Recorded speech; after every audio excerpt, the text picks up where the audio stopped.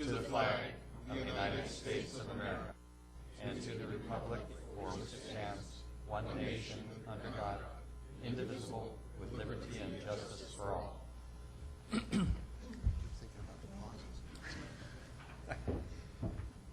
Thanks, Kirk. Ann, would you read the meeting procedures, please?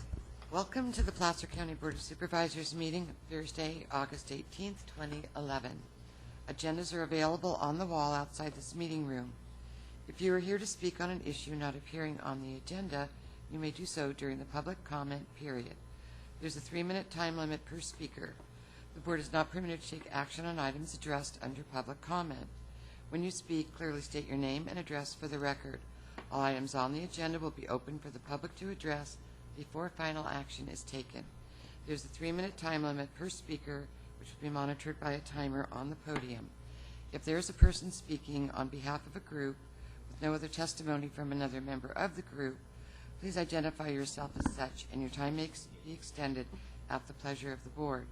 Keep in mind that the chairman has the discretion of limiting the total discussion time on any item.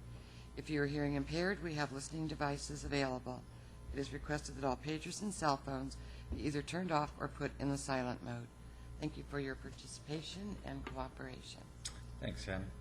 Now is the time for public comment. This is the time when someone can address the Board of Supervisors on something that's not on the agenda.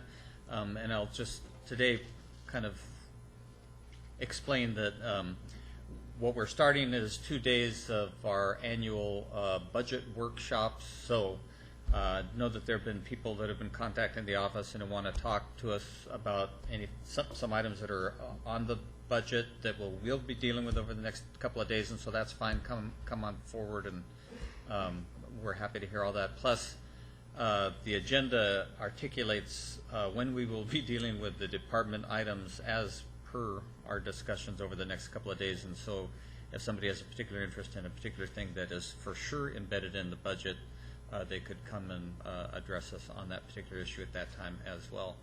Or if you just really want to entertain yourself over the next couple of days and enjoy numbers a lot, we'll be talking about a lot of those. So again, time for public comment. Please come forward and state your name for the record, and we're happy to hear any and all of your comments.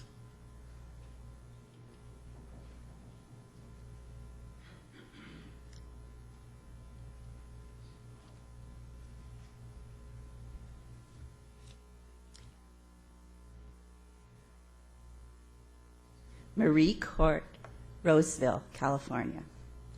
I'm here to speak to you today again. I know that I hope you're not getting tired of seeing my face as I come to make a plea to the Board of Supervisors to restore the funding of the $15,000 for the Miles of Smiles program, which is a partnership between Placer County Health and Human Services, the Roseville City School District, the Sacramento Dental Society, and the Rotary Club of Roseville. It is to provide health education for children in the 2nd and 5th grades. In this past year, it was only in 4 schools rather than 6 that we've done in the past.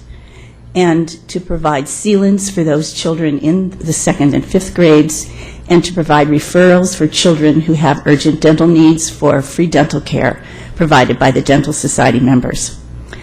I just wanted to comment that when we started this program 10 years ago, we're now being told that it was just a pilot program that was going to be spun off, but that was never said at the beginning of the program. At that time in the county, we were priding ourselves on being innovative and collaborative and working together with partners to address what were identified community health needs, and we did that, and we've been successful in doing that for 10 years. So the children that we are serving are still there, and actually the need is probably growing. We use a dental hygienist to do the sealants, so we're not paying an expensive cost for a dentist to provide those. This is a very experienced hygienist who had done it in Sacramento County for years. We have a health educator who goes into the classroom and does all of the coordination, the data collection, everything involved in it, and we understand that the Health and Human Service Department doesn't feel that health educators are a necessity anymore. I would guess the last thing to say is when we've been asked to reduce the expenses in the program, and I mean that as partners, We've all responded to that. When we've gone out to ask for additional funding, we reduced the education days to 1 day in the classroom. We reduced it to 4 schools, and then when the county asked us to store the equipment because they didn't want us to pay the cost, we did that also. So anytime we've been asked to cut costs, which everyone in the country is doing right now, we have responded to that. So we feel that we've done our part as a partner, and we really feel that we did not want to let the children down. So thank you for your time.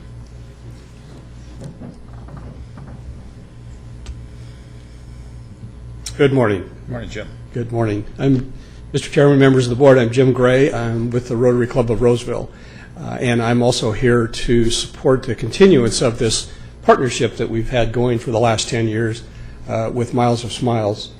I've been involved in the program, I think, since I joined the Rotary Club of Roseville as a volunteer, going to the schools and helping out. And over the years, I've seen what a terrific program this is and how many children that it affects. And maybe one of the best parts of it is, there's really two great parts, is the sealing the molars so that we have some real preventative medicine going on here. And the other part is that to see these young kids come in who really need dental care and don't have anywhere to go, and then we're able to refer them to the dental society to get the work done. So I implore you to continue this partnership that we have had that has been so successful, and the ask is for $15,000, and that's such a pittance in the overall scheme of things to provide such a wonderful program. So again, please include it in the budget, and let's keep this thing going. Thank you. Thanks, Jim.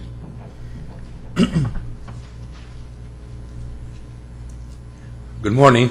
I'm Dr. Steve Christensen, and I'm not only an enthusiastic Rotarian in this program, working with Ruth from the beginning, but also a health professional, and I think that's given me a perspective on the program that may be a little different than otherwise. Gosh, I see all the spillover of benefits, as well as the things that Jim and Ruth have talked about directly on the preventive program and the health education. We're able to go into the schools now. We have good rapport, and the schools welcome us to examine anybody that wants to be examined, and then if they turn up with bad cavities and don't have the means to take care of that, then we have good rapport with the Sacramento District Dental Society Foundation, which offers pro bono health care for a lot of needy kids that haven't got a chance otherwise. One of the big things that's impressed me is that the school people have been so enthusiastic about it that they've allowed us to go into the kindergarten and examine the young kindergartners who would like to be examined and meet the state oral health evaluation thing. And with that, we've picked up a lot of kids with real severe caries, which indicates they just don't know how to take care of these things, and been able to turn them around. And so we're seeing now, over time, kindergartens, the second graders, the fifth graders, and there's progress. So these kids, if they're taken care of early, do develop good habits that carry over and healthier population. I think it'd be a good program to continue. Thank you. Thank you. Is there anyone else who'd like to address the board under public comment?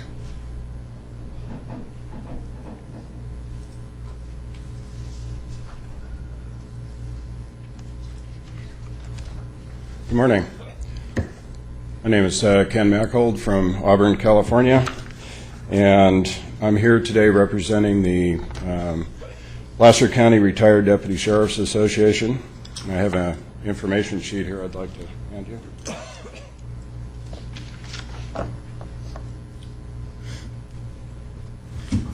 Over the last year, I've had the opportunity, either myself or my colleagues, to speak with all of you regarding the reinstatement of the retiree health stipend, and I've provided a fact sheet for you this morning with our request to reinstate that program.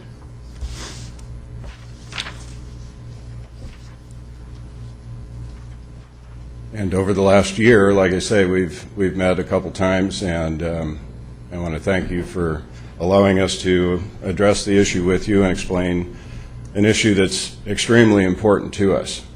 On the fact sheet are information that was provided by Ann Craig. That's some exact numbers, as all of you have asked for. And the criteria for the persons that would be involved from the retirees are listed in the first paragraph. I'd also like to thank Mr. Miller for his encouragement and guidance in this process over the last year. We consider the stipend as a remedy for the county to fulfill its contractual obligation. When the retirees that are mentioned retired, they retired under an existing contract, and it was explained to us that it was a lifetime medical under the parameters that were in the contract. Since then, the formula was changed, during which we had no representation. We did not have a chance to vote on the issue. We did not receive any substitute benefits, nor did we benefit from the settlement from the action that the DSA filed because of the 80-20 plan that came along.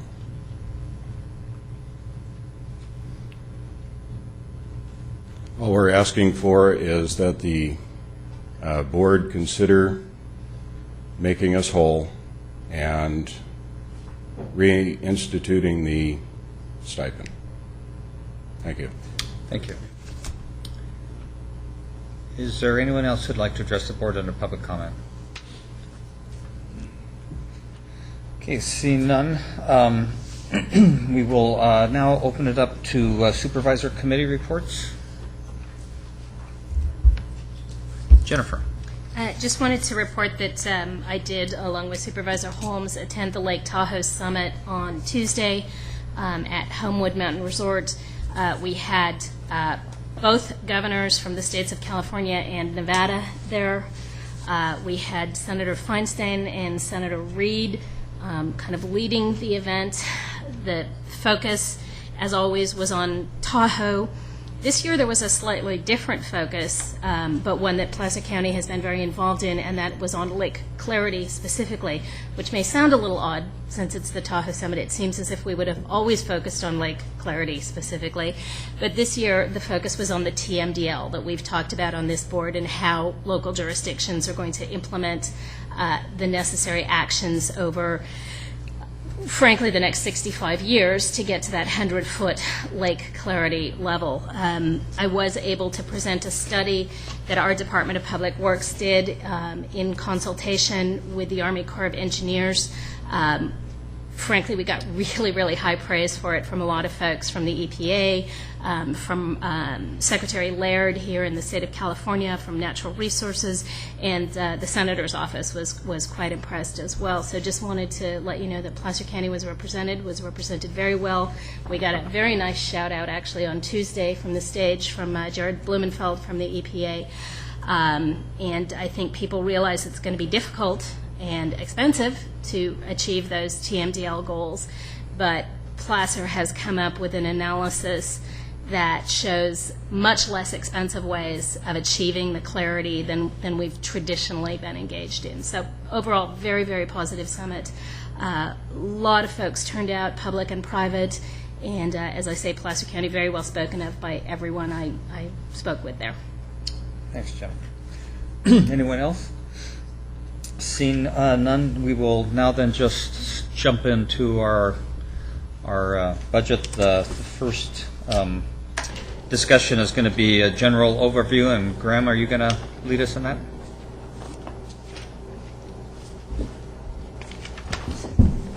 Good morning.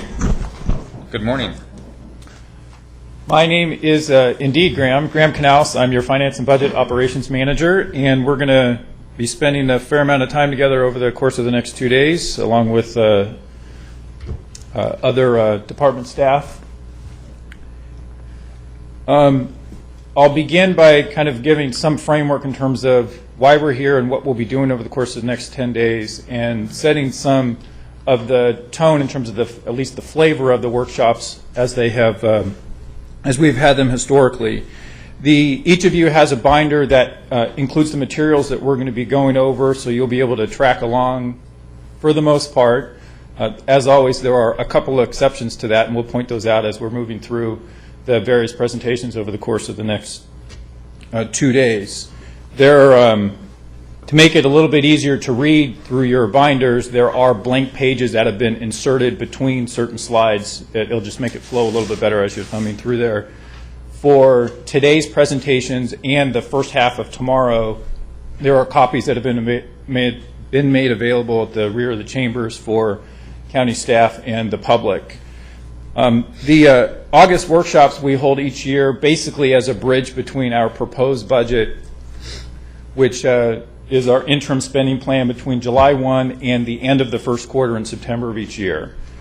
And this is where we get to talk about where we ended in the prior fiscal year, what the revenue and expenditure picture looks like in terms of property tax, sales tax, state impacts, and what's out on the horizon.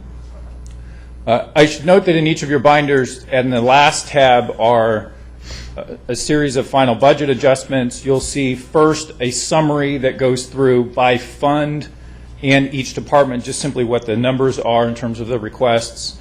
That is followed by individual department summaries. You'll see the recommended amounts in there relative to the requests and what the details of those are.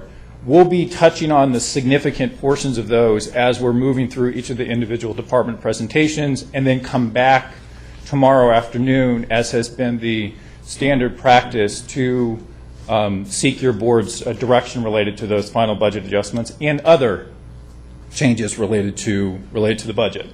So this morning we're going to go through the past, sort of just set the historical context, bring us up to date in terms of where we are in terms of our 11-12 budget, and then touch on the future in terms of what's out on the horizon.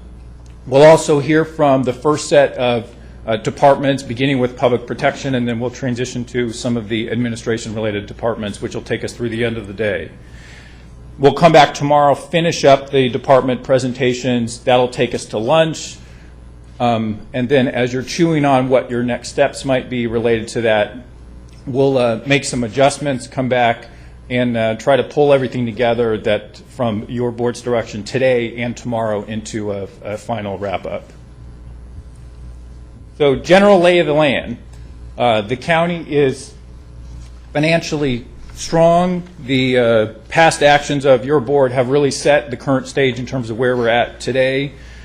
It is certainly no walk in the park. It's not all cake and cookies, but because of the actions that your board has taken in the past, things are manageable, particularly relative to where other agencies are at, and we'll talk a lot more about that as we work through this morning. The economy certainly remains volatile. In fact, this morning the Dow was dropping down yet again between 400 and 500 points. It's at 400 now.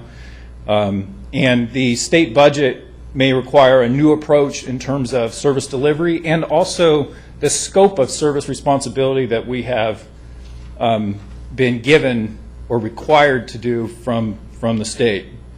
There are also some out-year pressures that may trigger some approaches to planning today to ensure that we have a sustainable budget and service delivery model as we move forward. The good news is that there are options and some opportunities for your board, as always, in terms of reprioritizing what's already there, also just looking at available tools as we transition from the end of 10-11 into the 11-12 fiscal year. So budget workshops. There have, as you well know, there have been a series of budget workshops throughout this year, and in fact, this is the 13th since February that your board has held related to 11-12 planning. And that's allowed a lot more conversation, perhaps, than has occurred in the past. It's allowed focused in on specific challenge areas across the department service model. And you can see here the whole list of topics that you have covered since February. There's a lot of conversation, obviously, that's been focused on the realignment itself, as that is the biggest change relative to county services. So broad overview, and we'll touch on state budget update, beginning with the past. So from a historical perspective, the county is the second fastest growing in the state since 2000 over the last 10 plus years. Nearly 100,000 new residents have moved in, primarily in the incorporated areas, and we'll come back to that in a moment. Nearly all of that growth has tapered off, both here in Placer and more broadly statewide, likely as a result of the economy. Strong revenue growth in the early to mid 2000s has been replaced with declines, and the per capita revenues, which have now been adjusted to reflect where we ended at June 30th, have dropped 7% since 2007-8 and 8% flashing back all the way to Proposition 13 as adjusted by inflation. Per capita expenditures are now lower than they were back in 1978 as adjusted by inflation. It's about $5 per capita less in terms of expenditures than it was back then, bringing those dollars current. So you've seen these charts before. What we've done now is just added an additional year, and you can see the continuing trend related to the revenue picture broken down by category. The biggest thing, and the reason in large part why there have been a number of workshops this year, is that second line there related to taxes. If you, relative to the drop, particularly in property tax, which is the county's largest discretionary revenue source, going down to $97 per capita. If you move all the way back to Proposition 13 days, it was at $154 per capita just at the outset there. Per capita expenditures, this is no surprise to your board. Public protection has been a longstanding priority of your board. You'll see that relative to the change in per capita expenditures in that area. There are also changes in you'll see in the health and public assistance area, which has generally flattened over the last few years, as has most of the other functional areas. The revenue gap is a telling story in terms of where we're at relative to the economy. Prior to 2008, it was a positive story, which is that in each year with the budget, there were higher revenues than expenditures from an operating standpoint. So it put the county in a position to have some flexibility in terms of funding additional priorities and how you wanted to manage the service delivery system. In 2008, as things began to tank, the picture swapped and has continued to show higher expenditures than revenues over the last 3 years. This now is updated for 10-11. You'll see the increase of $4 million in that gap between 9-10 and 10-11. That is a function of the utilization of the general fund reserves in that 10-11 year. From a historical context, it's really the board's policy and direction that has kept the county in a far better position than many other agencies in what is the midst of the longest economic struggle since the Great Depression. Those financial policies were originally adopted by the board back in 2003, were recently updated in June of this year connected to the proposed budget. The gap between revenues and expenditures has been addressed through a few different mechanisms. One is the phased use of general fund reserves, totaling $9.8 million since 2008-9. The use of one-time and ongoing solutions as directed by your board, and the redirection of facilities and other funding to core operations. So since 2007, there's been a hiring freeze in place.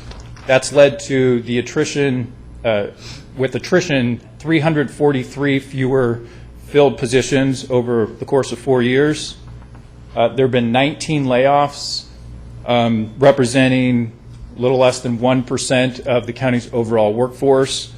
That amount, we'll come back to that in a little bit when we talk about the fund balance and layoff comparisons of other jurisdictions.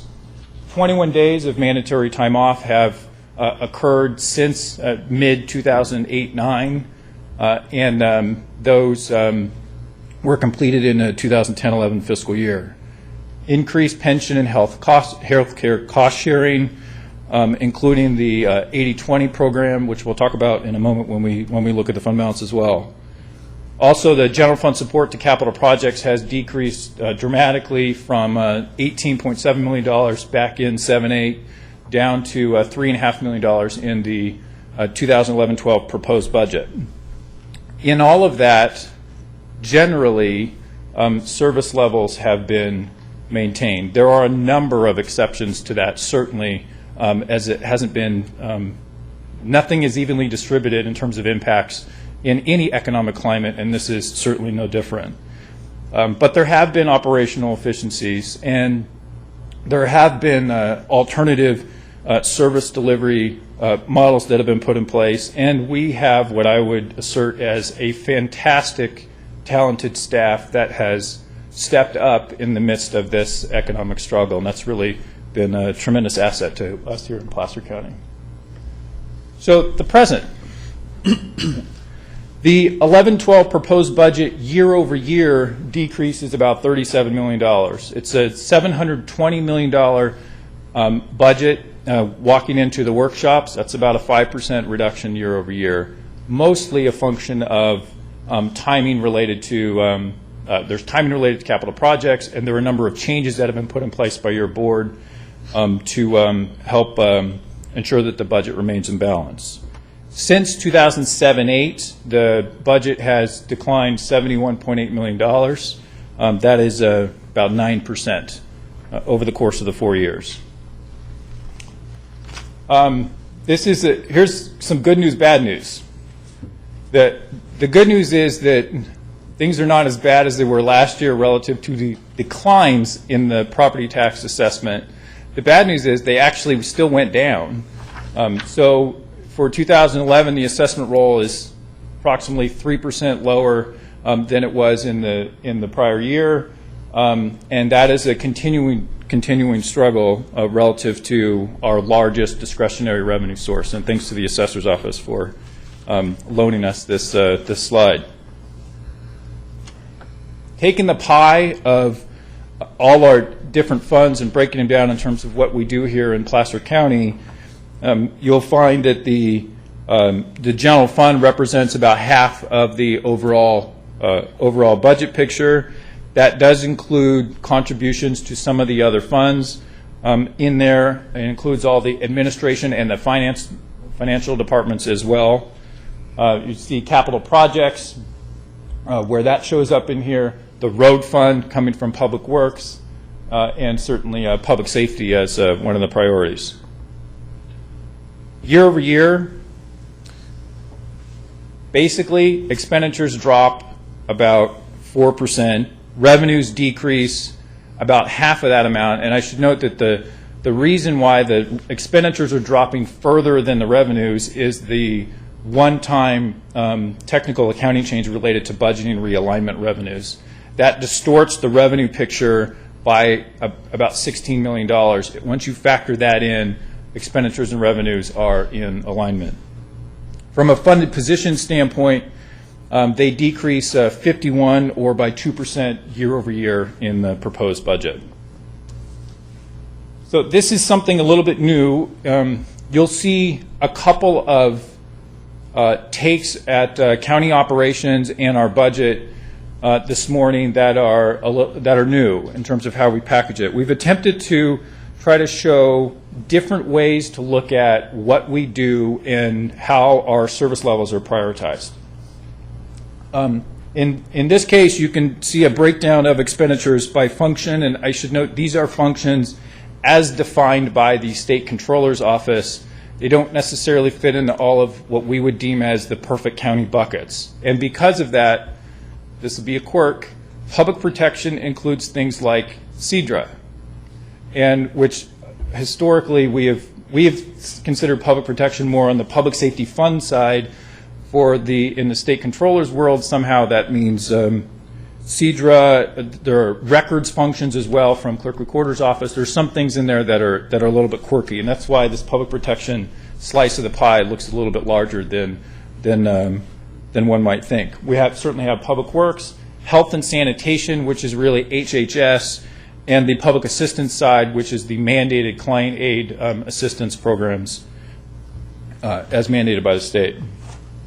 When we go by category, counties are, in many respects, a service delivery system, and you provide services either through people or directly through with staff or through interacting with other folks who are doing it on our behalf.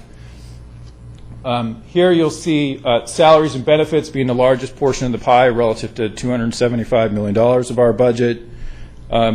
We have the services and supplies side, which so that would include the normal professional contracts in there, capital construction and debt service, which is a very broadly defined category that includes all of the capital projects. It includes debt service. It includes infrastructure by way of road fund and also any road-related contracts. So it's a very broadly defined internal and countywide infrastructure category. The other charges include such things as the A87 costs, client aid assistance, and court security. And transfers are really the intra-county charges. Those are the charges that we have to ourselves within the budget to provide service, countywide related services, financial, that would be county IT, those kinds of things. So reducing that down, $37 million smaller, 5% than it was in the prior year. Positions funded positions have decreased, and there are 354 fewer funded positions, or 13% than there were in 2007-8. Total budget comparison by the major funds, just breaking it down a little bit further, the general fund shows an increase of $1.5 million. Again, effectively, it's a $15 million reduction year over year. It's that technical accounting change related to realignment that is distorting that picture a little bit. Public safety fund goes up by 3%.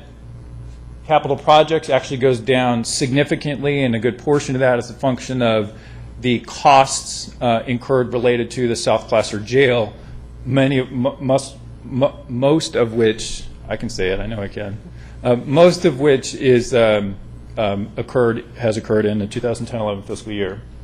And also the road fund showing a slight increase. So translating that into what we do, the proposed budget maintains critical services and maximizes savings wherever possible in terms of our operations. Continues planned infrastructure projects and includes the necessary minimum contingencies and reserves. And that's an area where your board may want to consider taking another look once we move towards the day 2 discussion relative to what's yet to be fully prioritized and what the options are that you may want to fold into the 2011-12 final budget. There are also limited but difficult staffing reductions by way of layoffs, 3 in the child support area related to reduced workload or state impacts. The general fund, your board has, through your direction, resolved about a $3 million deficit in the general fund through 11-12. The capital projects contribution decreased by $1 million during the course of that process, down to $3.5 million. there is no use of general fund reserves for the first time in 3 years, and effectively it's $15 million smaller year over year. From a salaries and benefits standpoint, in the general fund, they decreased by $2.4 million, primarily due to fewer funded positions than in the prior year. And since 2007-8, and this is an interesting place to spend a few moments, the budget is $3 million smaller than it was in 2007-8 in the general fund. If we back out the accounting change for realignment, it's $20 million, effectively, it's about $20 million smaller than it was, which represents 5% over the course of the 4 years. What's interesting to note here is that the economic downturn occurred midway, it hit our budget actually midway through 2008-9.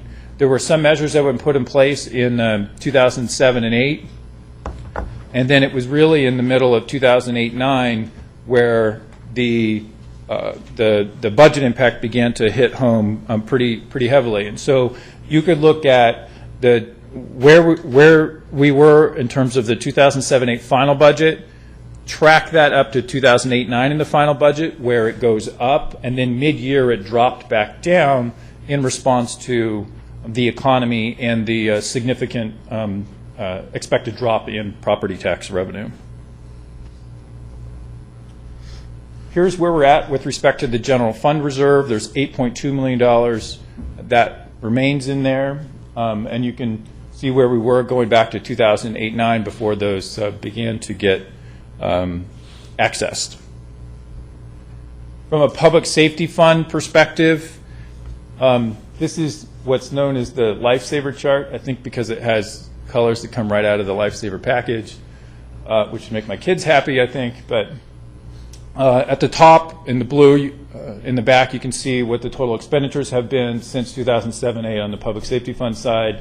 The general fund contribution, which is flat year over year. The public safety sales tax, which is their largest dedicated revenue source. And you could really see the economy hitting home there, where the public safety sales tax dropped and has begun to actually come back a bit over the course of the last year. Other revenue, such as grants, has remained relatively flat and is at the bottom. Hey, Graham? Yes. Well, while we're on this public safety budget, I just kind of want to, I was thinking through your comment on the public protection, the 254,829, and the inclusion of CEDRA. I'm not making the connection. Can you kind of real briefly say why you've got CEDRA? Yeah, let me answer that. Having looked at these kind of budgets for decades, the way the state controller deals with the budget direction when you compute these, they look at the regulatory powers is public protection. So planning has code enforcement and also has land use regulatory powers. I think some of the agricultural commissioner falls within that too, because they have regulatory powers. So they look at the general police powers as part of public safety. So when you exercise those dollars out from different areas where the county has those, so that's what adds up to public protection. It's all those components. So you're looking at in the sense of criminal versus civil, and it's all regulatory. It's all regulatory environment. Thank you. Might explain why they're having such a tough time making sense of their budget over the last 15 years. Mr. Chairman, if I could add one thing here. This public safety fund budget does not include those other functions, however. This Correct. is distilled just to public safety costs.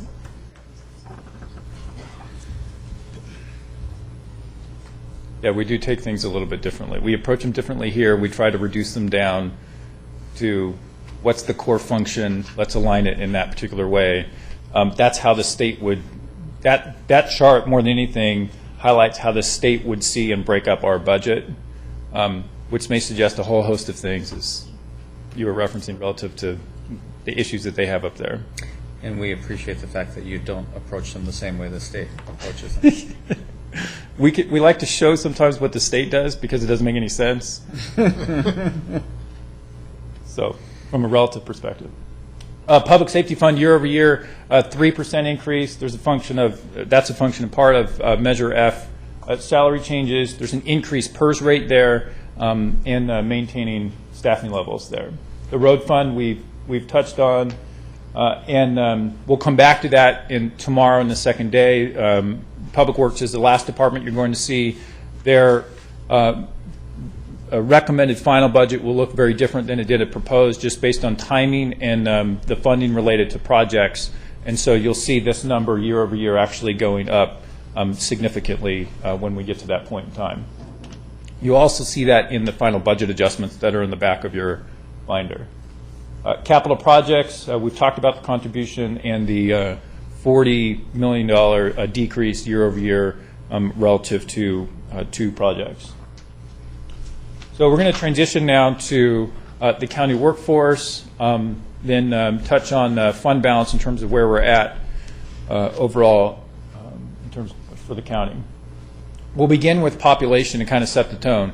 The county population has gone up by about 100,000 folks over the course of the last 10 years. Here it breaks it down between the population growth in the unincorporated area, which is displayed at the bottom, and has remained relatively flat over the course of the 10 years, and the population growth in the incorporated areas, which has grown far more dramatically. It's also where most of the folks live within the county, so we have 2/3 of the county population that are in those areas. Allocations and filled positions. You've seen this chart before. It shows generally that our allocations have remained relatively flat over the past couple of years. The filled positions have continued to come down, primarily a direct result of the hiring freeze and attrition. Year over year, there are 61 fewer filled positions than there were in 2010-11. And just a quick note on this, these are anytime you see these charts, they're going to be point in time. We try to choose year over year the exact same point in time, but they fluctuate on a daily basis to the extent that Joe in Department X chooses to retire tomorrow, that number would then go down since the position probably won't be filled immediately upon that. From a per capita perspective, the allocations have come down in each of the last 10 years on a per capita basis. Filled positions have come down even more so, and that's something that we began tracking in 2007-8. We will be working on trying to expand this out, so you can see that red line at the bottom extending back further, trying to extrapolate from some of our prior budgets. So you may see a more complete picture when we get to next year relative to this. But certainly the number of filled positions and the gap between what is filled and what is allocated has continued to grow.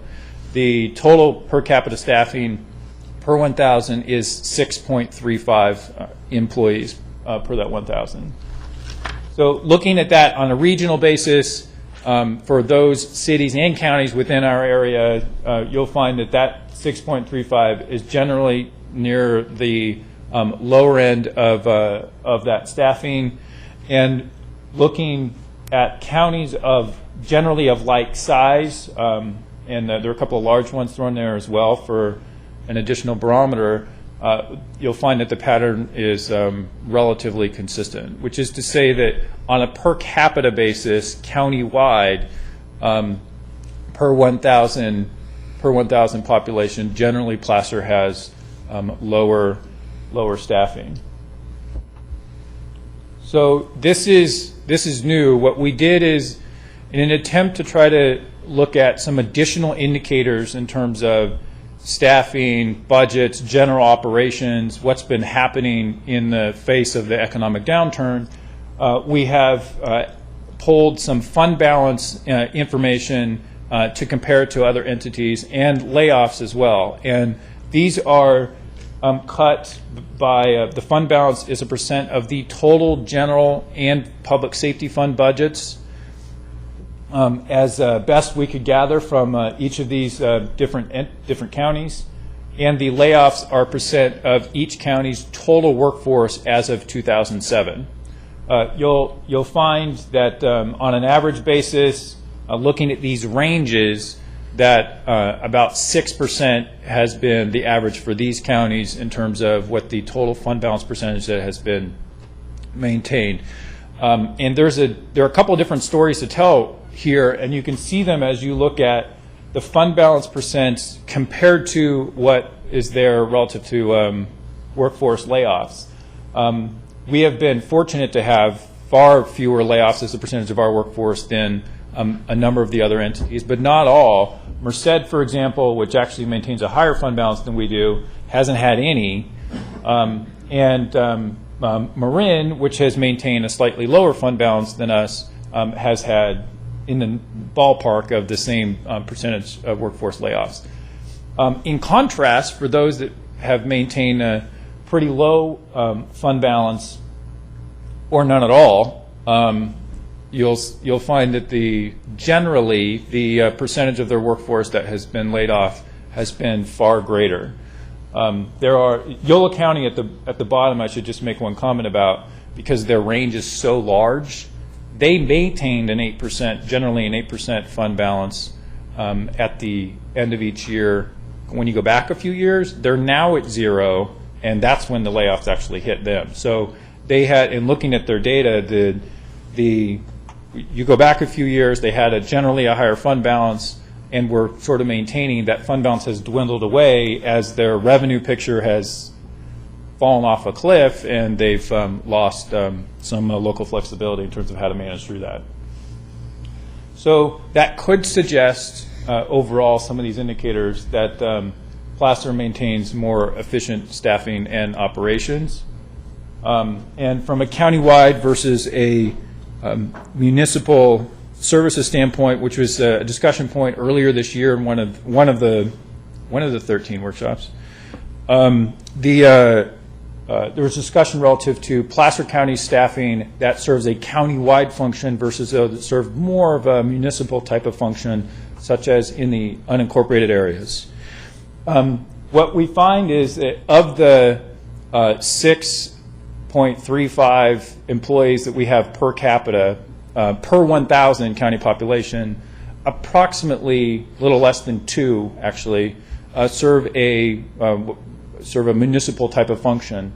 The distinction between the two, on the countywide basis, you have things that are unique to us. It's the assessor function, it's the clerk recorder function, it's probation, it's HHS, it's child support. So those things that are purely unique functions to counties would all be on that countywide services and staffing side. And for those functions, which include public protection, the sheriff in the unincorporated area, libraries to some degree, although libraries even in Placer County are a little bit odd. They serve both a countywide and a city function depending upon where they are located, since a couple of our larger libraries are actually located within incorporated areas of the county.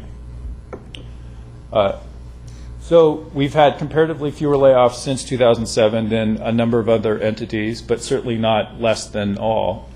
From a fund balance comparison standpoint, generally, higher fund balance translates into a lower number of layoffs, which is just a function of if you have more, if you budget $100 and you're going to spend $100 and then something happens and you go over, you're stuck. If you budget $100 with the caveat that you need to set a portion aside, a portion aside to ensure that as things come up, you can at least mitigate through that. Or if your property tax revenue is going to drop 6% in 1 year, and that's a $6+ million impact, there's some manageability in terms of how you work through that.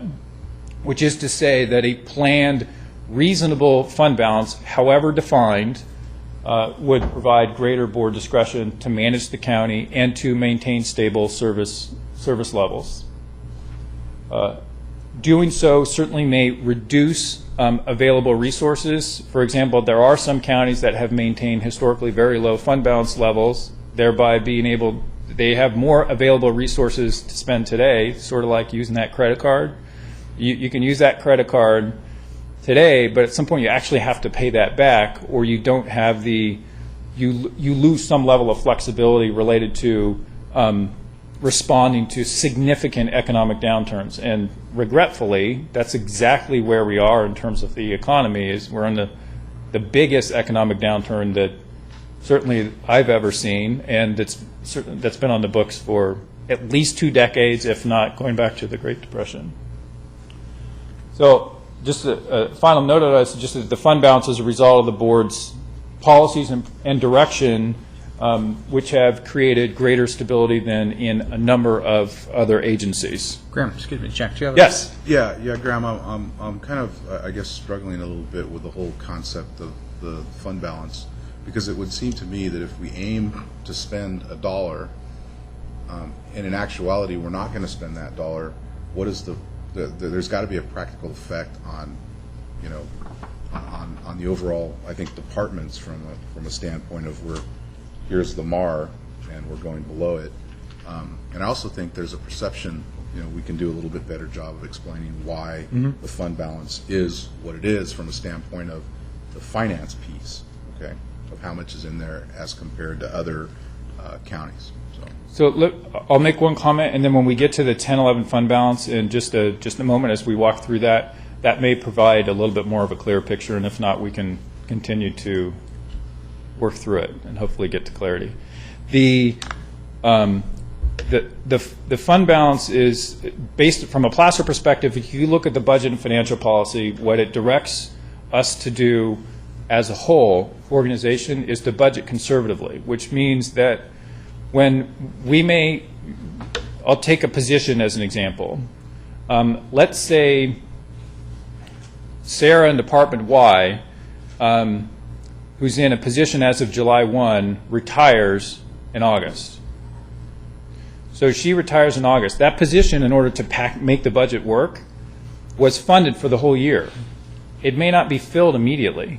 So to the extent that it is not filled immediately, that position would generate fund balance in that department. So, and you add that all up, and the hiring freeze is a significant element of this. So when we get to 10-11, you'll see that about a third of our fund balance is a function of salary savings, vacant funded positions really being maintained and being generated over the course of the year. We may begin the year with a lower number overall of vacant funded positions, but we almost always end the year with more because things happen. People retire, they move to other places, and in this economy, with the hiring freeze, when we are not filling all positions, we're filling only those that are critically needed, mandated positions based on board priorities. There are going to be a greater number, a growth in the vacant funded positions through the course of the year, and each of those, if not filled, creates fund balance at the end of the year. And that fund balance is then used to balance the following year's budget. So we have, in our proposed budget, there's $27.5 million in fund balance from 10-11 that is used to balance it. And let's say it wasn't $27 million, it was 10. So if it was $10 million, then we would have an additional $17.5 million hole that we would have to solve for in order to balance the 11-12 budget. And there's a question as to what's the perfect balance between having some flexibility and cushion so that when things happen you can manage it and not blow up the next year's budget. What's that balance there so that you land on the right place, you have the perfect amount of resources provided to operations, and yet you still have some protection against a downside to the extent that a propane leak thing happens, or there's a fire, or whatever it might be, or and it could be almost anything, or our property tax revenue drops $6 million, and it's such a steep, fast drop. It's occurring basically mid-year, and so wasn't factored in when the original budget was put together. We should, in approaching the budget, once numbers are put on paper, there seem to be crystal solid black and white, and it's it's not the case. It's not a perfect science. There's an art relative to how we budget, and it's a function of our best sense at the time, which in this case is long before the fiscal year is over, because you're doing this more towards the front end. It's the best sense of what's going to happen with operations, with staffing, unanticipated things that may occur, and that's the function relative to the budget. So it's not as perfect as I know my bill will be $1, therefore I'm going to budget $1. It's I know my bill will be somewhere between 85 cents and $1.25 or $1.15, so I'm going to budget $1, but I want to be sure that I have some mechanism to be able to work it through if the amount changes. And I also need to have some flexibility as I transition from one budget year into the next, because there's unknown. And there's a lot more unknown when we get into our proposed budget, since we do it really early, than when we get to the final budget where we have a little bit more clarity. Let me just try and wrap that up. Your $720 million budget is a plan. It's not a complete fixed allocation throughout the whole year. It's a very thoughtful plan, very complicated plan. You do have reserves. You do have other contingencies that if you have some really bad things that you could spend those monies and you draw those down. But the other thing it's very important to recognize is although it's a very thoughtful, well-detailed plan, you want all of your county departments to very carefully spend all their money, not to spend out to the entire budget, because throughout the year your board is always impressed on all county staff. We're using taxpayers' money, spend it very wisely. Don't spend all your money. Don't at the end of the year say, I've got an extra $1 million in my budget, so I'm going to go spend it. The idea is spend your money very prudently, underspend your budget, and that also contributes to the fund balance. If the message were spend the money to its full budget amount, you would have really dire consequences in not having that fund balance that's needed to start the next fiscal year. Plus, you'd be sending out a message to all of the employees, no matter who they are and what their responsibilities are, is to fully spend the budgeted amount of money, which is a very bad message to send. You want your departments, and I think by the evidence of the fund balance, they are frugal. They are protectors of the county's resources. They make sure that they only spend what is absolutely necessary. But it is a very complicated plan to put together to project for an entire fiscal year for all the different functions that the county has, exactly what amount of money to spend. That's why it is a budget plan that has to be adopted that way. But remember, it's a very bad message to send to spend all the county budget, because that has dire consequences in next fiscal year, and it's just a bad responsibility for our departments to think in terms of what they should do with their resources. They should only spend the absolute minimum necessary to fully discharge their responsibilities. And I get all that. I'm just struggling with what the actual fund balance is and how we calculate what it should be. And it's kind of difficult, I guess, comparing a law office to what we do, because if I need additional revenue, I can just go out, and do some client development and bring in a couple of clients or two, and I've got equal expenses and more revenue. We can't do that here. So I guess I'm always aiming for the MAR. If I've got a certain amount of expenses with existing clients, I can go ahead and say, okay, litigation expenses are going to cost this much, secretarial, phone service, all those kinds of things, and try to hit that. So. What we do, I think, if I could, I think, Jack, that's actually a key observation. At counties, we essentially have no revenue creation authority. We have no real taxing authority to speak of. We can charge for fees, and one can debate all of that. My view is if you don't appropriately charge the cost for fees, for example, the impact of a new house having the need for new roads, if you don't charge for that, it's a tax on existing residents, in my view.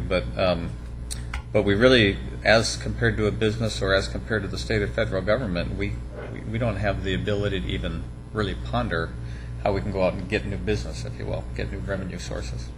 What we have done is, and this is a little bit of playing on the margins, what Placer County has done remarkably well is leverage and position federal and state other resources as much as we can to try to offset some of our local general fund and other costs. And although that doesn't balance the budget, it's made it far more workable relative to overall operations, so which is helpful. And the part of the purpose of the fund balance comparison slide was to at least show there is a policy choice to be made here. And to the extent that, in some cases, you can see what occurs when they go a little bit too close to the margin, and they have wild swings in what their staffing is, what their service levels are, and they start, one of our colleagues not too far down I-80 has been faced with this over the course of the past couple of years because arguably it was a little bit too tight.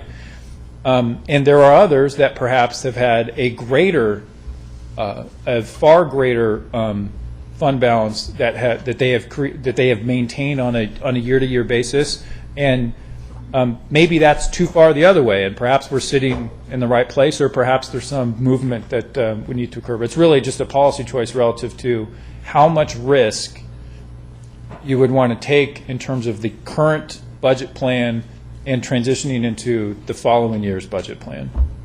And if I could just jump in terms of the overall policy, I think in the past the question of how large should it be, what percentage, what dollar figure, has maybe been less important than it is today because we have had the state and the feds to rely upon.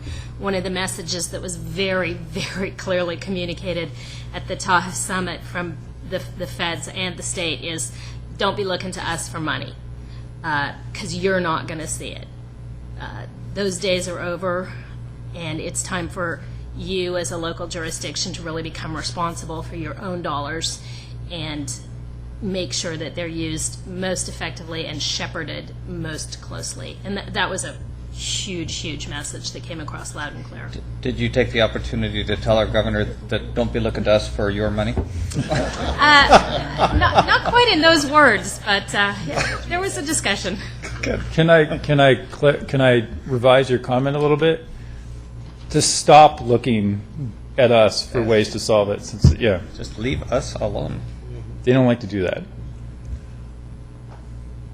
So that's a pretty good bridge into what our actual 10-11 fund balance is, and I'll just reference that it is a result of long-standing board policies and certainly the hiring freeze, budgeting conservatively, as we were just talking about, filling mandated or critically needed positions, and primarily through redirection of existing staff where possible. That is obviously not always possible given some of the specialty services that we provide and some of the required training. Back in April, your board basically said, y'all do a good job and don't come back with a big bill, is the way I'll translate this, which is to say just to try to be positioned well to respond to the state impacts, which at the time were loomed over us, were very large and was unclear in terms of how it was going to play out and whether it would play out at all. We end 2010-11 with a fund balance of $32 million, generally about where it's been historically. That's lower than what it was last year, higher than what was assumed at the proposed budget. That $32 million is a function of maintaining the vacant funded positions, which we were just talking about.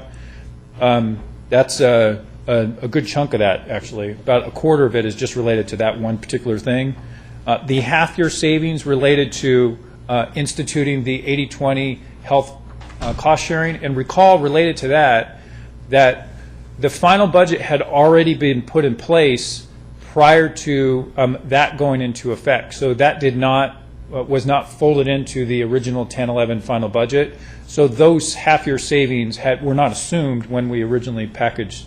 There was a portion that might have been assumed, but it created some of the fund balance. We also have professional contracted services, which was not fully spent based upon what was budgeted, which again goes back to budget conservatively to ensure that at least you can pay those.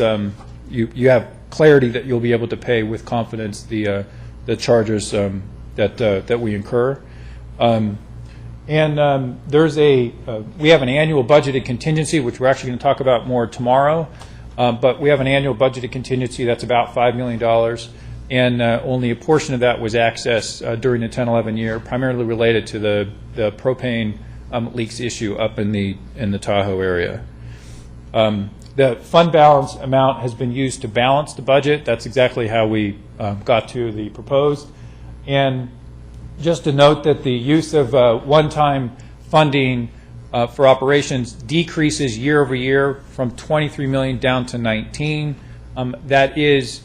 That's good news. It's moving in the right direction. It is much higher than it was a few years ago. In fact, if you flash back 4 years, that was a positive number, where the one-time revenue for ongoing operations actually provided $8 million. It was $8 million above and beyond what was needed for operations, exactly where a county would want to sit. Unfortunately, the economy went to wherever it went, it hasn't come back. So looking to the future, there's a lot of change, and we were just chatting a little bit about that in terms of state not sending us another bill.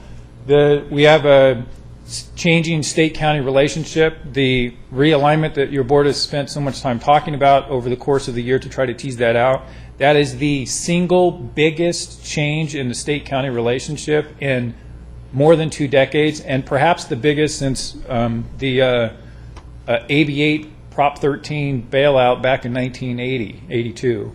It's large. The prior realignment that's already on the books has been, over the course of 20 years, has grown to $4 billion, and what was just approved and put in place will be 2.5 times that amount upon full implementation. This is big, and some of it is purely fiscal, most of it particularly on the HHS side, but there are elements of it that are totally new ways to do that we may be doing business, and what our magnitude is in terms of scope of services that we're providing on behalf of the state. The economy will get better. I'm an optimist, so I have to say this. The economy will get better, although it appears it'll be slow. Unemployment remains high, teasing the potential for a double dip. The statewide unemployment rate in June was 12%. Here in Placer was 11.4%, nearly double what it was just 3 years ago. Real estate continues to struggle, and the Sacramento region is unfortunately distinguished to be in the 8th weakest real estate market in the country. Slow and steady sales tax growth, so there's some element of positive news. In nearly all but one of the last 9 months, sales tax has actually gone up. So it's performing stronger, and that flashes back to that public safety sales tax slide where the amount is starting to rebound just a little bit. Same for the overall county sales tax, but not fast enough. Lots of federal and state uncertainty, creating one big scramble related to the federal debt ceiling, implications on the state budget, the federal and state political and budgetary dysfunction and how that's going to play out, and federal health reform in terms of how that may change our business here once we get to 2014. The county, from a credit standpoint, strong. We have prudent long-term debt, and there was the recent refinance at historically low rates of I believe it was the juvenile COP. So what we know with perfect clarity is that things will be different. What we also know with perfect clarity is that it's unclear what that means. So which is the biggest challenge related to looking out into the future, is that things are changing so quickly and by such a large magnitude, it's difficult to get a handle on where we might be landing in an effort so that we can then plan better today. When we go to tomorrow's discussion, we will talk about the long-term fiscal model and with a number of assumptions, what things could look like over the course of the next 5 years. And probably several years ago, a 5-year long-term model would seem about right. And now I think a long-term model in most counties is like 18 months, just based on the levels of uncertainty and not knowing exactly how things are going to play out with the realignment and what may be coming next year from the state. We've talked a lot about what the risks are related to the state budget, and that relative to the mid-year cuts, the state needs $2 to $3 billion in new revenue in their projections. Unfortunately, through July, the state revenues are just in last month alone, actually, the state revenue projections came in $539 million short. That's 10% below what was projected in the state's budget that was approved on June 30th. So there's a lot of ground to make up before they even get to having revenues $2 to $3 billion higher than last Graham, year. Do you know what the makeup of their shortfall in revenue is? It predominantly income tax? There's actually a good portion of it. There's income tax, and I think it's mostly actually on the personal income tax side. Corporate tax may have actually gone up a hair. Individual personal income tax? Yes. Which more than likely is a function of capital gains and what may be occurring there. Right. But it's 1 month's worth of data, so it's a little bit hard to say. Thanks. And Graham, is that I know there's a little bit of a tiff between the controller's numbers and the Board of Equalization's numbers. Is that whose number is that? The 539? That's from the state controller's office. That's the controller's Yeah. office, because I know that shortly after the controller released those numbers, I think it was Board of Equalization came out and went, no, it's actually way better than that. So Yeah, and to add another political player into the mix, the State Department of Finance is also working through that same thing in terms of, is it the 539? Was it actually a somewhat better performing month than what we had on record?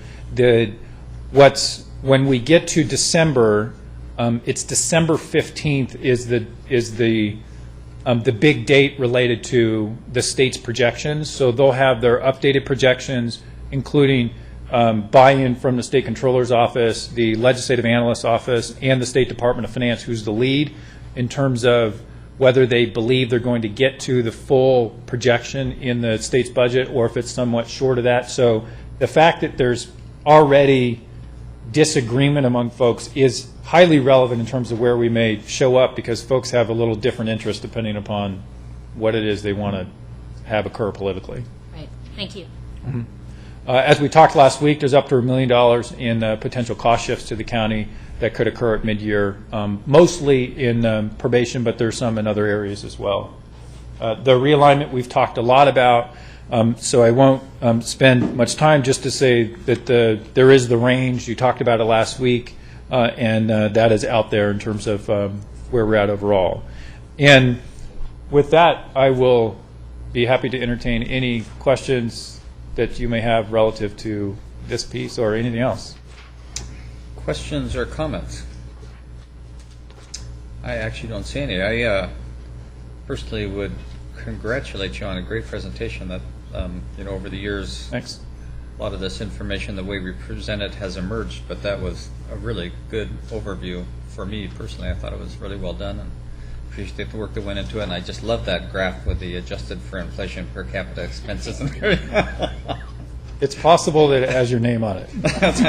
I hear rumors. That's just personal bias. Jennifer. I did actually have a question. On slide 18, which was the fiscal year 2011-12 proposed budget, you had a column there called changes since 2007-8, where the final budget in 2007-8 was $792 million. Mm-hmm. That was not actually our largest budget year, though. No. I mean, So that's exactly. and I think that's really important to point out, because 9.1% change to some people, even though it's $71.8 million, doesn't look like a lot. But as I recall, we had a year where we were at 863. $865 million in the final 2008-9 proposed budget, and we've in an effort to be consistent with the fiscal year historical look back that we're using throughout the two-day workshop, we've modified this slide for that. So when we presented the proposed budget, we actually did look back to 2008-9, and the percentage change is far greater. It's in the 13% range, 13 to 15% range in terms of what the overall decline in the budget was at the highest point, which is final 2008-9. And then that was revised down, as I mentioned earlier, when we got to the mid-year in 8-9, as things went, unfortunately, down the happy slide. Right. Not so happy slide. Yeah, and I just really wanted to call that out, because that's 13 to 15% is dramatically larger. Yes, than the 9. I agree. Something that you commented on, and I agree with you completely, is one of the ways that we've achieved these balanced budgets over the last couple of years is by not filling positions, and by letting attrition work. Now, the problem with attrition, as we all know, is it's not targeted. It doesn't necessarily go to the departments where there may be lack of work or, there may be other issues. So I do think that as part of this discussion, this board is really going to need to make some serious decisions about what positions do need to be filled, because from my perspective, there are positions that need to be filled. They've sat empty for a while, and we're seeing real serious implications at service levels in some of those areas. I'm not going to get into them specifically right now, but I do think it's something that we as a board need to start thinking about. Yes, we're down a number of employees. Yes, it's a way that we've achieved some of these cost savings, but is it time to start filling some of those positions again in a very targeted fashion? For a point of reference, in case it's helpful for some context as we move through the course of the next 2 days, when we ended 2010-11, approximately, we had approximately 10% average vacant funded positions on a countywide basis. Where we're at today, that number has actually come down because, recall, there were 51 fewer funded positions going from 10-11 into 11-12. So that 10% countywide is now down to 7. So as we stand here today, we have about 7% vacant funded positions. The defunding has occurred in specific areas. For example, facility services, there were 11 positions that were defunded, 23 in HHS, those are the two largest. So it's in part a function of what are the needs within each department in order to balance their budget, given some of the other, both the internal pressures related to our budget and what may be coming from the state that may impact that percentage. Mm-hmm. And then on slide 39, you had the final fiscal year 2010-11 fund balance of $32 million. That's about 4% of our overall budget. Is that correct? Of the $720 million? Of the 720, yes, but the way we do the fund balance calculation, we only look at the general and the public safety funds. So the base for that is much lower. The base is in the general funds, $370 million. Public safety's on top of that, so you have to do the math. It's about 8%, I think, is how it works out. Okay, thank you. Uh-huh. If I could just add one more point in terms of the filling of the positions, I think you're right that there are departments that have maybe suffered disproportionately or have a need for filling positions if they are affordable to do so. But just to let you know that we have constrained for the last 2 years any departments that had the funding to recruit.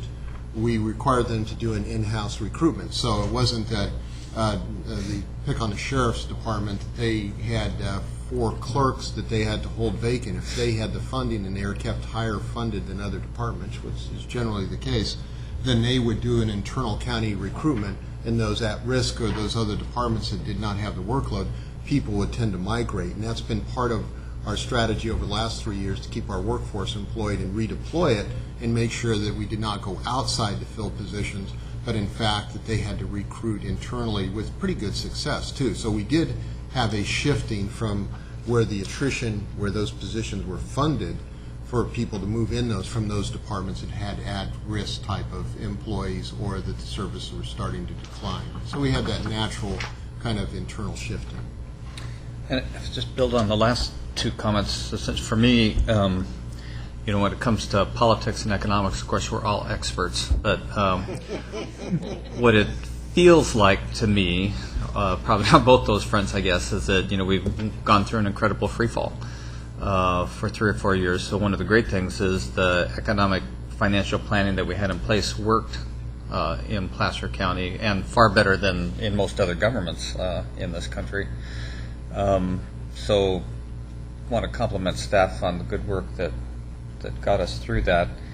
It feels like we may be bouncing around along the bottom, but I sure don't see anything that causes me to think that we can rely on a strongly recovering economy in the foreseeable future to help us through this process. That our expectations ought to be that we're probably going to bounce around about where we are, maybe for a long period of time. So I appreciate Jennifer's comments for sure, because I think tying back to one of the comments you highlighted, Graham, which I appreciate also, is that when we went through the free fall, we did still focus on our priorities, the board's priorities. Different departments experienced that differently. We quit, for example, adding reserves to open space, even though it's an extremely high personal priority to me. But it's not as important a function of county government as public protection. I'm pleased to see you highlight that and that the numbers reflect all of that. But it's kind of a time where I think we can say, here we are, having gone through this free fall and survived falling over the cliff, but we might want to take a look at different parts of us to see that, well, maybe we have some needs that are a little bit greater over here as compared to there, and so forth and so on. And, but we need to do it so that the whole still continues to be healthy, and that we can look to the future and know that pending what the state does to us, we can still provide essentially the same levels of service that we've been able to enjoy here. So those are my comments and thoughts on the big picture. And if nobody else has any others, or is anyone from the public who'd like to address the board at this particular stage, be happy to. Tom, come on up. Good morning. Good morning. My name is Tom Jones. I'm a Placer County resident, and I'm here to talk about, briefly, fire protection. I'm an insurance broker, and to my amazement, I'm finding that it's getting very difficult to place a risk, a homeowner risk, in protection class 9 and 10. Those are protection classes that are more than 5 miles from a fire station that is manned by professionals, and more than 1,000 feet from a fire hydrant or water flow. My industry in the 40-plus years I've been in it has changed a lot, but the fundamentals are the same. The difference is the underwriters have phenomenal tools now to look at a specific risk. They have several websites that will let them see with Google Street what the house looks like from different perspectives. They have a brush rating plan now where they can look at your address or parcel number, and they can tell you how much brush is near them in a real-world, real-time position. And then lastly, they have a topo map that will let them know what point of the fire your risk is at. I didn't think a heck of a lot about it until I tried to help some folks out and saw the premiums that they were paying went from $400 or $500 a year. If we could get it, the best rate I could get was $1,600, and I got several bids from the 5 companies that responded. In the high, $3,800 was the highest. So you folks are going to be talking about 2 things: saving money, and obviously I understand there may be some fire stations that aren't going to be manned. And it's going to be important that we all work together so that the impact to the homeowner is known before you close anything. Now, specifically, I checked with this morning at the Forest Hill Chamber of Commerce breakfast meeting with a couple of the realtors up there, and they did anecdotally tell me that they were having difficulty with some escrows. So when I got home, I phoned the title company and talked to a very successful escrow agent, and she said, absolutely, we're having some difficulty getting risk. Now, there are markets, but they're very expensive. The tools that they're using are superior to what ISO uses, which is the rating agency. And the reason they're resorting to that is the reinsurers are the ones that are denying risk.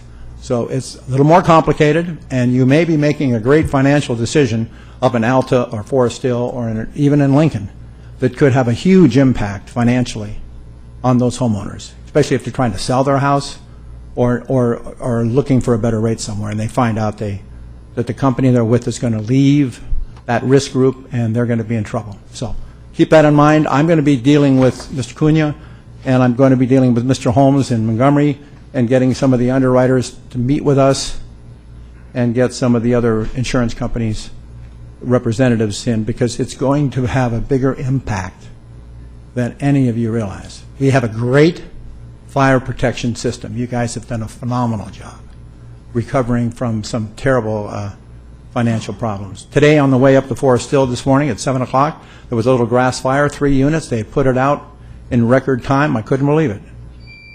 So, thank you. Thanks, Tom. Okay, with that, we'll take a short break and come back at... Just, if I might, I No, just Tom, want we're taking a break. Listening to me could be That's like okay. taking. No, I just want to Just clarify kidding. for folks who may be at home, is that there's nothing on the board's agenda about closing fire stations. Just want to make that clear. Good point, thank you. Now shut up. I have to go to bed.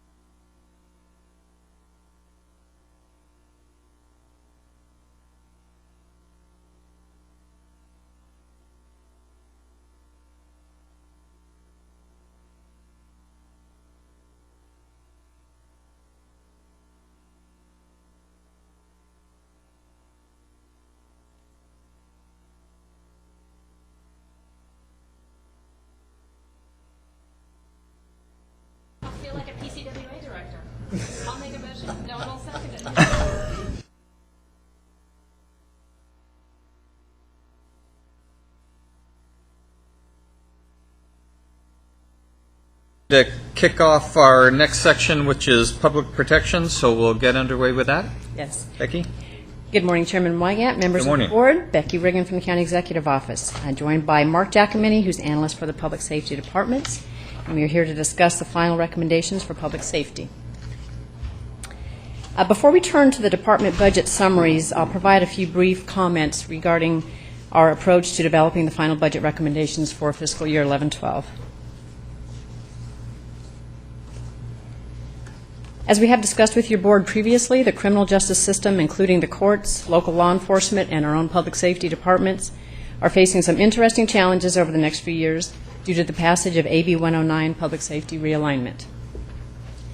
And although the state has provided a significant level of funding to support this policy shift, there is real question as to whether the funding provided will be sufficient to fully cover the increased responsibilities counties will now hold.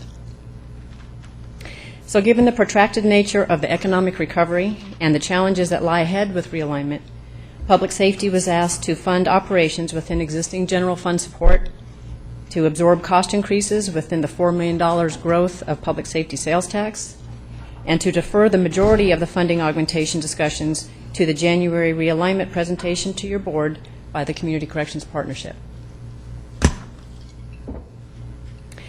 And as we have also previously discussed, the central assumption to the realignment plan is that counties will bring significant changes to historical criminal justice practices to reduce costs and to improve outcomes.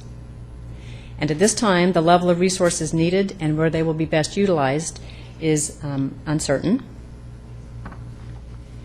So the approach to final budget recommendations was to sustain current operations within available funding and then to work closely with the departments and the CCP over the next several months to determine a funding plan that supports the new business model that will be presented to your board in January. With the exception of some funding recommendations for use of excess fund balance for the Sheriff's Office of approximately $1 million and for the District Attorney of approximately $40,000, which are primarily to enhance their data management capabilities, expenditure increases are limited to Prop F and other employee-related cost drivers. And as I mentioned, revenue increases are comprised of $4 million in public safety sales tax growth. Given the potential system impacts from the realignment legislation discussed with your board during the August 9th board meeting, and that public safety departments are working with tighter margins in their operational budgets, we are recommending that a $1.7 million set-aside be made available to augment the $3.1 million in realignment funding provided by the state as the Community Corrections Partnership develops its realignment implementation plan over these next several months. This recommendation will be included in the summary of considerations for your board at the conclusion of the workshop tomorrow. So unless you have any questions for us at this point, we will move into the individual department funding summaries, where we will identify County Executive Office recommendations for final budget adjustments, including the recommendations for use of the $7.5 million in fund balance carryover. Any questions or comments at this time? I see none. So we'll begin with our Sheriff's Department. As you will see, in this slide, the net budget has increased. At proposed budget, the net budget increased 2%. Revenues have increased 2%, and the net county cost increased about 26%. And this is simply a function of cost drivers outpacing available revenues. The general fund contribution was maintained at $45 million, and funded positions were maintained at $429.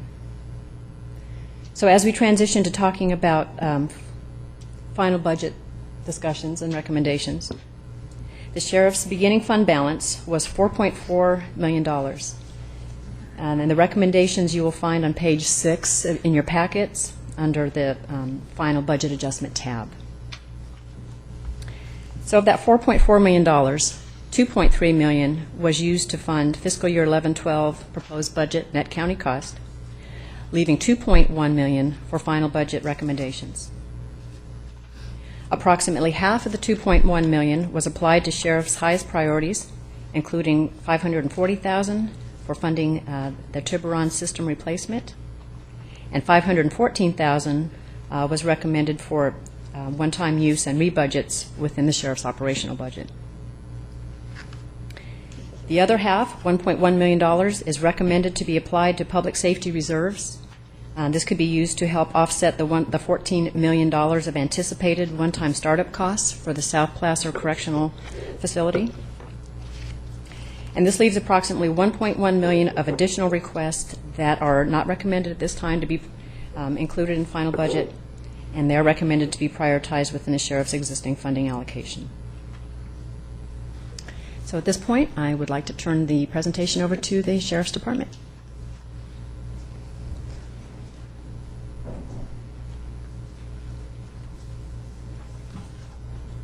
Well, good morning. Morning. Mr. Chairman, members of the board. Supervisor Montgomery, during her committee report, used the word shout out. I would like you to indulge me for about 30 seconds. I want to give a shout out. Sorry, Devin, for the record, you have to. Devin Bell, Placer County Sheriff's Office. This week, we had a bank robbery that occurred in the city of Auburn, or actually in North Auburn, that we responded to. I just want to tell you the system worked fantastically. From the teller in the bank to the citizens on the street, our initial response, the mining of information and getting it put out to effect a traffic stop on our suspect who had gotten down the freeway as far as Rockland, resulted in an arrest of a suspect who we believe is responsible for 19 other bank robberies in the Pacific Northwest and California. We're working, it's ongoing investigation with the FBI. They have put that information out. I'm not talking out of school, but I'm very proud of our community and our office and the collaboration that we had with the federal government in bringing this person into custody. So that's my shout out. I do have to say that her hair was not that bad. I can't talk about the contents of the car, but some of the other pictures that you may see, the term was appropriate. Well, good morning. The sheriff could not attend. As you know, Sheriff Bonner is not only respected throughout Placer County and the state of California, he's also respected at a national level. And he sits on the FBIC, just the Criminal Justice Information Systems Committee. It's a national task force that evaluates more effective and efficient ways to get information distributed from the federal government to the state and local and back again. So he is in Pittsburgh all week attending that. Before I get started, I want to thank the people sitting behind me and back in the office. There was a lot of hard work that went in to completing this budget. Our captains, the ones behind me, the ones retired and unavailable today, the lieutenant, all of our sworn staff, lieutenants, our sergeants, down to the deputies, correctional officers in the jail. Our fiscal planning staff has been fantastic, our crime analysis, and all the other managers in the department. I want to thank also the CEO staff for their involvement and input during this process. It's not always easy. We have frequently differing perspectives, but it's civil. And we do get through the process to, we think, at the end, is a really good product. Thomas Jefferson said the purpose of government is to enable the people of a nation to live in safety and happiness. And I think this board gets that. You have got that for years. And in the tough economic times that we've been in, you've continued to focus on safety and happiness for our constituents. I want to thank you for the job that you've done. But the sustained poor economy has necessitated a continual reevaluation of priorities, not just at the county level, but within our office as well. And we've diligently worked to realign those priorities to provide the highest level of service with the resources that we have available to us. So I'll talk a little bit about service.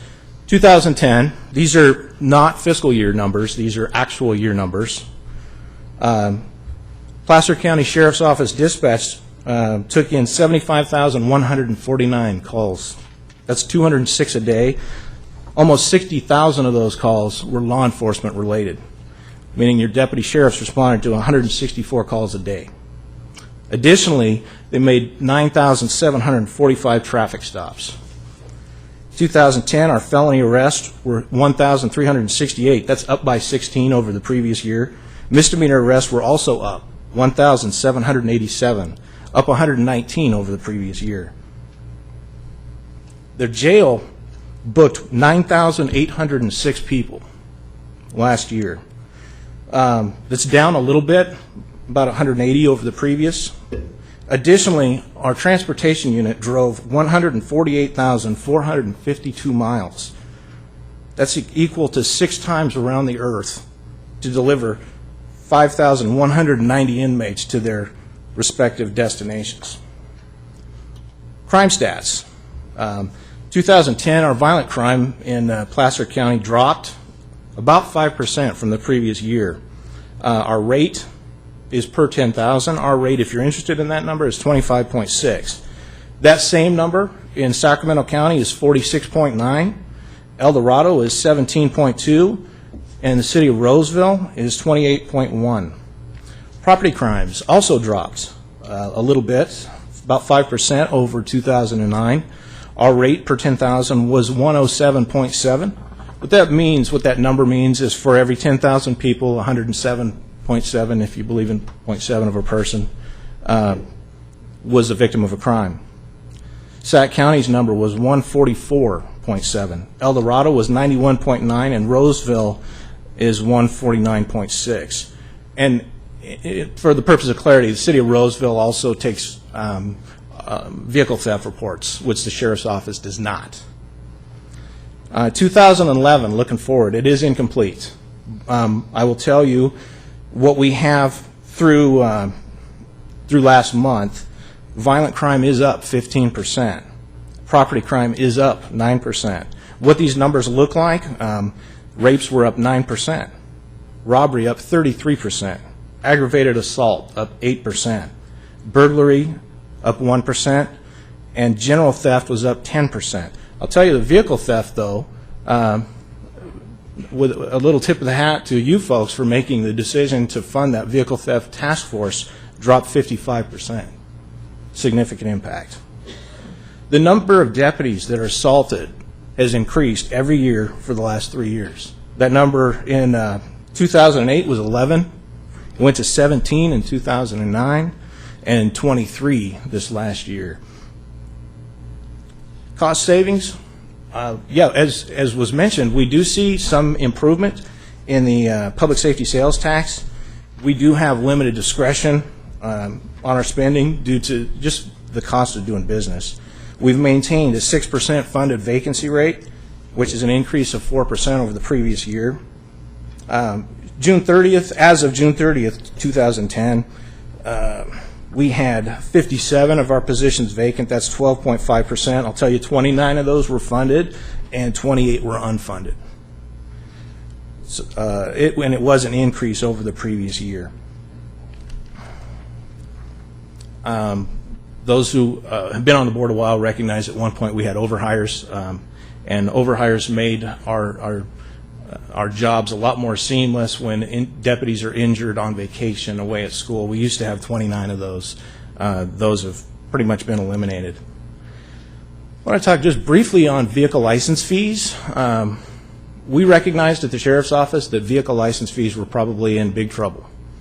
Through our own accord, we decided to start holding additional vacancies. I did not want to be in the position of having to lay off deputy sheriffs, correctional officers, or dispatchers to meet a number. So what we did was we started through attrition holding those vacancies, not without some pain. It did, you know, the other side of that coin, when we have fixed posts and vacancies, I have to fill them with either extra help or overtime to make sure that we maintain our level of service. Some of the other things that we've done, as I mentioned earlier, I had a captain retire, backfilled him with a lieutenant. I'm not promoting another captain at this time. We've consolidated our evidence between Tahoe and Auburn and wrung some efficiencies out of that process. Modified our dispatch schedules so that we could reduce overtime. And I've talked in the past about our training. Training is something that we can defer, and we have deferred. We've only spent 66% of our training budget, but I'll let you know, I mean, there will be a pent-up demand. We cannot just not train. The cost of that, let's just say the value of the training far exceeds the cost. We've deferred equipment replacement, again a deferral. We've audited and reduced our radio and telecom costs, outsourced our lease car maintenance. Well, I'm just talking about in only providing service for our lease cars, which represent about 31% of our fleet, we were able to save $44,000. We used the GSA pricing, which is the General Service Administration, for purchasing patrol cars and other vehicles. It provides us a savings of between $5,000 and $10,000 per car. Extended the mileage on our leased vehicles before we replace them, eliminated unnecessary vehicles, and downsized. If somebody doesn't need a four-wheel drive, you can always make the case. But if they don't need it for their assignment, they're not driving it. My jail captain does not have a four-wheel drive. He has a sedan. He doesn't need a four-wheel drive. Steps like that. We moved our striping. And when we have our patrol cars, we get them and they're just a straight white, and we stripe those cars. We have recently redone how we stripe our cars. You'll start seeing a new look to the Sheriff's Office vehicles. We did that for a number of reasons. One is the Crown Victorias are going away, and we had to identify a striping package that would fit on different styles of cars. What we did at the same time is let's get one we can do ourselves and not have to send out to a contractor. We estimate we will save about $400 a car because we can do it ourselves. When we build out our cars, we put in radios and lights and shotgun locks. We're doing that in-house now, attempting to bring more and more of that in-house. And we have the jail HVAC system that we were able to fund through federal grants, $218,000. These efforts, the vacancies, the wringing out of efficiencies, resulted in that $4.4 million fund balance in addition to the uptick in the public safety sales tax. Impacts, we can't cut without having some impacts. Obviously, we have fewer deputy sheriffs working for us now than we did in 2007. We have reduced beat coverage, which means in some cases increased response times. We have closed service centers. We've eliminated DARE and some other school-related programs. We've reduced our I-80 coverage. We've had to close pods within our jail, and we've had some reduction in court security services. Since 2007, our management staff, sworn management staff, I'm talking the rank of lieutenant and above, is down 16%. Our sworn officers, non-management, talking deputy sheriffs and sergeants, since the 2007, we're down 12%. Professional staff, reduced by 8%. We have fewer staff available to cover shifts, medical leaves, retirements, training, recruitments, oral boards, etc. And this is also, as I mentioned earlier, driven some of our other costs up, overtime and extra help costs specifically. Some of the things that we have been able to do with our resources, we've continued our drug prevention, eradication, prosecutions, largely through grants, the CalMet program being one of those. Continued community education through our Citizens Academy, identity theft programs, and personal safety classes. And if any of you got to attend one of our National Night Out events last year, we were ranked top 15 in the nation for populations over 300,000. That means we're competing with LAPD, with New York PD, Chicago PD, the huge sheriff's offices around the country. We placed 15th. I'm pretty proud of that. We implemented a field CSO position, community service officer. That CSO took nearly 300 reports last year. That frees up deputy sheriffs to respond for more pressing calls, more emergent calls for service. Our volunteer program has expanded. It includes field services, investigations, support services, like our vehicle fleet, and corrections. They gave us over 7,000, almost 8,000 hours last year. Our helicopter assisted on 48 arrests, rescued 8 people last year, and just last month alone flew 7 rescue missions. Speaking of rescue missions, we have 196 SAR volunteers that worked on 33 search and rescues. And we continue to cultivate those private relationships with the casino that enabled us to, the United Indian community that enabled us to actually fund that helicopter. and our Sheriff's Council. Some of our deputy sheriffs, increasingly numbers of deputy sheriffs, have tasers now on their belts. Their efforts have added 73 additional tasers to our pool of tasers, and we just funded an additional 5. This year, we've avoided a lot of layoffs. We've avoided any layoffs through prudent vacancy management. As I mentioned, the VLF positions, the vehicle license fees, that we held open so we wouldn't be in that position. We contributed $991,000 in 2010 and $300,000 this last year towards the Tiburon replacement system, which is aging.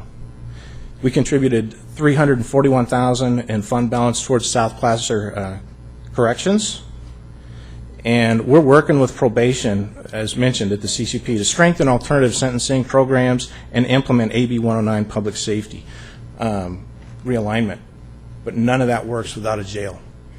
And I'm pretty confident that the district attorney and chief probation officer will tell you the linchpin for all of this to work is a solid jail. We've worked to develop information systems to wring additional efficiencies out.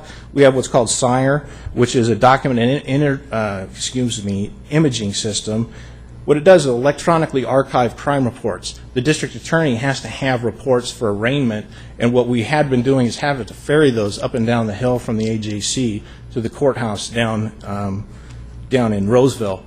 Very inefficient. This system enables us to do it electronically. We have the Apollo system, which is coming online, which ties together all the criminal justice systems in Placer County, court, probation, district attorney, and sheriff, so that we can exchange information more readily.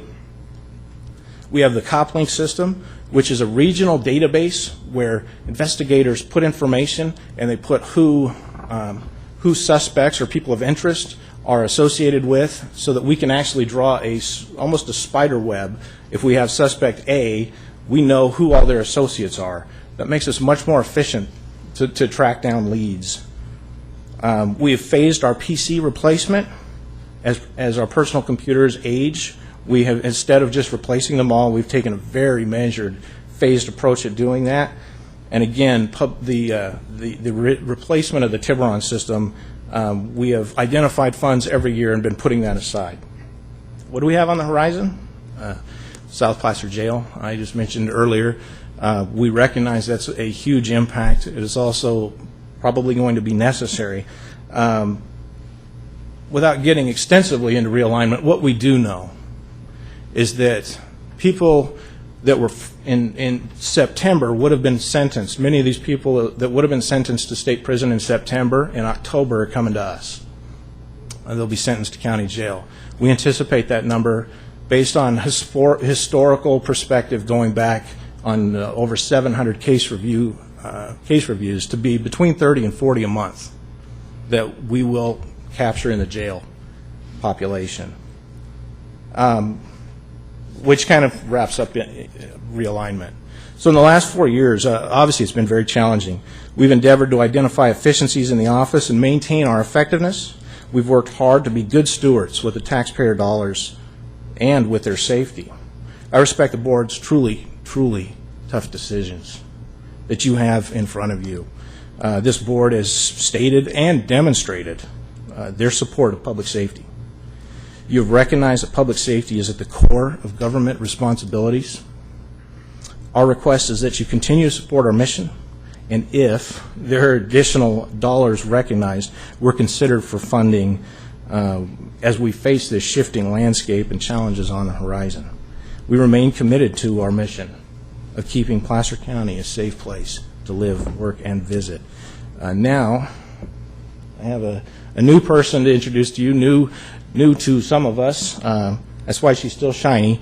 Jan Gage, who's going to speak just a little bit about some of the fiscal specifics. Jan? Thanks, Stephen.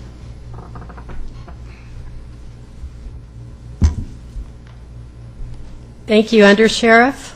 Mr. Chairman, members of the board, Janice Gage, Fiscal Manager with the Sheriff's Office. The Undersheriff has indicated that our organization and our staff take great pride in our stewardship of the county resources and the citizens' funds. As Graham mentioned earlier, the budget is a plan, and budgeting is an art, not a science. We have put together a handout for your board this morning that we believe demonstrates our hard work towards achieving savings during what has been a very significant economic downturn. The information on the page before you reflects actual expenditures over the last several years during these difficult times. And what we believe it tells you, since 2007, 2008, we have experienced constrained spending of budgeted funds. We have had declining public safety sales tax. We have had 4 years of negative net county cost, which means a net savings to the county.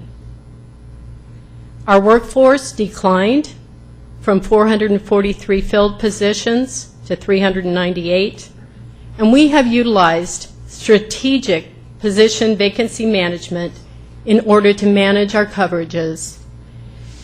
We have encouraged prudent use of available resources, and we have ensured public safety.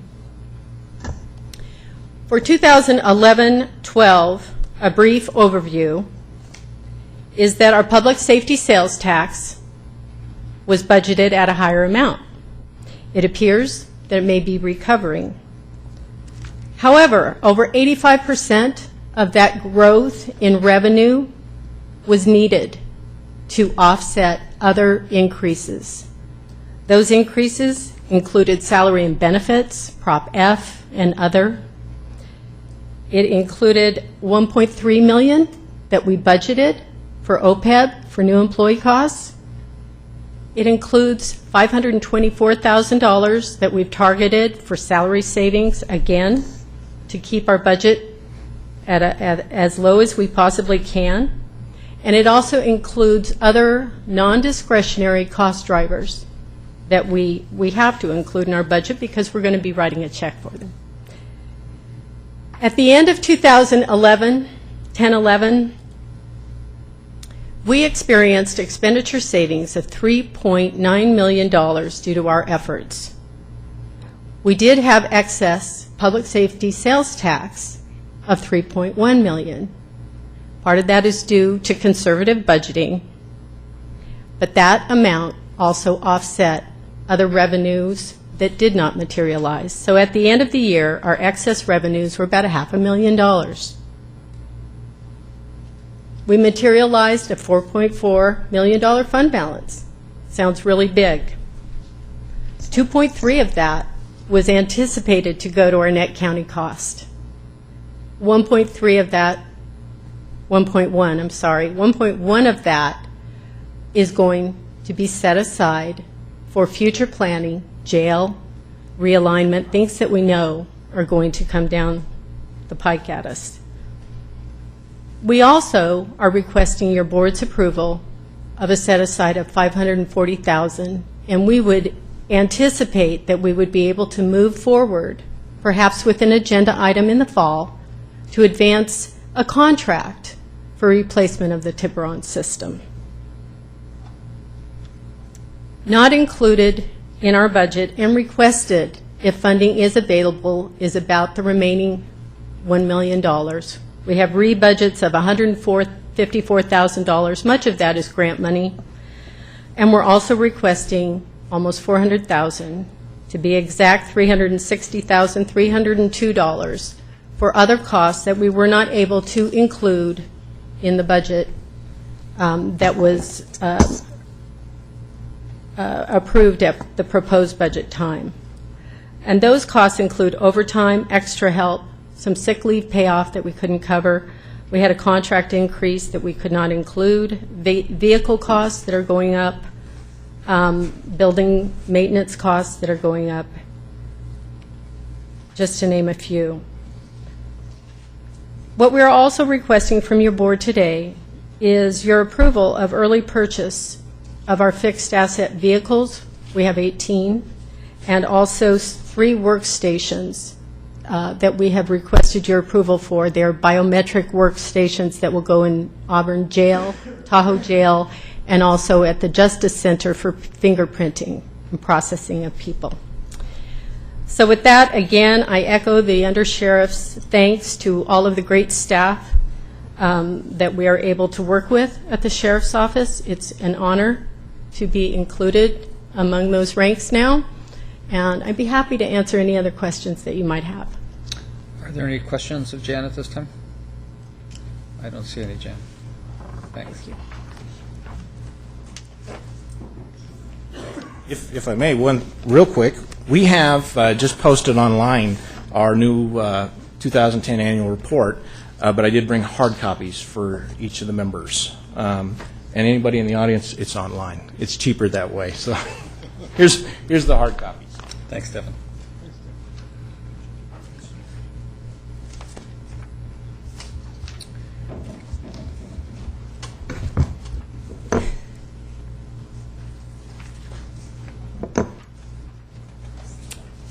We'll move on to the district attorney's budget at this point. First of all, we'd like to congratulate Scott Owens at the conclusion of his first year in his term as district attorney. In speaking to his budget this morning, at proposed budget, his net budget increased 2%. His revenues remained flat at $17.1 million. His net county cost increased 29%. General fund contribution remained flat at $11.6 million. And funded positions have decreased from 108 to 104.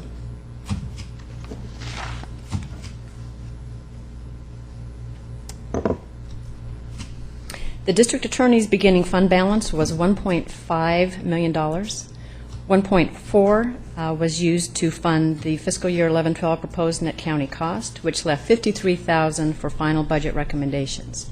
At this time, we are recommending that approximately $40,000 of that be used for a one-time purchase of some information technology systems that Scott will speak to in just a moment. And all of these things together will help in their information management over these next several years, which will become increasingly important as we are sharing information with local law enforcement on these new offenders that we will be managing.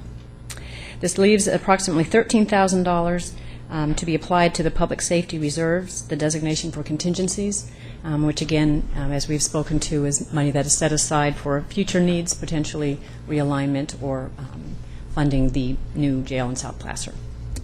So if there are any questions for me right now, I'll turn it over to the district See attorney. none at this time. Okay. Thank you. Scott?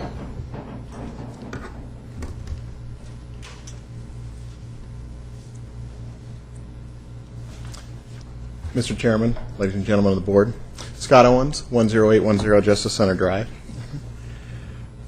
First off, thank you for the opportunity to address you on these budget issues.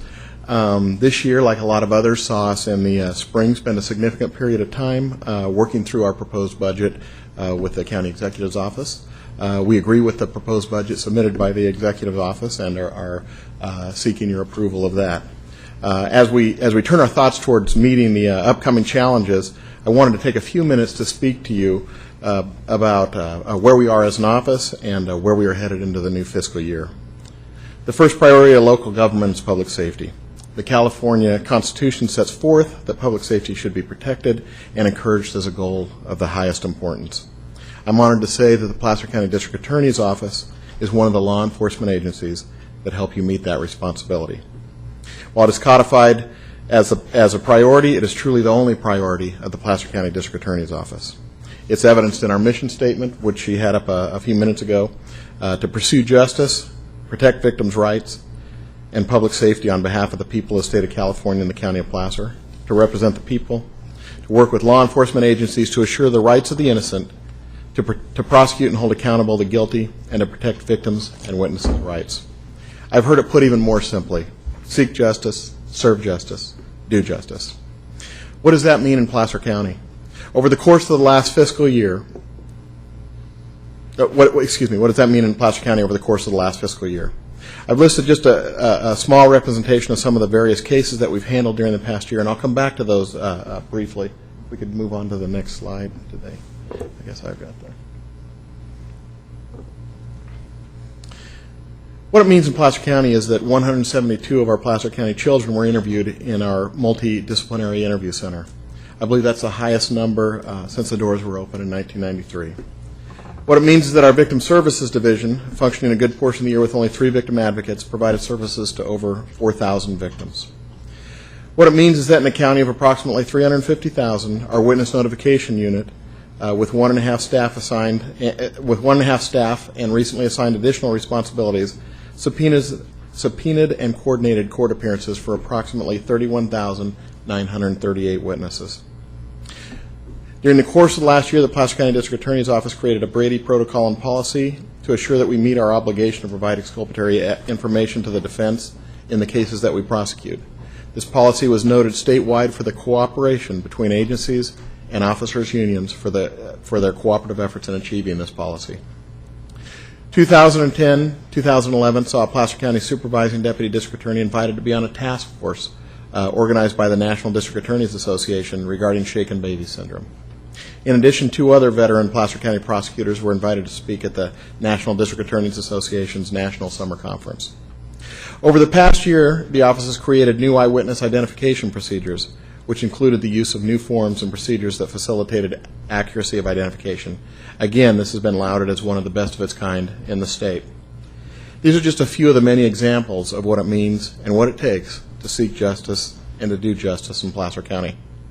However, here at the budget workshop, we speak in terms of general fund impacts, cost drivers, and public safety sales tax projections. So I wanted to speak to that briefly. Ms. Riggin and I were speaking yesterday about expenditure increases due to employee cost drivers.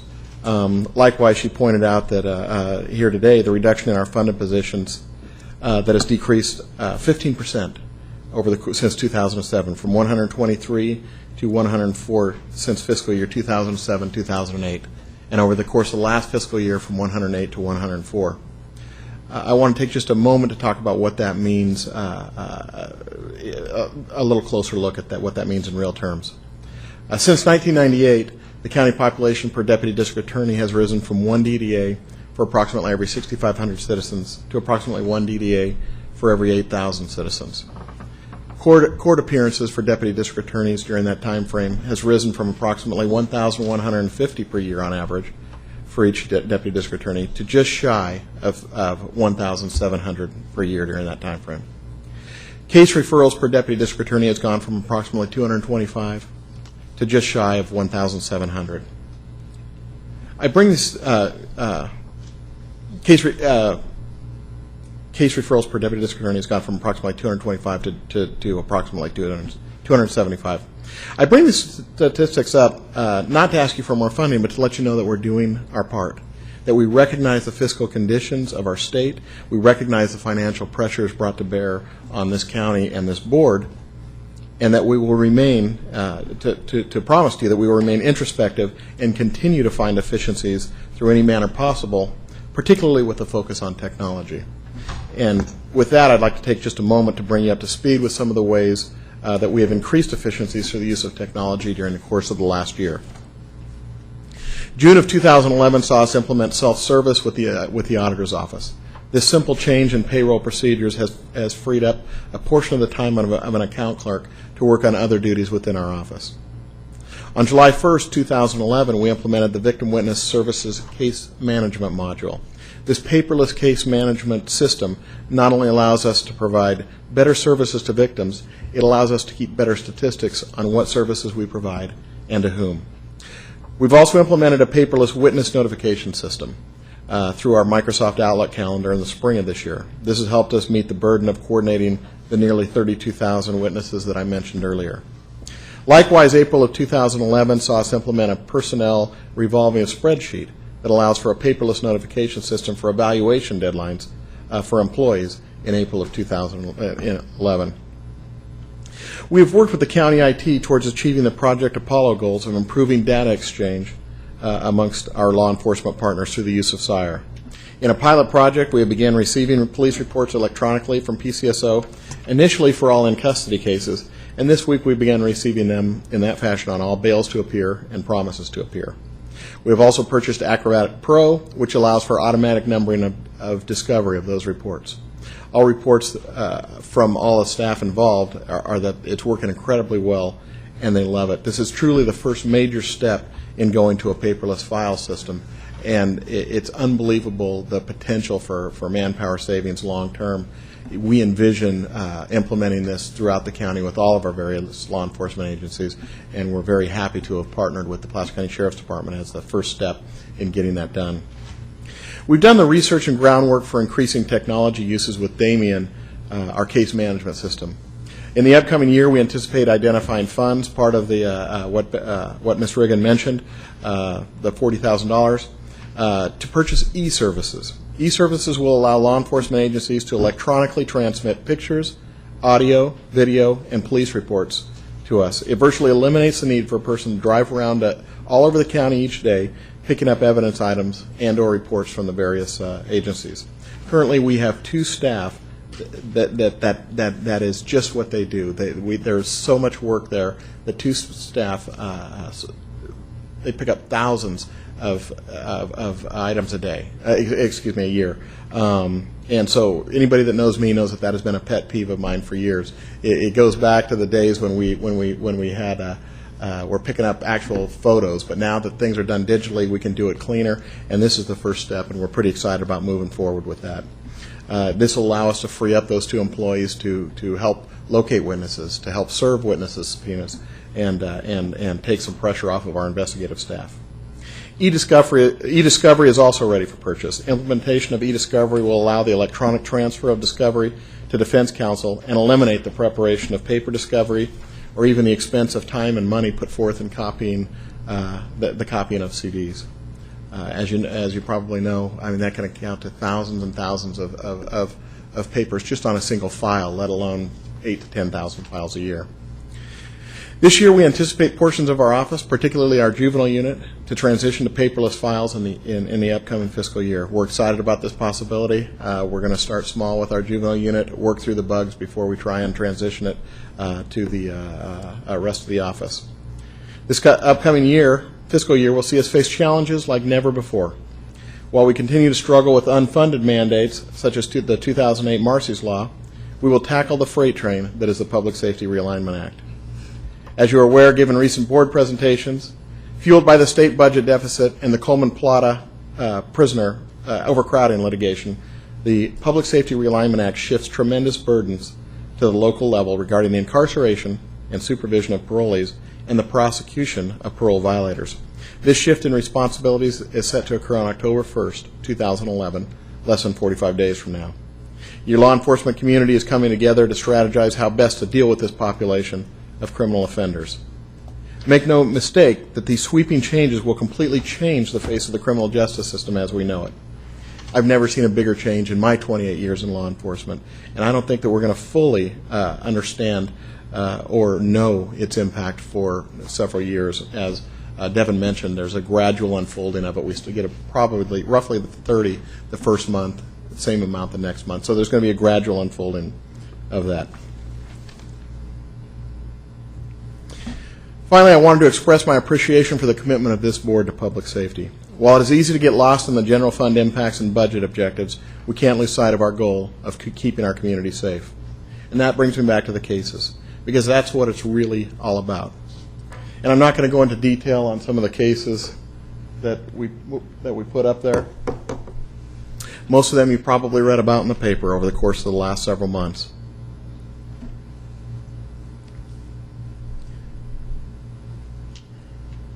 What is important to know is that those cases are fiercely important and fiercely personal to those victims involved.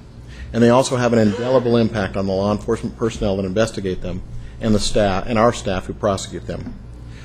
What is important is to know that even with advances in technology, in the end it is the commitment and dedication of the employees of the Placer County District Attorney's Office that allow us to maintain our high level of service to our Placer County citizens. For us, every case presents an opportunity to remember what it is that we do and why it is that we do it. As we face these challenges, it is important for all of us to remain committed to public safety. It is what makes Placer County such a great place to live, what gives us the highest quality of life, and what gives us the comfort of being safe in our own homes. As we move forward, facing the public safety realignment challenge, it is imperative that criminals know that in Placer County there will be accountability for their actions. Thank you for this opportunity. I look forward to serving the citizens of Placer County during the upcoming year. Thanks, Scott. Questions, comments? Don't see any. Thank you. Thank you.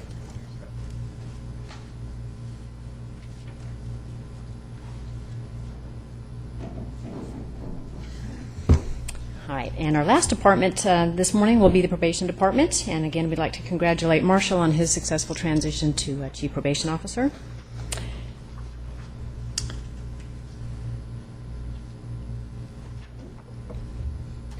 Probation's net budget has increased 6%, and the revenues have increased 3%. The net county cost has increased 188%, which is a large number, but again, that is due primarily to the fact that we have been allowing the probation department to add some staff in anticipation of the realignment impact coming, and we did most of that at proposed budget. So that accounts for that growth there. General fund contribution was maintained at $11.3 million, and funded positions were maintained at 148. Probation's beginning fund balance was $832,000, and this entire amount was required to partially offset the department's 11-12 net county cost of $1.3 million. This left a gap of $425,000 for them. $280,000 of that gap was closed through expenditure and revenue adjustments, and that leaves an additional $145,000 in salary and benefit savings required to balance the budget. And we have been working closely with probation and tracking this, and we will continue to do so. But again, it is the understanding that when the realignment discussions happen and the recommendations come forward in January, that any additional needs they have would be funded within that new money for realignment. So with that, I'll turn it over to Marshall Hopper.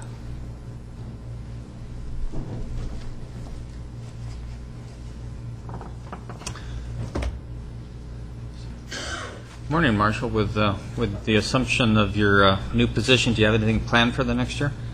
No, nothing. Not much at all. just kind of hanging low.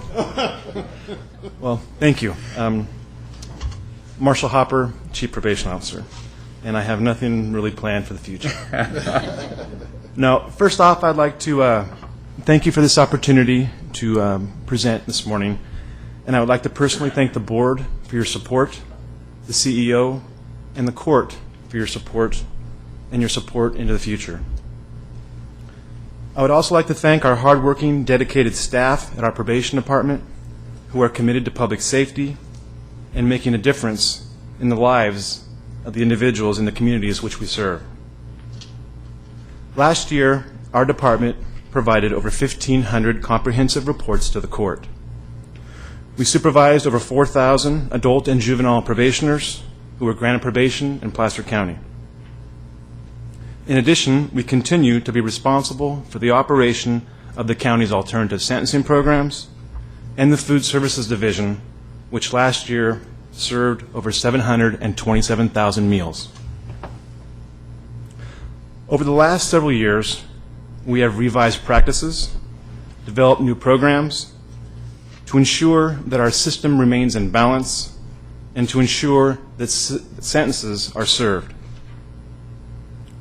Our most recent changes include the development of evidence-based supervision approaches as required by law. Anticipating those changes and the impacts of parole realignment, we have reorganized our adult caseloads to increase contacts, rehabilitative interventions, drug testing, and probation searches.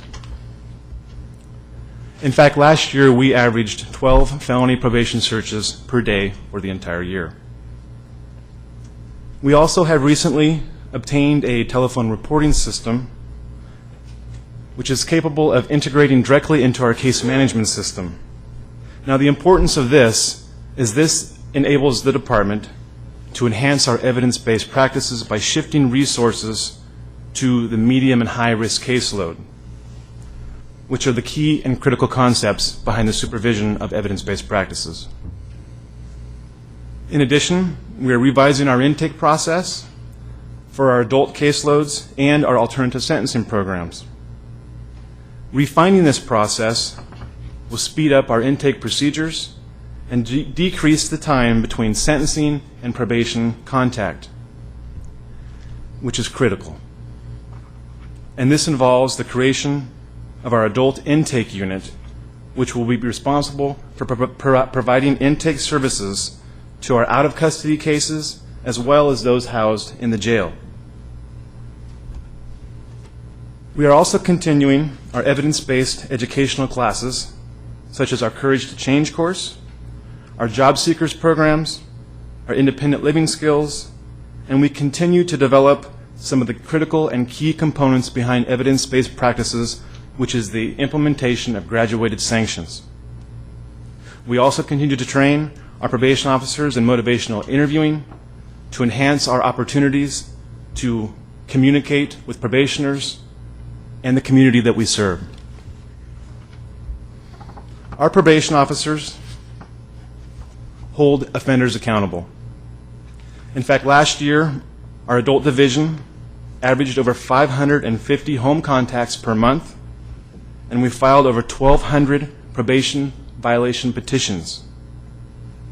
These violations included missed appointments, dirty drug tests, possession of weapons, and new law violations. Many of these cases ended up back appearing before court and resulted with sentencing and came back to our caseloads. At the end of the day, many successfully completed probation. However, some did not. And eventually, as we move through the system, our probation officer is tasked with filing that last violation of probation petition report. And quite often, that recommendation sounds like this. The defendant has failed to comply with the conditions of probation, and he or she has exhausted all local rehabilitative resources. Therefore, it is respectfully recommended that the defendant be sentenced to the California Department of Corrections and Rehabilitation. Scott? In 43 days, that will no longer be an option for many of these cases. As we are mandated by law to hold these offenders accountable, we are mandated by law to use community-based punishment concepts, which is defined in Penal Code Section 17.5. That code section defines community-based punishment as correctional sanctions and programming encompassing a range of custodial and non-custodial responses to criminal or non-compliant offender activity. And they list several examples, and I've outlined a few of them. They are short-term flash incarceration, home detention with electronic monitoring or GPS supervision, work release programs, community-based residential programs, drug and alcohol treatment, and employment counseling, and the list goes on. Many of these services are already in place in Placer County in our adult and juvenile programs. These options are efficient, evidence-based, and responsible to the taxpayers. In fact, our alternative sentencing programs last year had an average daily population of over 200 participants per day. The impacts from parole realignment will affect our court system, our alternative sentencing programs, our supervision numbers, and the jail. Those cases defined as post-release community supervision cases, which basically means the individuals that we used to be able to send to prison and the individuals that we no longer can, will be supervised in our community very similar to as the same way that they always have been. However, the critical and key difference is the fact that these individuals will now be supervised by our department rather than state parole. Our officers are trained, educated, and possess the skills and abilities to supervise this population.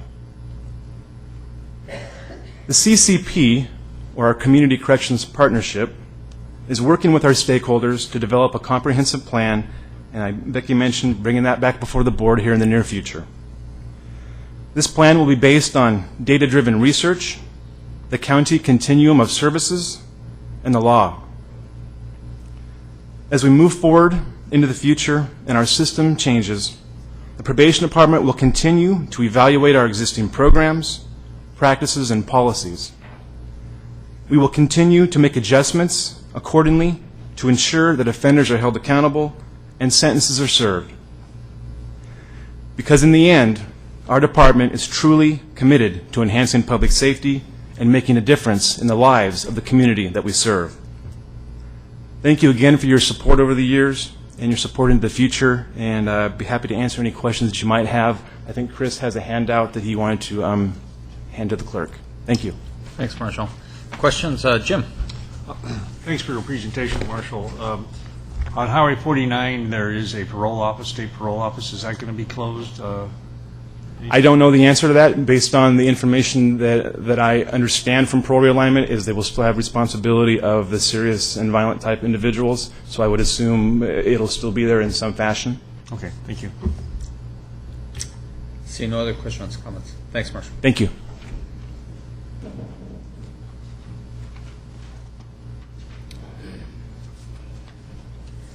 Good morning, Allison Carlos to launch the fire services discussion. Okay. As you know, the fire fund, let me get my slides here.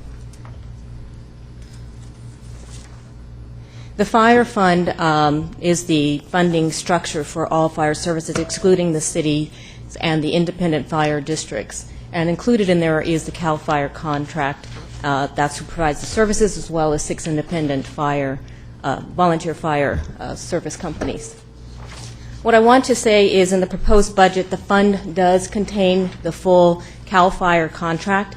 There have been no reductions in the service levels within that contract, and that contract also covers the service for the CSA zone of benefits. The CSA zone of benefits, as you heard last spring, are self-sufficient, should be self-sufficient, and the dollars just had been rolling through the fire fund. So this budget does reflect that that is still the case as a proposed budget.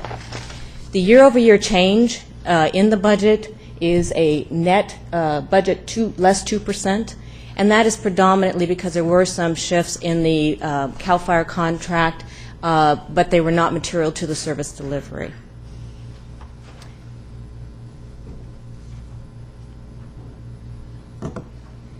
One of the things that we wanted to point out today is that there are a few changes in the budget since proposed budget that are reflective of the fact that the CSAs would no longer have the run-through through the fire fund. So I would just like to run through a couple of those final budget adjustments. Essentially, $6.2 million has been taken out of the expenditures and as revenues in the fire fund. Let me go back a slide. So it would not be the $9 million net budget, but it would be more of a full budget of $2.4 million. It's just a technical adjustment and accounting change. It's not material to the service delivery. Also, there's just 2 rebudgets, one for $27,000, which is for a grant expenditure as a final budget adjustment, as well as $57,000 for the Forest Hill Bridge burn. So those are the adjustments that are not reflected in the proposed budget that would be in the final budget as an operating condition. The other thing would be a cancellation of reserves in the amount of $419,000, and that again is just, it's not a new expenditure, but it's to balance funding for what was a loan to the CSAs for equipment. It's not a new expenditure, however. So a focus for today would be that the challenges facing the fire services in general, and we would like to emphasize today that there are challenges with structural imbalances for North Auburn-Ophir and the Dry Creek Fire District. Essentially, we are not asking for a decision today, but what we are going to do is follow up on what your board asked us to return with in the workshops of last spring. Right now, the budgets are balanced. All the CSAs and the fire funds are currently balanced. The CSAs, North Auburn-Ophir and Dry Creek, are balanced on reserves. One of the things that your board did ask us to do in the spring was to come back with additional study data around North Auburn-Ophir and Dry Creek Fire. Staff has gone away and has utilized consultant staff to study the structural imbalance issue. And we have additional information today. And essentially, the bottom line is the findings are very similar to what we articulated back then, and that is that we do have a limited amount of reserves that can be utilized, and they will only sustain us for a finite period of time, and that there is truly a structural deficit problem and a few options for how you might want to address that into the future. But we would return to you with that. So at this point, Rui Cunha is going to go through all of the findings of the preliminary studies.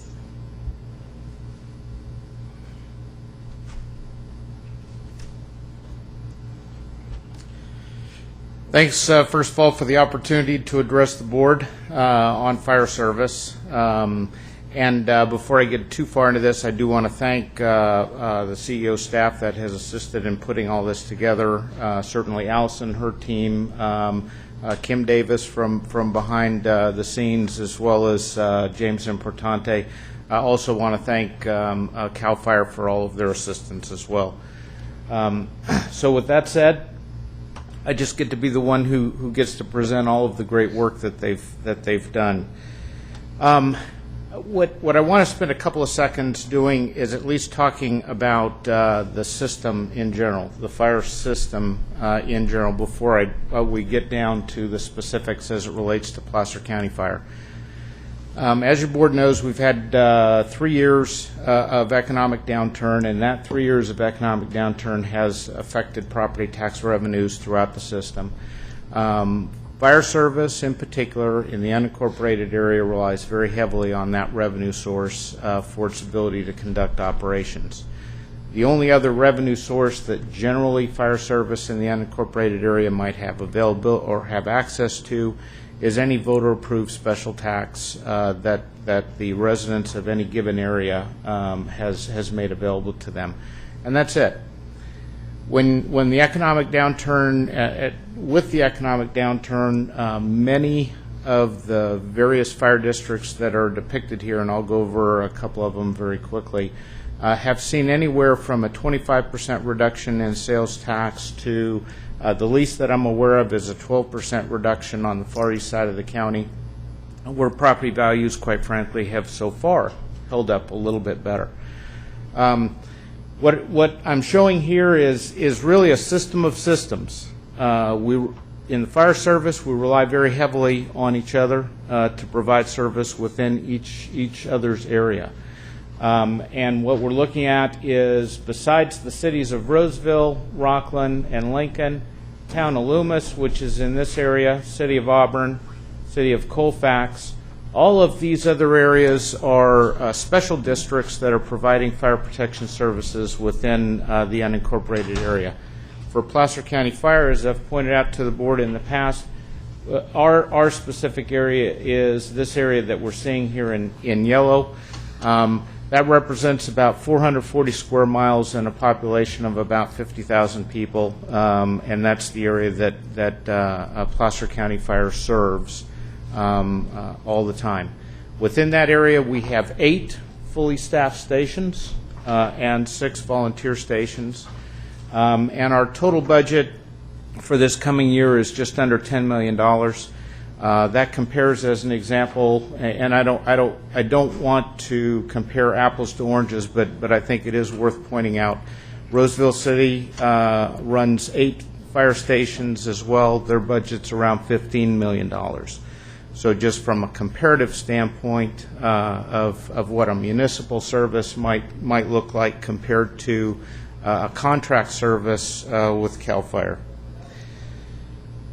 So with three years of economic downturn, what we're looking at across the board in each of these special districts, which each of one of them is independent, we're looking at all of them affected on a revenue side. That effect has caused almost every district to do some reduction, and that reduction primarily has been overhead. However, there have been 2 engine companies that are no longer operating system-wide. And as we look forward into this coming fiscal year, we could see as many as 5 additional engine companies that are where there is not revenue to support those engine companies from moving forward without some voter-approved initiative within the various affected districts or cities, because this does include some city numbers as well. We are seeing reductions in emergency medical service transport. I mentioned that. I realize we're talking ambulances, but quite frankly, it is a revenue issue. And because a lot of our area is covered by a private company, AMR, if they don't have the business, then they reduce the numbers of ambulances within the county, because quite frankly, they're a for-profit business. With fewer ambulances, it does take a little bit longer to get to emergency medical calls. The fire service is the backstop when those go away. You heard from Mr. Jones on the insurance side. The fire chiefs that I have talked to before this presentation are hearing from constituents on a pretty regular basis where the insurance companies are wanting to significantly increase rates to those property owners and or drop them from insurance in some cases. Individual districts work with the insurance companies and try to make sure that that doesn't happen. But it is clearly a tougher sell as insurance companies are deliberately attempting to reduce some of their risks. Rui, can I ask a question before you move on from that Yes, slide? ma'am. Can you identify where the 2 engine companies were, and can you identify where the 5 additional companies may be? I would prefer not. I can show you where the 2 are, but I would prefer not to get into the discussion of the additional 5 if I can avoid that. Just based on a request from some of the chiefs, needless to say, there's still discussions going on, and some of those discussions are with their labor organizations, and quite frankly, I understand that sensitivity. Yes, ma'am. Can you tell me where the 2 fewer engine companies were? One of them, and as you know, this is a question mark, but it's Carnelian Bay, which of course is a state station. The CAL FIRE. That's engine. correct. And the other one is here in East Lincoln, which, as you know, the McMean Park station is unmanned. It is going to stay unmanned or unstaffed, and so that's where the other company was planned to have been, and it's not going to be there. Thank you. Okay, moving on. With that in mind, one of the things that I do want to talk briefly about is the very controversial state responsibility area fee. A lot of residents aren't real familiar with what that is and who might possibly be impacted. This slide basically shows what the state responsibility area is. I have overlaid current district boundaries just so that so the supervisors are aware of how their districts are potentially affected. But all of this area that is east of Highway 65, east of our incorporated cities, down into the northern portion of District 4, and then to the east, all of this area that is in yellow, that is state responsibility area. As the board is aware, in June, the governor did sign a trailer bill that ultimately would enable a fee of $150 per structure for any property that was in this area. While there are certainly many challenges, and I think the probability of that going forward as it was originally written today as we speak is definitely reduced, it hasn't gone away. So the reason I bring it up is because considering the only way that fire entities have to increase revenues, realizing that most of them are experiencing revenue issues, is to go to their voters. If on top of that they are being billed $150 per structure, that will clearly create confusion for the property owners that fundamentally are experiencing that. And Rui, if before you go off this slide, just for clarity's sake, I think it's important to note that $150 fee per habitable structure is the technical language. It's become apparent quite recently through some actions of the Board of Forestry that money that was intended to go to CAL FIRE is apparently going to be going to local fire agencies and for pre-suppression work only, given the current language that was adopted and signed into law by the governor. So the original intent was that money was supposed to supplement CAL FIRE. We all know that the general fund contribution just would have been reduced by that same amount, but what's happened is it's not even going to CAL FIRE. So when it comes to our discussion about our contract with CAL FIRE and Placer County Fire, that 150 isn't going to end up in CAL FIRE's pocket. That is correct. And essentially, CAL FIRE has a hole in their operating budget 50 million as a this result year. of that. That's yeah, correct. 200, I think, next year. So That is correct. What I'd like to do is get into some of the preliminary study findings. As you recall, your board did ask us to commission studies both for North Auburn for Fire as well as for the Dry Creek area. And what I want to do is just go through some of those preliminary findings. The studies are not final yet, but we've looked at the drafts and feel very comfortable that certainly we can report out on these specific findings. A couple of things are that, in general, within North Auburn for Fire, focusing there first, in general, North Auburn for Fire is meeting the general plan guidelines related to response times within that geographical area. So that's a good news story. And in general, the North Auburn for Fire is meeting the staffing requirements for all of the calls that they get about 85% of the time.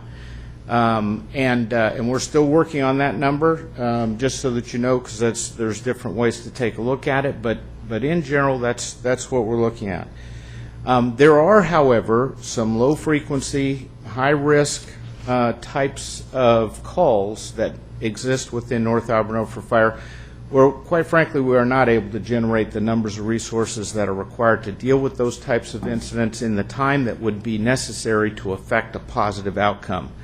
And what that means in general is that the density of fire departments and fire entities and fire resources around North Auburn for Fire, beyond just the 6-person staffing that we currently fund, it's not there. We just don't have an adequate density to get the numbers of resources in a timely manner to the low frequency, high risk events. And quite frankly, we don't in general build a fire department for that in the unincorporated area in general. The other thing that the study points out, and it's a very important point, is that there is an aging apparatus issue within North Auburn for Fire. Probably the one that I know I've talked about before is our 30-year-old ladder truck. We hold our breath every year as we take that through certifications. So far it's passing, but we're one failed certification away from not having that capability in an area that has large box stores as well as multi-story structures and those types of things. So that is one of the other items that is addressed. Probably most significant, and certainly for budget discussions, is that we will certainly head into deficit spending in fiscal year 13-14, and that's without addressing any apparatus replacement. So that's very important. That's just operations, and there is no glide path going forward as we speak to change that in North Auburn for Fire. And just for the heck of it, we ran this out 10 years, and if the board were to see fit to provide a $6.5 million loan to North Auburn for Fire, I guess we could sustain operations going forward if we were so inclined. I think the summary here is that with limited revenue options, which truly there are limited revenue options, continued economic uncertainty within certainly the full area, and contractual obligations that we have with CAL FIRE. And when I bring those up, because if we made a decision today to reduce staffing or to move forward with a revenue option or any combination thereof, because we have contractual obligations of notifications to CAL FIRE, we couldn't implement that decision until this coming fiscal year.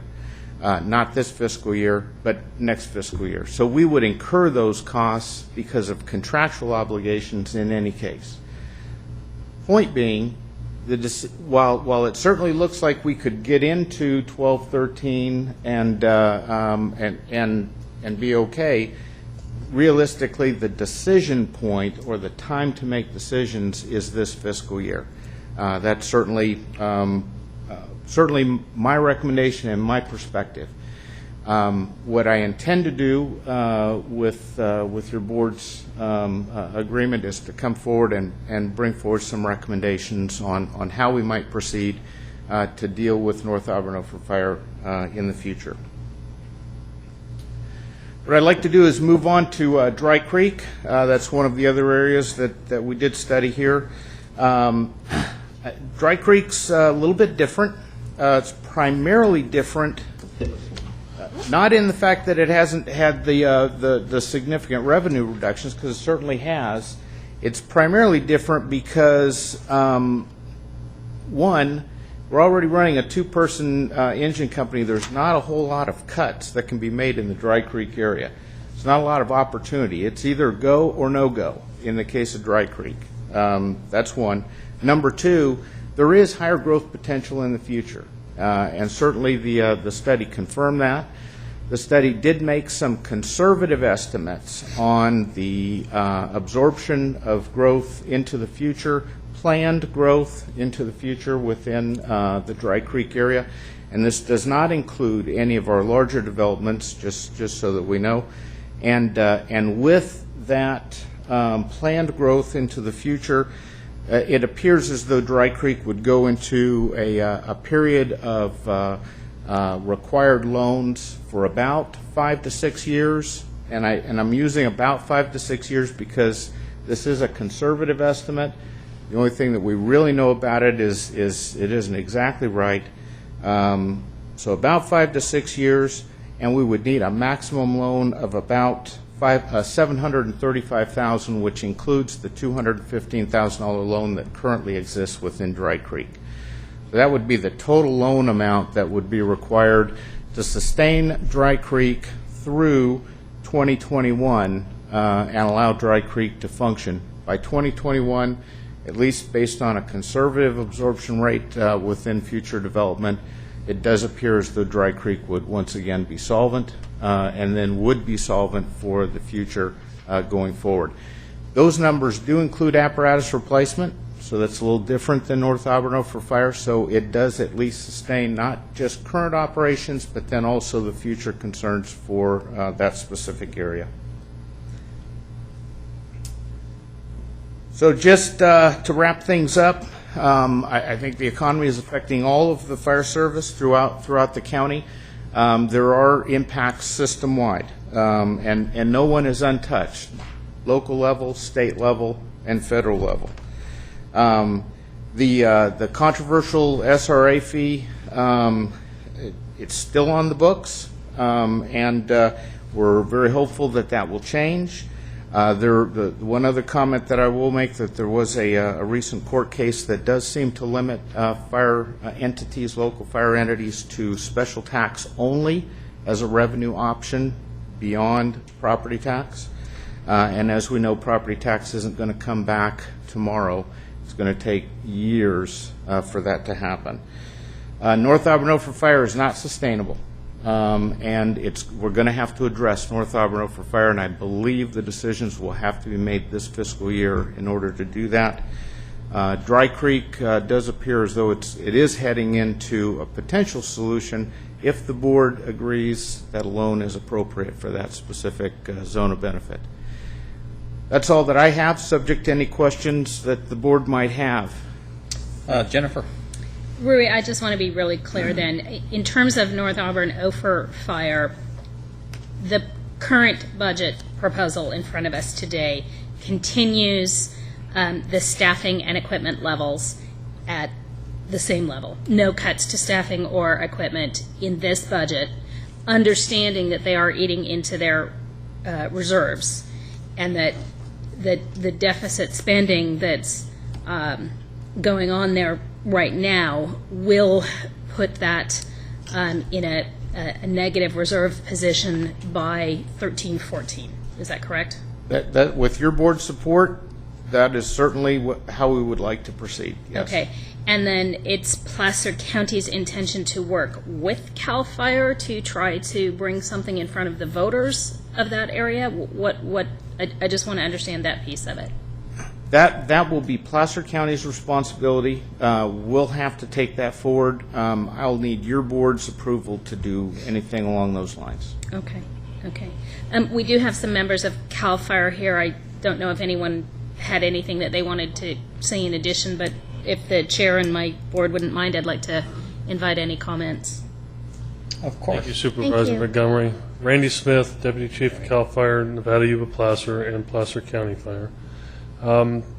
Just because I can, and I want to use this opportunity to correct one item that Rui had mentioned. He mentioned that there was a 25% reduction in sales tax revenue for the fire districts. Fire districts don't receive sales tax revenue, obviously. So, thank you for that correction. Just had to do that, Rui. We recognize and have through over the course of the last several years been tightening our belt and trying to find ways to be able to stay sustainable in this whole program. Certainly we're here as a partner with Placer County Fire, have been for a very long time. One of the things that I look at when you start to look at the future of this, and I know Chief Harris couldn't be here because we kicked him out and we finally had to give him a vacation to get him away.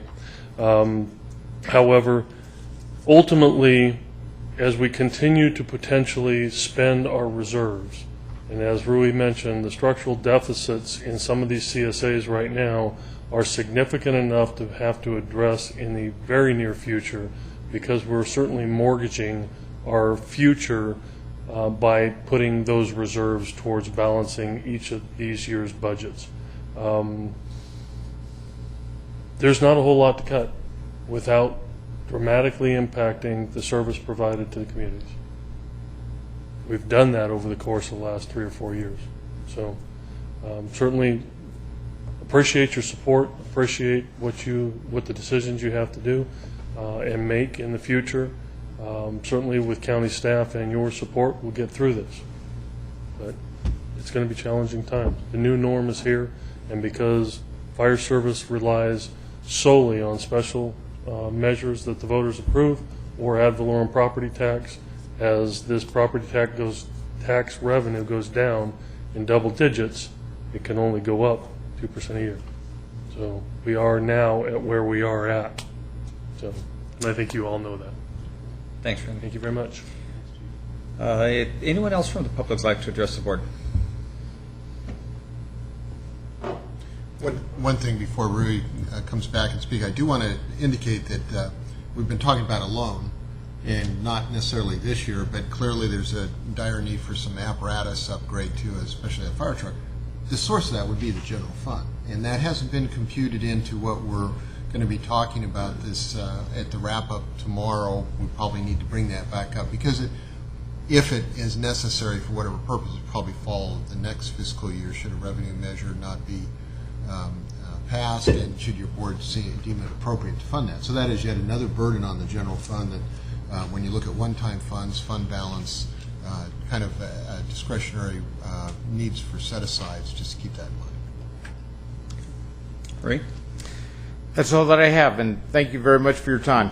I think for me, when we take this back up again, be helpful not to, there's a lot of things that we don't have the authority to change, obviously, but some historical perspective on the property tax rate that exists in this particular area and what constraints we have in that regard and how that might compare to others and so forth would be helpful perspective as we go forward.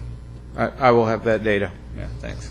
Maria, I just want to clarify for 2011, 2012, you're operating at for Auburn, North Auburn, Ophir, $359,000 deficit.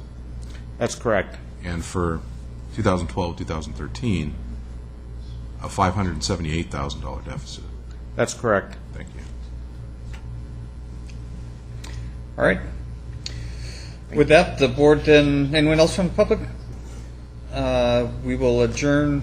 Joe, did you want to address the board? Sure.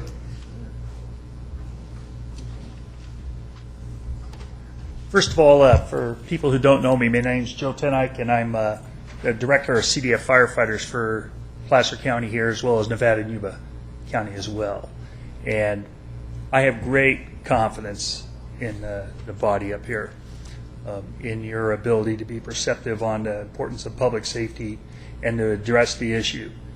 And importantly, after talking with several of you and others with the county staff, the need to break the paradigm, so to speak, on how to fund the fire department. You know, whether it's diverting away from the CSA concept that we currently do and look at doing it a whole different way, where it'll be a better integrated county fire service model that'll better serve the public. And one of my first chiefs that I worked for years ago, he's retired, long retired now, he shared with me that anything I do on an incident that makes the incident go better is the right thing to do. And I've always taken that to heart.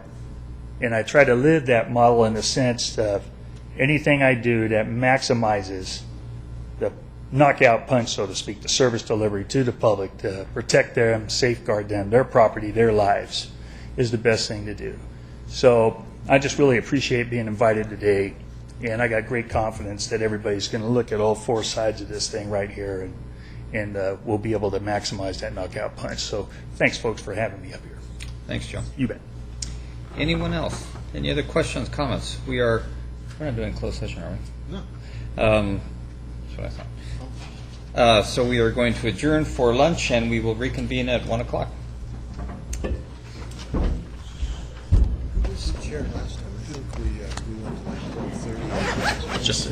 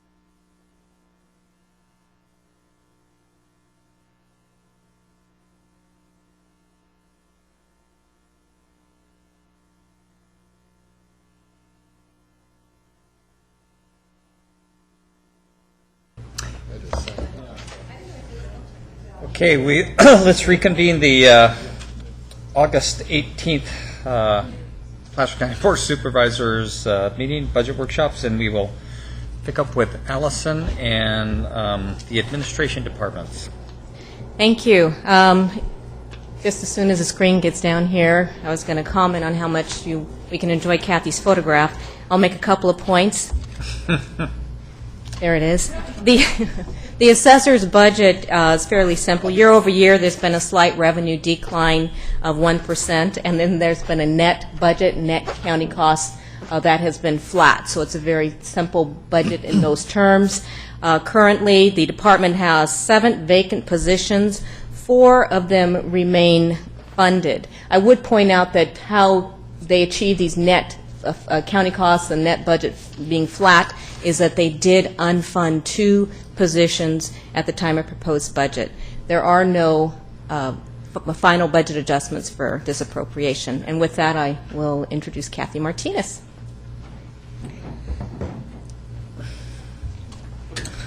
Good afternoon, Kathy. Good afternoon. Kathy Martinez, Auditor Controller, and I trust that you will all pardon me for being a little silly. I'm still basking in the glow of a recent Disneyland trip with my grandkids. Had a great time. And I don't want you to think that I'm saying this is some kind of Mickey Mouse outfit. On the other hand, I don't want you to think that I think this is the happiest place on earth either. So, with that said, you all know that we have gone through some very difficult budget years for the last several years, and I wanted to look for the positive in that. So the upside is that we have been forced to learn how to operate more efficiently with fewer staff. And I'm very proud to say that my office, the staff in my office, has worked really hard on streamlining and finding more efficient ways to do things, despite all the cutbacks we've had. Now, there is a downside as well, which I'll touch on in a little bit. But because of this forced efficiency, I've become a little bit sensitive about budget numbers that are thrown out related to my office. So having said that, I'd like to make a little bit of clarification on this slide. You'll see up here that it says that the revenues have increased 38%. They have. Half of that, approximately half of that, is related to assessment and tax collection fees, which is the charges which is what we charge entities for putting direct charges on the tax roll. So that increase in the revenue is directly related to an increase in workload in our office. The bulk of the remainder of the increase in the revenues is from operating transfers from the countywide systems fund. Now that fund is set up to fund various countywide technology projects. So this $176,000 increase in revenues in operating transfers represents the total amount budgeted for Acorn consulting costs, which are incurred by the auditor, personnel, IT, maybe on occasion CEO if they have something in the Acorn system that they want to upgrade. In the past, the costs and transfers were split between auditor's budget and personnel's budget. So when we decided to centralize all of it to make the accounting easier, those operating transfers, the revenues, got shown in the auditor's budget. Unfortunately, we also got the increase in the appropriation in our budget. So the point I'm trying to make is this shows that we have increased expenditures of 8%, but if you subtract out the increase in those offsetting those operating transfers, our appropriations have actually only increased less than 5%. So we have been working really, really hard to keep our costs down over the last few years. Now, on the downside, we currently have 7 vacancies. In a perfect world, that would be sufficient to operate the office effectively.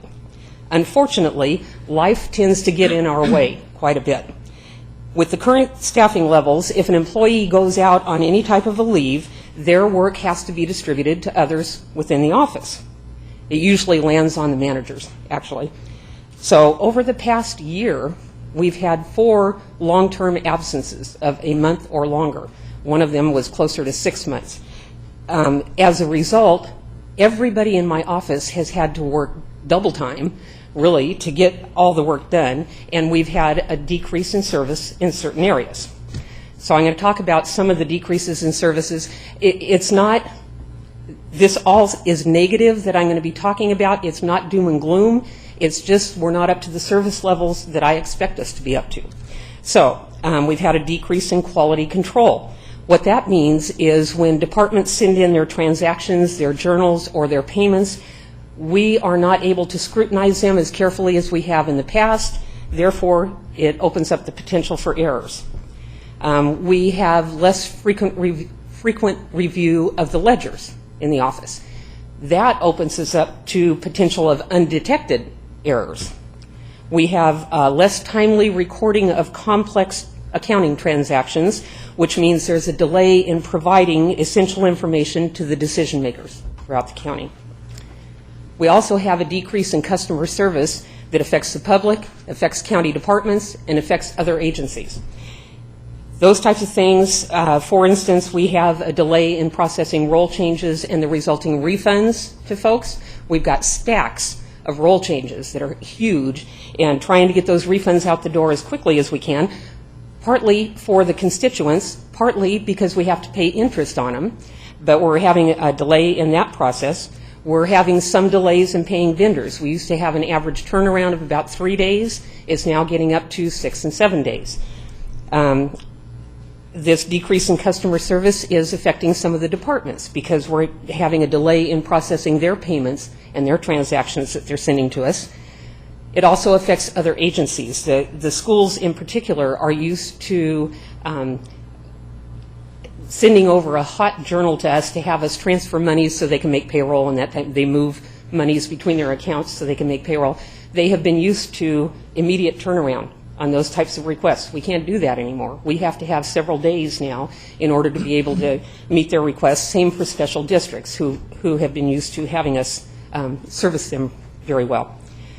Another thing, we are having to delay implementation of a number of cost savings initiatives. Right about the time the economy tanked, we were starting to look into an accounts payable credit card program so that we could pay our vendors via credit card.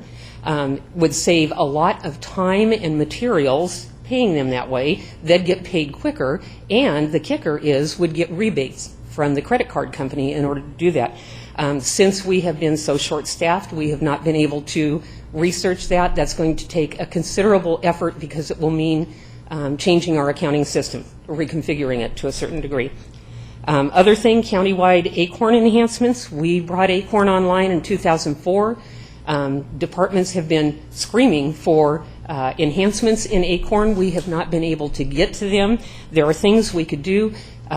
You folks don't deal with them too much, but every time an employee gets a new job, every time they change their address, every time they go out on sick leave, there's what's called a personnel action form. It has to be typed up, sent to personnel, has everybody sign it. We could do that automatically through the ACORN system if we had enough time and resources to concentrate on doing that. Other things like employees could fill out their W-4s online rather than doing it on paper, or they could request direct deposits, perhaps, online. So those kind of things we haven't been able to get to because we've been running to keep up with our daily workload. Another thing, which is near and dear to my heart, is we're doing fewer internal audits, and that represents an increased risk to the entire county. I'd like to read an excerpt from the Internal Audit magazine from August 2011. It says, KPMG International has just issued a report titled, Who is the Typical Fraudster?, which analyzed characteristics of frauds based on 348 cases investigated across 69 countries. The report compares statistical information to a similar survey conducted in 2007. Here are a couple of key points from that article. One significant finding is the huge increase from 49% in 2007 to 74% in 2011 in cases involving the exploitation of weak internal controls. The report attributes this growth to the difficult economic climate and tighter budgets that have forced many companies to cut costs in their control environments. Another enabler is management's growing failure to respond to fraud indicators and internal control lapses. Managers followed up on only 6% of fraud cases with red flags in the 2011 survey compared to 24% in 2007. So as the economy worsens, the less internal auditing you do, the greater the risk to the county. So as things stand today, our service levels are already being impacted. Unfortunately, there's a bunch of big stuff coming at us this next year. So I've listed a few of them up here. In my office, we provide payroll, accounting, and consultant services to about 15 special districts, different levels of services. Like the county, the districts are all negotiating with their labor forces. So in this past year, we've implemented benefit changes for 3 districts, which required setup, testing, and implementing those changes into the ACORN system. Sounds really easy when you're just ticking it off on your fingers. It's a fairly significant effort.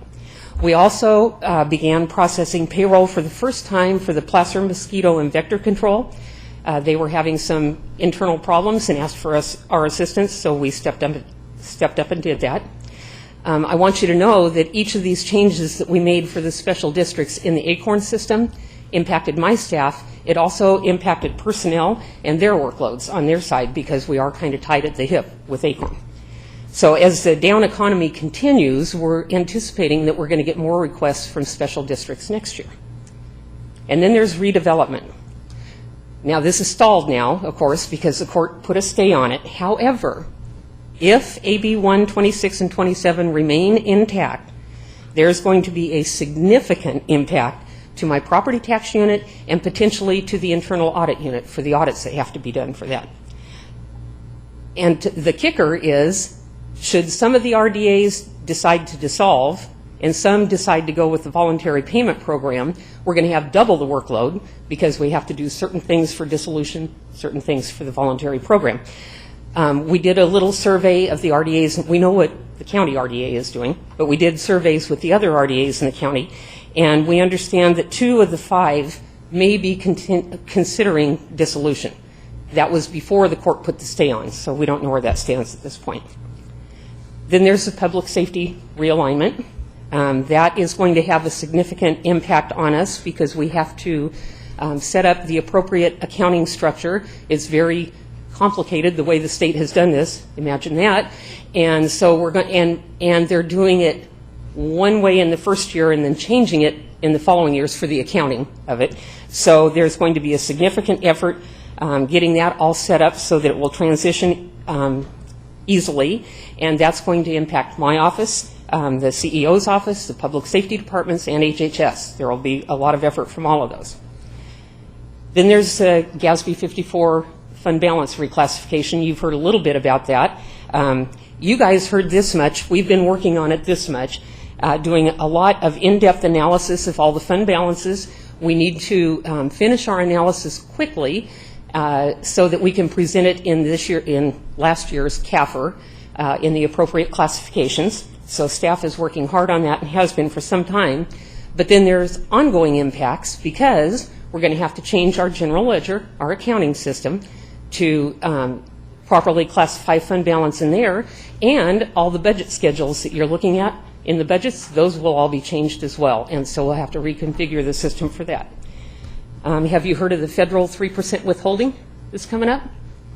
The feds have instituted a withholding requirement for vendors who you pay more than $10,000 as of January 2013. Our accounting system is not set up to do that. We're going to have to reconfigure the system, have to test it, and implement it. And it may very well take some additional dollars to, we don't know that yet, we haven't got that far down the road, but to get it reconfigured so to handle it. And it may have an impact on contracts throughout the county. And finally, succession planning. I've talked about this in prior years, how we really are trying to train people so that we can have them in place when long-term employees leave. As I mentioned earlier, we have 7 vacancies.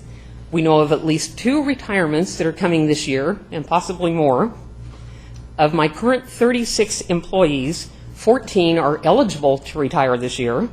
Of those 14, 7 are in key positions, And it's really essential that we be able to quickly fill key positions instead of having to wait for a long, long time. So I want to say that your board has been as generous to my department as you possibly could be. I understand that, and I really appreciate it. I'm not asking for any increase in funds. We don't need any more money. We don't need any more position allocations. I would ask, however, for the ability to recruit and eventually fill positions that I deem to be essential as quickly as possible so that we can ensure the continued efficient operation of the office. So with that, if you have any questions. Jack.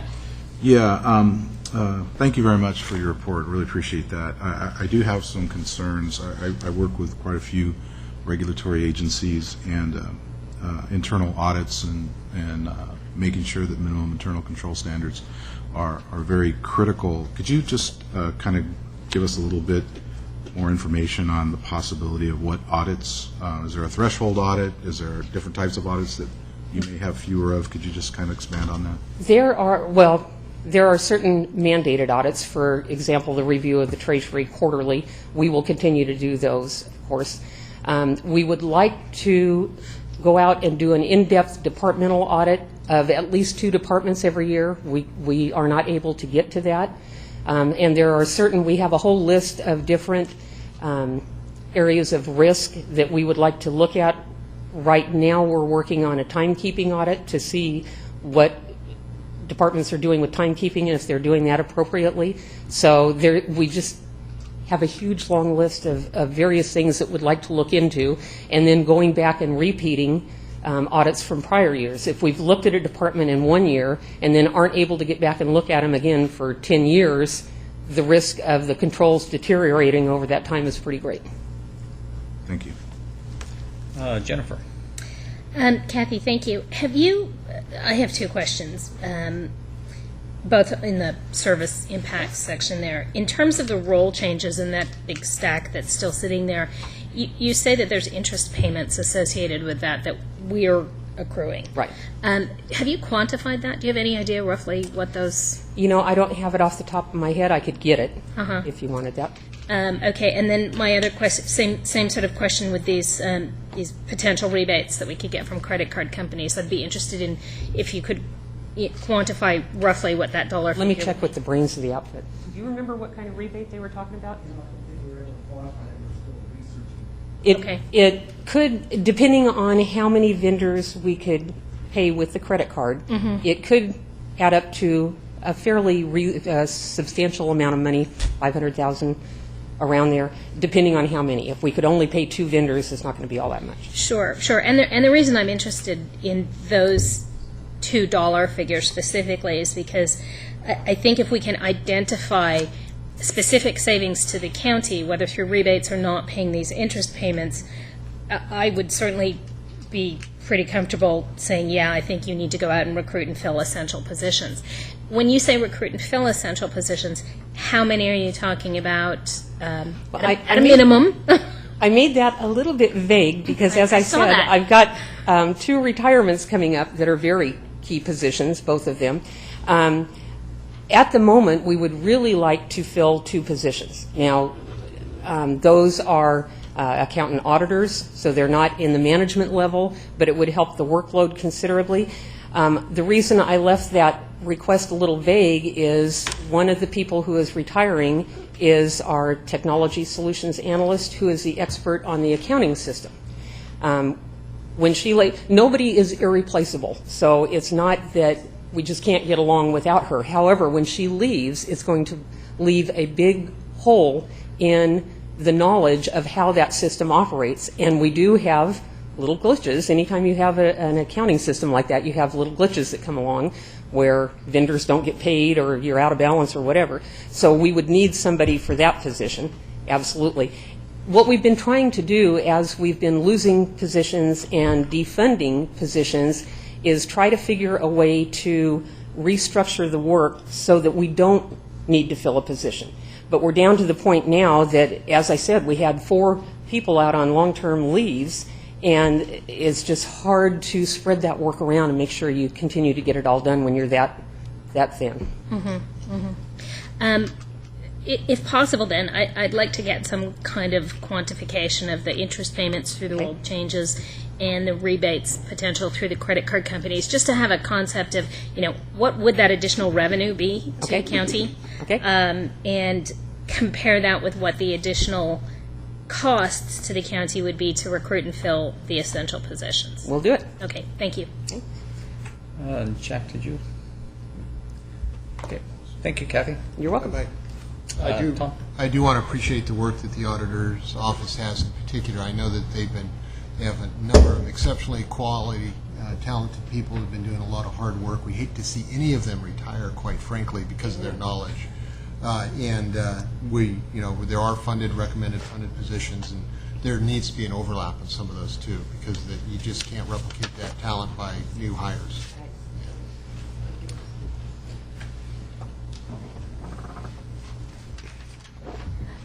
Next up is the Treasurer Tax Collector's budget. It's obvious, but I'll go ahead and state it anyway. This budget is structured such that, the fluctuations in the return on investments do fall to the net county cost line. So you do see that fluctuating quite a bit in this particular budget. Year over year, that net county cost is only an increase of about 1%, which is daylighting as a slight increase in return on investment, so to speak.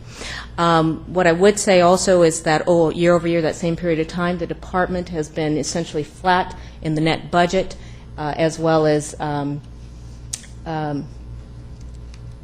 general revenues. The other thing that would be important to note is they do currently have 4 vacant and funded positions within the proposed budget. With the focus of the Empower program being on the commercial side of things year over year, the Empower piece of this budget is reduced 42%, and that has been also a reduction of the staffing levels for that particular function from 6 to 2.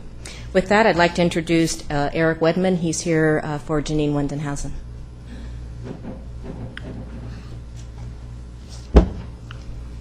Afternoon, Eric. Good afternoon, Chairman Wygant, members of the board.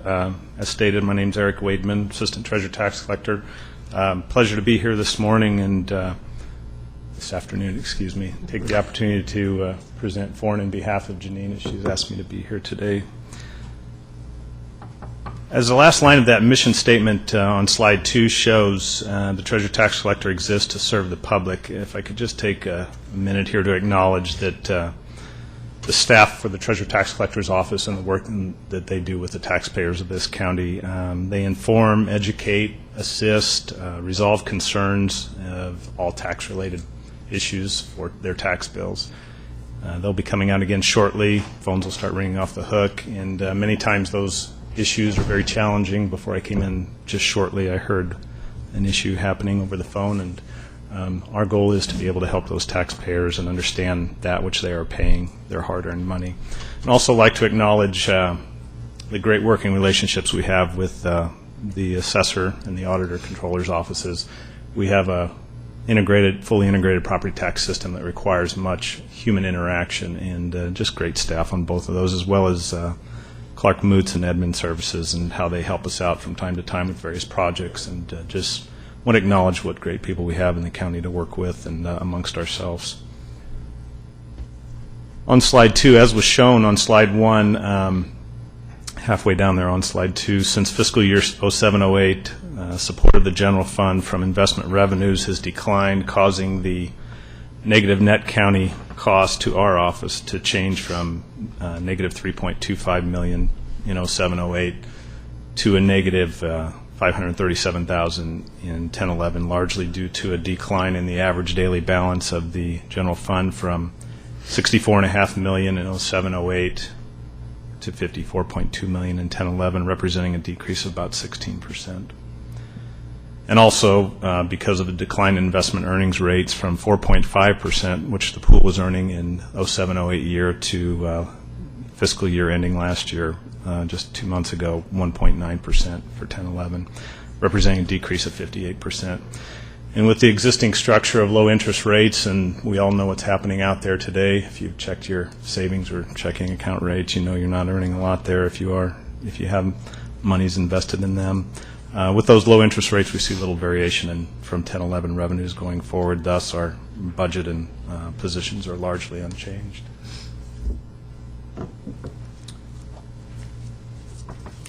In regards to service impacts, as stated, our foremost priority is, with those 4 unfunded positions, has been to minimize the impact on taxpayer services, bottom line, phone and counter work. Those don't stop as tax bills continue to roll out the door. But the following non-statutory efforts have been eliminated. We had to get together and figure out what are we going to do to be able to, with those 3 of those 4 positions were in the customer service area, phones and working at the counter, thus presenting the challenge of what are we going to do. We sat down, figured out what non-statutory items we can do away with. Listed there are various different notices of delinquent notices being sent out that are non-statutory, but which we traditionally had done for collection efforts, and to be able to increase those percentages of collections. By doing away with those, we continue to allow accounting staff who did not traditionally answer phones and go to the counter to work those phones, and by doing away with some of these notices, we actually lessened some of the phone calls. And our ability to continue to do the accounting that we need to do, those people can focus a little bit more on that, as well as they're still required to work, pull them off their normal work and work the phones. Plus, we've unfortunately had to reduce collections on our unsecured delinquent rates, our taxes, by having those people work the phones. They just don't have the time committed that they could do to unsecured collections, working the phones for that purpose. And thus, also, we traditionally, during tax times, when things get really busy, we pull in some retirees for extra help and allow them to just utilize their knowledge. They come right in, walk in the door, and they're just largely not available anymore. They've decided to really retire and not help us out anymore. Can't blame them there. So with that, I'd be happy to entertain any questions that you have, and in doing so, that would be the end of our presentation. Tom. I just want to mention there's a significant omission in your representation of the department, and that's how much the treasurer tax collector helps in the refinancing of debt and looking at different financing opportunities that the county has, and the securitization on tobacco. There's quite a bit of financial assistance that the treasurer tax collector provides, and I mean that tongue-in-cheek by the omission. I think it's you left out a very important positive thing about what the treasurer tax collector does, and we deeply appreciate it. The other thing, too, and it's an anomaly that maybe we won't do next year, I think, is Eric put over there, is the net county cost is significantly increased. Well, that's because the interest rate on earnings has gone down, and probably also as a result of how much is in the county pool. Things completely out of the control of the treasurer tax collector, and it looks as a negative number in this account, and is clearly not within the control. She does a great job investing, the department does, in terms of getting the best return on the dollar. So I would think in terms of future years, this should just be omitted from how we present the outcomes of the department. It looks great when interest rates are going up and there's a lot of money in the pool, but it really is not an indicator of the hard work that they do, and in this case it makes it look like there's a significant drain on the county somehow because of the workings of the department, and that is clearly not the case. So I just want to reinforce that has nothing to do with the perspective of how the department works. It does well in good and bad years, and this number really doesn't have a meaningful relationship to the amount of work that the department does all the time. Thank you, Tom. Appreciate it. Any other questions? Don't see any other questions or comments, so thanks, Eric. Thank you.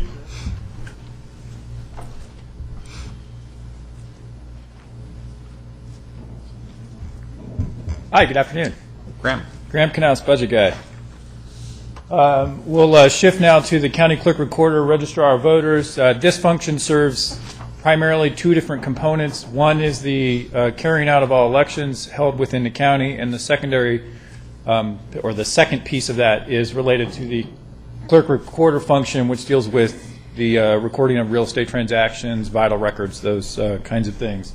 From a year-over-year perspective, the net budget decreases about $400,000 or 5%, which is a function of fixed assets related to automation-related fixed assets that were funded with trust funds.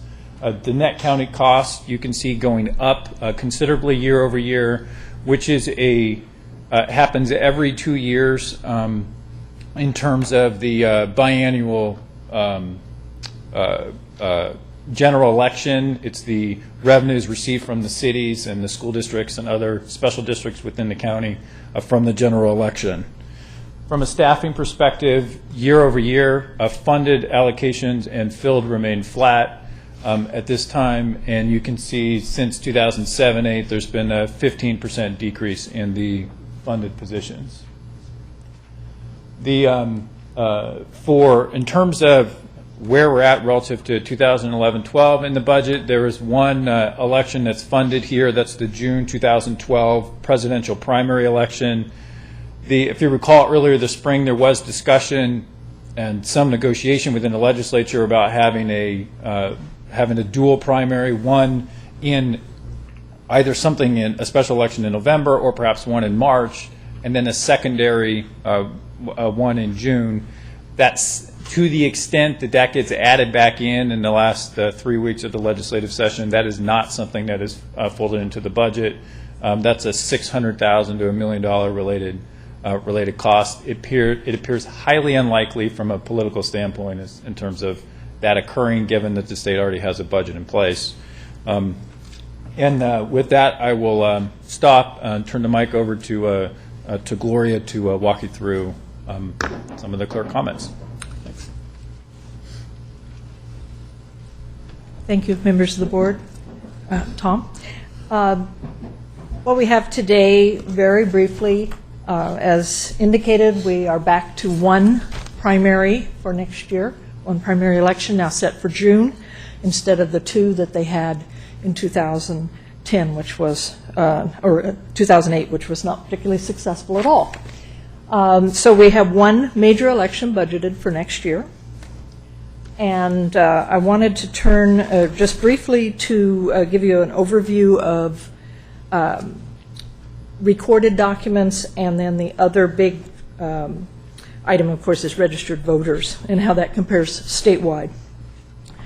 Our recorded document estimate for the current calendar year will be approximately 109,500. We had about 500 more than that for 2010. That's based on trends, although, so we expect it to be a little lower, but year to date through June, it was through July, it was actually up ever so slightly. So probably at best about flat. That workload drives the recorder's workload. It has the economic cycle or the land development type cycle. Real estate doesn't have as much impact in county clerk, which are your vital statistics functions and marriage licenses and so forth. Those tend to go on regardless of the overall economic cycle. Registered voters, as usual, we continue in terms of percentages to lead the state in terms of how many people we have. We continue to grow. We continue to get more registered voters. Since 2008, which was the last general election before last November's, we've increased almost 2% in the number of registered voters. And the state total is actually a decline of just under 0.1%. And our percentage of voters who choose to vote by mail, what we used to call absentees primarily, in our November 10 election was 59%. The statewide total is 48%. So we have a significantly higher percentage of people choosing to vote by mail. This issue is important, and we'll probably come back to your board as a policy issue too, because the governor has taken the position that they aren't going to reimburse for the cost of absentee voting anymore, or vote by mail, that they're going to take us back to the condition in terms of the law that existed prior, well, from the mid-'70s on, and the only people who could vote by absentee were people who were either sick, disabled, that couldn't get to the polls, or who knew they were going to be out of town on election day. In the 70s, they went to a permissive absentee. The great majority of people who vote by mail do so because they choose to do so. They want to do so in the convenience of their own home at their own time frame. And since the state will no longer be paying for that, there is a fiscal impact in the long range. But I think it's fair to say that the majority of voters prefer to vote that way today. We have not for some years now actually budgeted that revenue. If we receive it, we consider that's a plus. But if we don't receive it, we haven't built our budget around it, and we'd certainly recommend that we continue that approach, at least as long as the state is going to take the position that they will no longer fund that activity. The other very significant issue that is before you, as Graham alluded to, our position fill of 49 positions is flat. We had some people leave at the beginning of the last fiscal year, and we replaced some of those people, so that we really made no gains toward our goal, which was shared at the time, of having 55 filled positions out of the 65 allocated. And we felt that that met the workload needs with current demands, particularly on the recording side. So that was our goal, and when we raised fees last September, as was permitted by SB 676, to increase the recording fee for the first time since 1974, the money was expected that it would go toward filling the difference between 49 and 55 and provide that level of service to the public. We've not been able to achieve that, and we are very hopeful. We have additional position requests in for filling that we will get that much closer, if not to the 55. And keeping in mind that we too might experience additional retirements in the upcoming year, so that we certainly don't want to be going backwards. We want to get to that 55 level. And that brings, I think, to a very important reason why we do need positions. Also is, as I'm sure you're aware, in addition to your own supervisorial redistricting, which is in process, the State Commission has completed their work on the redrafting of the congressional, state Senate, and assembly lines. They have adopted them. They are final. They certainly may be subject, all or parts, to court challenges, but for this point in time, they are done. And they are quite different. I'm sure you've taken looks at them, and they're different than they were before. And they will clearly impact the redrafting of precincts. We are required, now that those are completed, to make sure that precinct lines, of course, conform with the new district lines and with any other special districts, such as PCWA. We know how that one would be affected, but any other districts that elect by ward or trustee area, they too are in a process of redistricting as needed. So we'll take that in addition to the supervisorial districts when that is finalized. And in the relatively short period of time between today and the beginning of candidate filing for the June federal and state local races, which is about 125 days in advance of that, we have really less than 6 months, and the clock is ticking, to complete that work. And we will be bringing back specific proposal to get the right kind of staffing mix to have us do that. It isn't just a matter of, turning on the computer and it's done for you. After you've got to make sure that all the boundary lines have been correctly imported and are correctly represented, then you have to look at what you have, figure out all the unique combinations that we might refer to as ballot styles, all the unique stacking of jurisdictions, making sure that each voter is in the right place, in the right to vote for the people that they're entitled to vote for in both the June 2012 and future elections for the next 10 years. And then renumber, redraw, divide, and as needed to meet the legal requirements for precincts. So that is a lot of work to accomplish. As you no doubt know, the State Commission adopted the final maps on Monday. We had a call that same day from a citizen who wanted to know when we'd have, it drawn for them so that they could evaluate where they were. The expectation, I think, with today's technology is that it happens just like that. But it is a big task. We haven't done this type of task for 10 years. We have different technology today than we had then. We have, if I may say so, more complex mapping than I think we had the last time around in terms of how that will all interrelate. And it will be a big task, and it isn't one that current staffing, we would obviously not staff up once for 10 years. We have a big job to do in these next less than 6 months, and we will be coming back to your board to, specifically to address what we will need to have to finish that task as it's required that we do.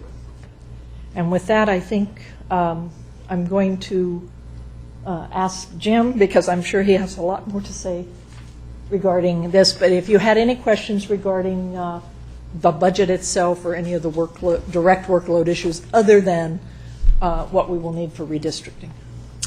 Any questions, Jennifer? I just want to make sure I understand, Gloria. So what's in the current budget proposal in front of us does not include the costs for the redistricting? It does not, but we don't, I don't believe, in part because we do have some vacant positions, that we will need to necessarily augment dollars, but we will need to come back and say, okay, we need another GIS tech or a cadastral technician, someone to help with the mapping. We might need a general staff person of some sort. And those would probably be a combination of potentially taking a vacant position, and maybe that one's going to be permanent, and maybe this one will be a shared position or an extra help or whatever. It's also possible, keeping in mind that all of the new legislative and congressional maps came out of the State Commission, we might even be talking about some contract assistance, since those people have all those maps and know how they were all created. But we will come back shortly with that specific proposal now that it's here, and your part is coming to us very shortly as well. Okay, and then a second question I had is, and I don't know if this is something that Jim's going to address or if this is a question to go to you, but looking back on the July 27, 2010 request that this board took action on, it said under fiscal impact that it was expected to result in an increase of $426,180 in fiscal year 10-11. Do we have an actual? I do. I'm going to refer to our senior administrative officer to give you that exact number, but I believe it was actually up over 600,000 at last count. 550,000. Okay. And so then, based on that, did you revise your estimates for 11-12 and 12-13? They were based on what we had been collecting. Okay. And do you know that figure offhand? I believe that is what we've included. It's going to be very close. Okay. Thank you. Thanks, Lauren. Good afternoon, Jim. Good afternoon. Excuse me sitting, but when you're 63, you get a little bit tired.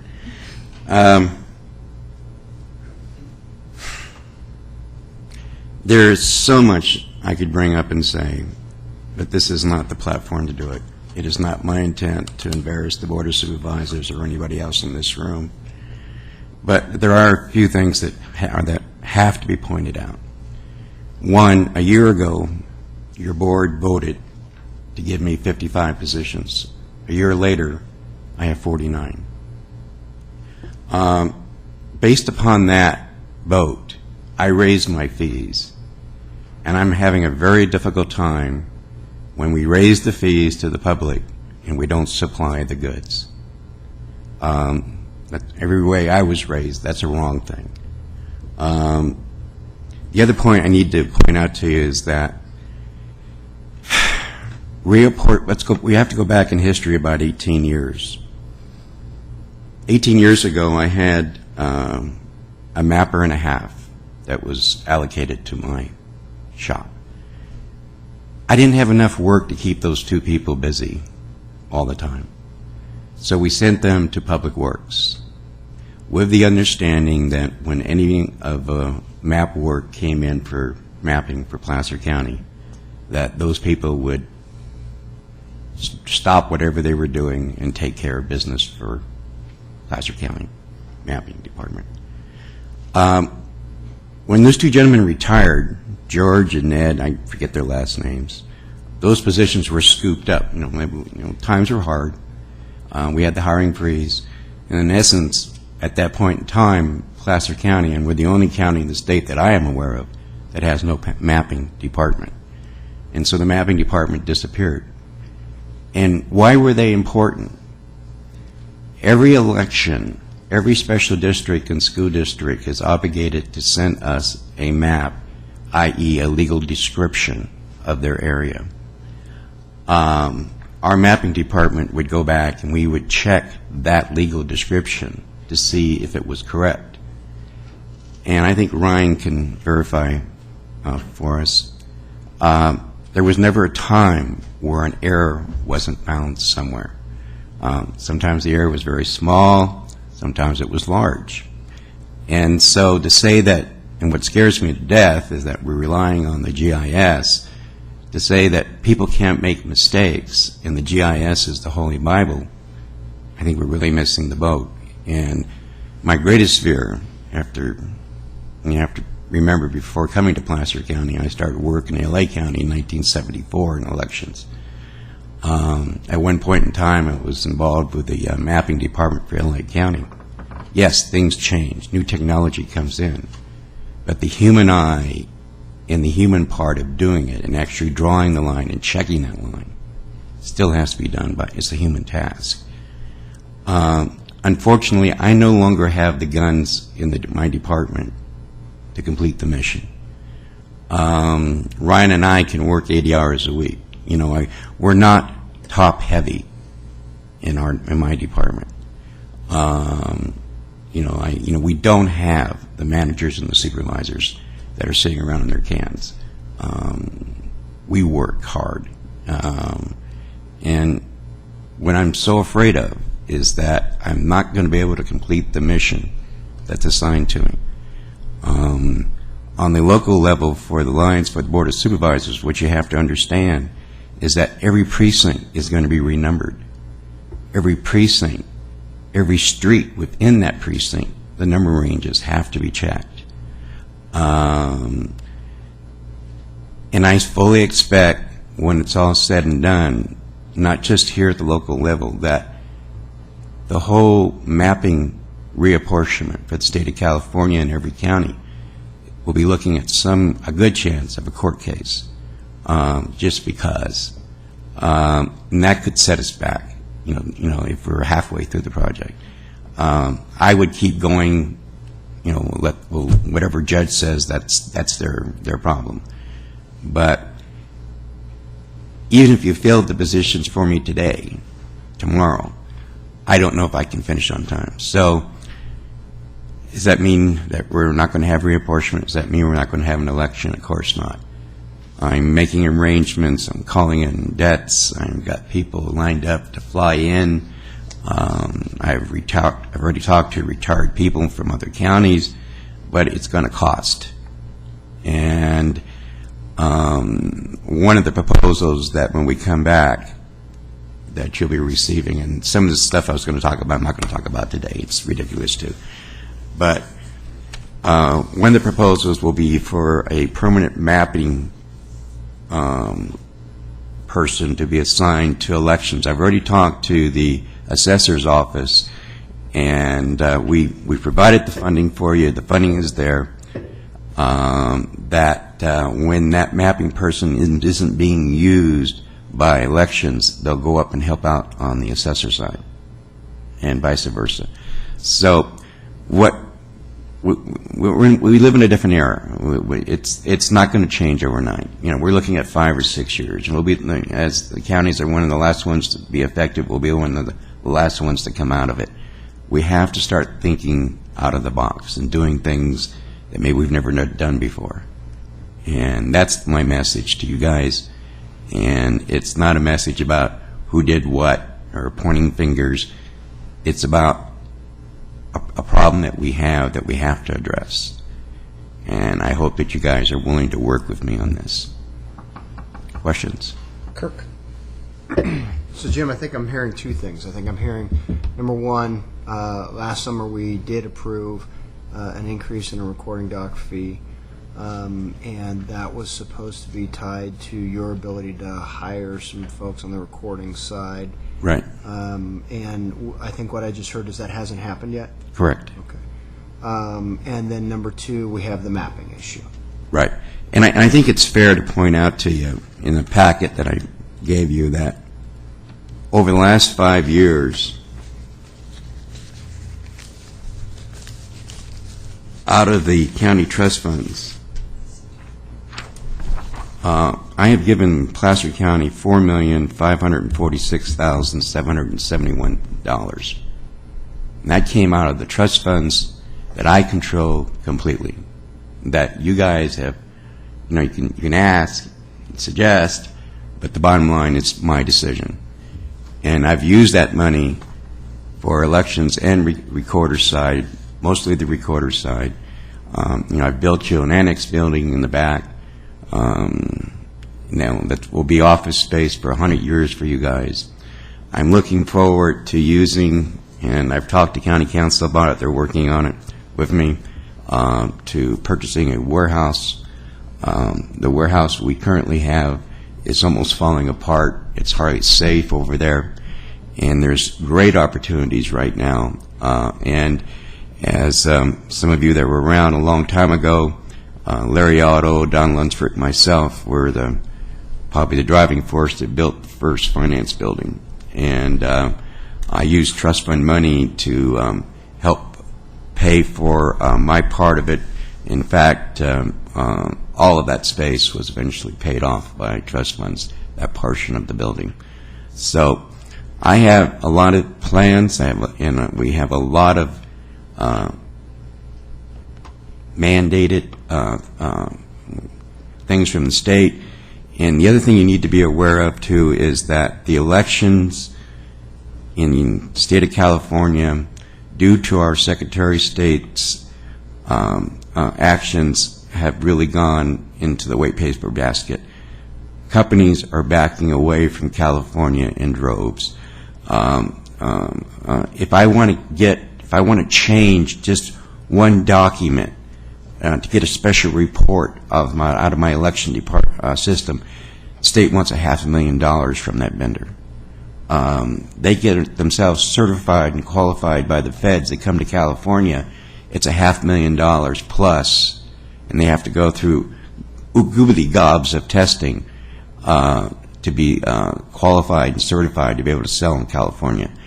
And it's getting to the point where what you're going to see happen in Placer County is, number one, we have the touchscreens, which is that TX machine. The feds gave us $2.2 million. Last major election, I received zero votes were cast upon them. What I plan to do now, I stopped the training of the board workers on that system, and I've now created super rovers who bring up those touchscreens in the morning themselves.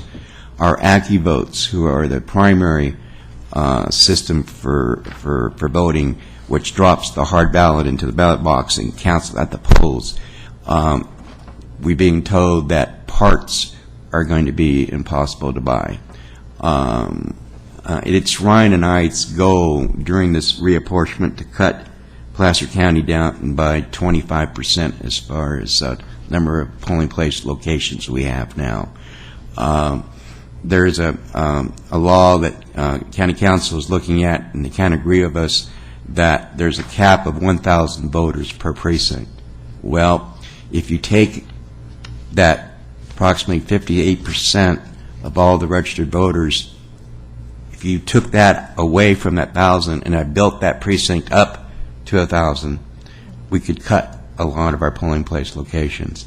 The other major problem in elections that we're going to be facing, Santa Cruz went through a very hard time with the Attorney General's office, is the ADA requirement that all polling places be ADA required. And they don't care if a voter has to travel 10 miles to vote as long as that polling place is ADA. So now, in my thinking, when we do reapportionment, that comes into play. I can't expose us to the point where some of the stuff, like maybe, Jennifer, up in your district, I couldn't find one if my life depended upon it. But there are some locations that we're going to have to use that maybe some of the schools you think would be fine, well, they're not, with strict requirements that the Attorney General's Office of California is starting to put down upon us. So there are going to be a lot of different issues that I'll be coming back that we're going to be talking about. I'm going to rely heavily on county council and some of this stuff. So there's a lot of things that are going to come forth in the next year. Jennifer. I'm sorry, Kirk. No, if I may just finish so excuse me, again, just last year we did vote to increase the fee. Yes. You don't have the position yet. No. Where are we in that process? There's some requests out there. Perhaps Gloria could speak of that better than I. We have several different requests for different position fills, and they are in process being reviewed. We have some where there are current lists that as soon as we get approval, we can actually interview people and hopefully hire some. So we're in a waiting position. We will be probably changing one of them to fit with the revised mapping plan, but essentially I think everything that we can submit is in, and we hope to move on filling them as soon as we have approvals to do so. All right. Then Graham, you introduced all this one? Yeah. Make sure that we make a note for tomorrow afternoon, if you would, please, that we discuss that, because I recall our board voting to increase that fee, and I recall in the staff report it being tied to an increase in service, and so I'm going to want to know where that is and why we increased the fee and we haven't increased the service. And then obviously this mapping function, though, it's largely an every 10-year thing, and then there's some modifications that have to be made based on other things throughout the decade.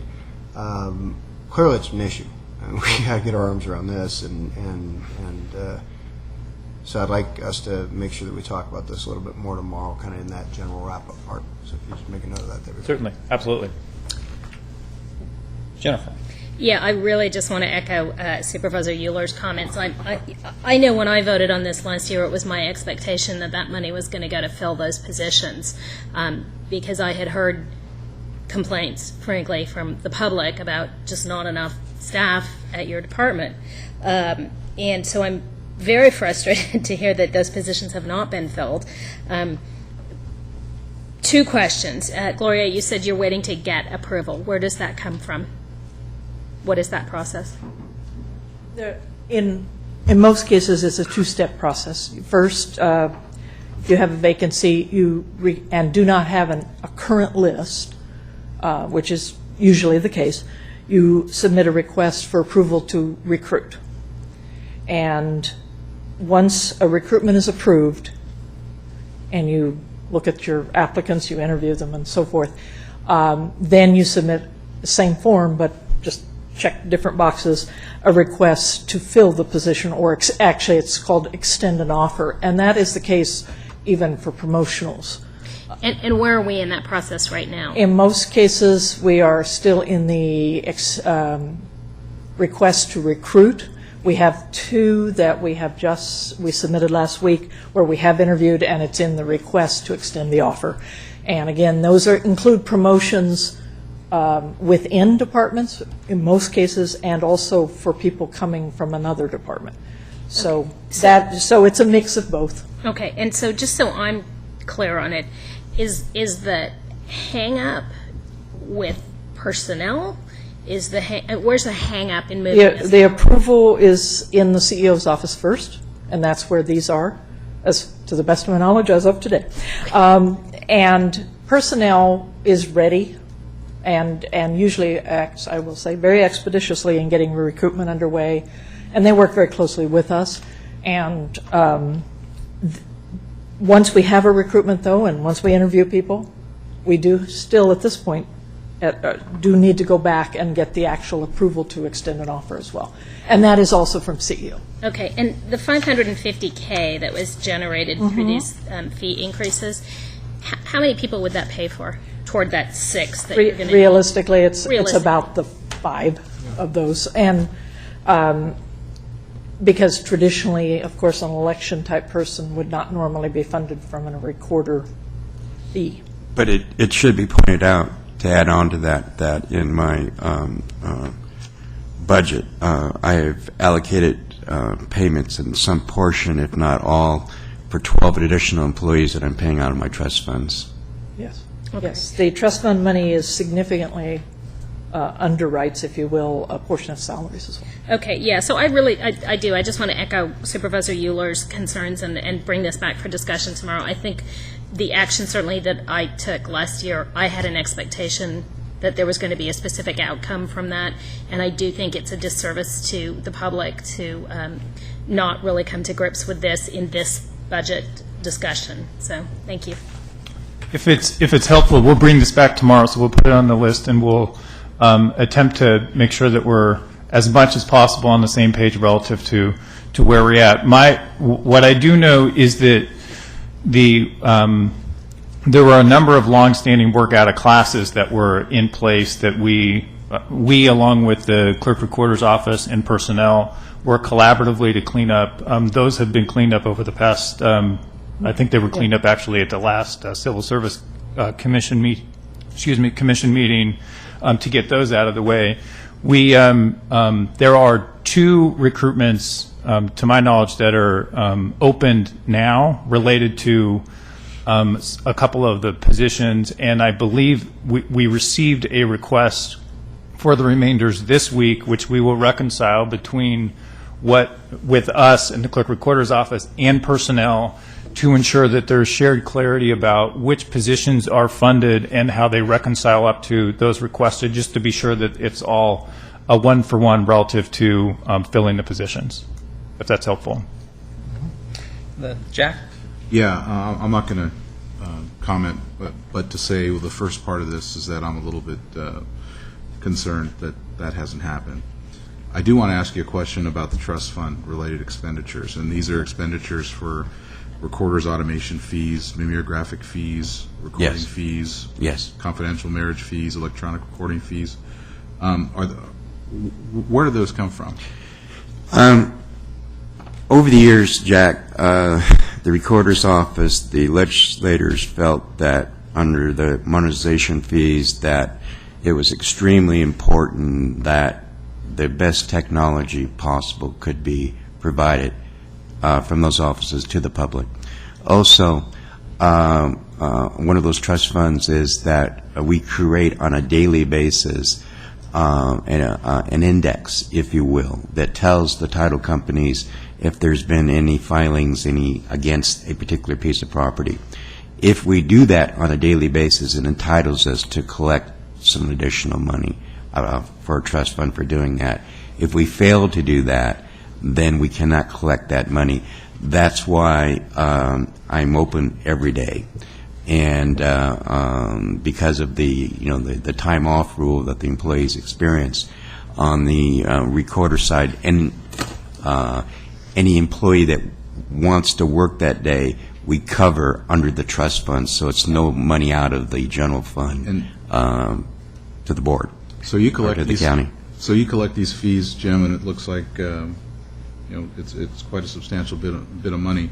Right. Now, do you have discretion to use those fees how you see fit once they're collected? Does that? It has to be recorder related in some fashion. Now, what I've done, Jack, is that when I first took over, there were several different classification of employees within my office. What I did was I made everyone one classification, recorder, election, technician, which allowed a lot of things to happen. One, cross-training for both the recorder and the election side. It gave me greater flexibility of the spending of the trust fund money. A lot of this came through different AG opinions from different county councils. There are 2 associations. There's an election association and a recorders association. And I'm going to be president of the Recorders Association next year. Congratulations. Thank you. And the first one from Placer County. Now, with regards to the specific transfer of the trust funds to the general fund, right? How did that occur? It's something that we do on an every year basis. I've agreed, depending on the circumstances, to pay in some cases full salaries, partial salaries of the employees. That's how I was able to accumulate staff even during the good years. As far as the building of the buildings, Contra Costa County kind of led the way of the actual construction. And then I did that, how many years ago for the financial building? Yeah, a lot of years ago. Former CEO Don Lunsford and Larry Otto, who's the building is named for, got together, and I was proposing to buy my own recorder building because when we were renting was not doing the job. And then rather than put out that money, I said, why don't we build a county building? And it kind of grew and grew and grew and grew. And that's how the finance building got built. Okay, so at the end of the day, from 06 to 2010, through this, these revenues, through these various fees, the general fund has benefited $4.5 million. Correct. And I still have money in my trust accounts. Thank you. See no other questions or comments? I just wanted to indicate that the 4.5 is in addition to the money that was contributed for building the annex behind our building. Thank you. And obviously, during wrap-up tomorrow, we'll have a detailed presentation as to some of the questions that were asked and discussion about all that. Great. Thanks.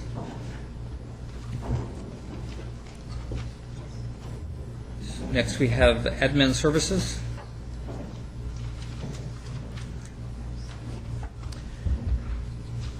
Hi, I'm Linda Oakman with the County Executive Office, and I'm here to introduce the Admin Services budget. The Admin Services Department has 3 budgets: Telecom, Central Services, and a General Fund budget. The General Fund budget contains 4 programs: Procurement, Revenue Services, Information Technology, and Administration. Since fiscal year 07-08, the General Fund cost has been reduced by 7%. And since 10-11, the cost has reduced by 35%. Now, that 35% is an anomaly. Last year, 10-11, we did put in $1 million into the general fund budget to set aside for computer replacements. And so it's a one-time cost for computer replacements across the county. That is not in this year's the 11-12 budget, and so that is why it appears that the budget has dropped by 35%. Without that anomaly, it would in fact have been a 3% increase, and that's to do with some of the charges out to other departments. Fill positions have been reduced by 3% since last year and 13% since fiscal year 07-08. And I will now turn it over to Clark Moots to talk about his department. Thank you. Good afternoon, Chairman Wygant, members of the board. Clark Moots, Director of Administrative Services. Administrative Services continues to absorb salary and benefit increases through not only staffing vacancies, but by creatively thinking outside the box on how we provide support and deliver core services to county departments. With staffing vacancy factors of 13% department-wide and an additional 6% vacancy factor due to long-term medical leaves of absence, this equates to a total of 19% overall, which makes for some very interesting dynamics at times. 2 of my divisions even have a current vacancy factor of 30% due to retirements over the past couple of years. But Administrative Services is still up to the challenges before us and will continue to seek opportunities to become more efficient in providing core services to county departments. As our county has continued to experience reduced funding and staffing levels, departments have become increasingly reliant upon innovative technical solutions to ensure they can provide sustainable delivery of services to our citizens. The Administrative Services Department remains committed to assisting our customer departments in these efforts. One example of a sustainable service delivery solution is the County IT HHS MIS Consolidation Plan, it's a mouthful I know, which your board approved on the August 9th board meeting. I believe that this consolidation plan provides an excellent opportunity to ensure that both HHS and Administrative Services can continue to focus on their respective core services and maximize revenues for the county. Your board's continued support of technology, including this consolidation plan, is one of the many reasons why Placer County has been successful in weathering this economic storm. In order to sustain the level of services that the county provides to our citizens, continued investment in technology innovation will remain an important consideration for your board. Administrative Services is also currently working with the County Executive Office and the County IT Steering Committee on finalizing an updated information technology strategic plan, which I have here in draft form, which includes a multi-year IT initiative funding strategy. This plan will serve as a cornerstone for the continued enhancement and streamlining of county government services through the use of information technology. Currently, it is anticipated that we will be presenting a proposed draft plan to for your board's review and approval in the later fall timeframe. Administrative Services has also continued to make significant progress on the countywide interoperable radio network project. The Iron Mine radio tower has been completed, and work is underway to complete the South Placer Adult Correctional Facility tower in the next several months.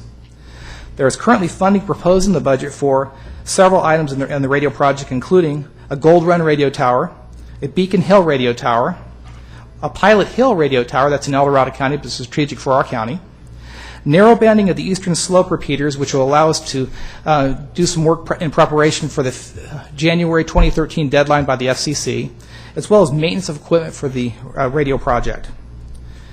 Telecommunications continues to push forward to complete these projects in spite of significant staffing and funding challenges.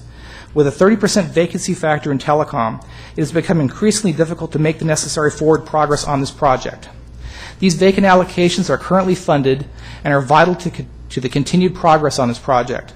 I am well aware of our county's hiring freeze and understand the economic challenges that we face in the times we're in.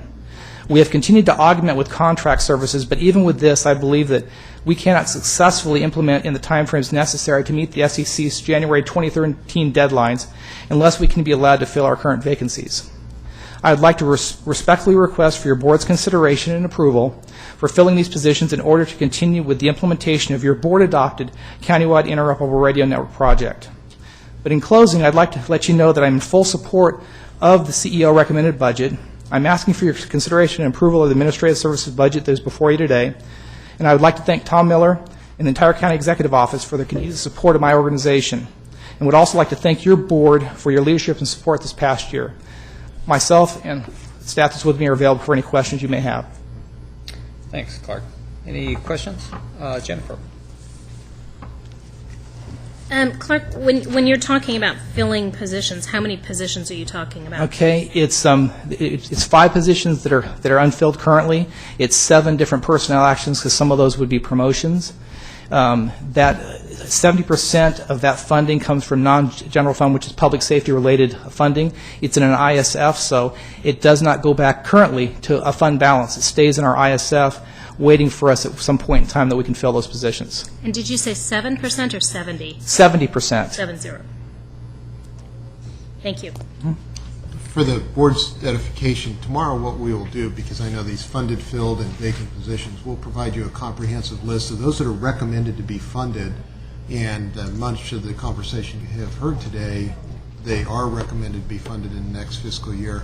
Plus, we'll bring back, especially the last item, exactly what the detail has been about the recruitment request and those kind of things. So you'll have clear and complete information to take a look at tomorrow.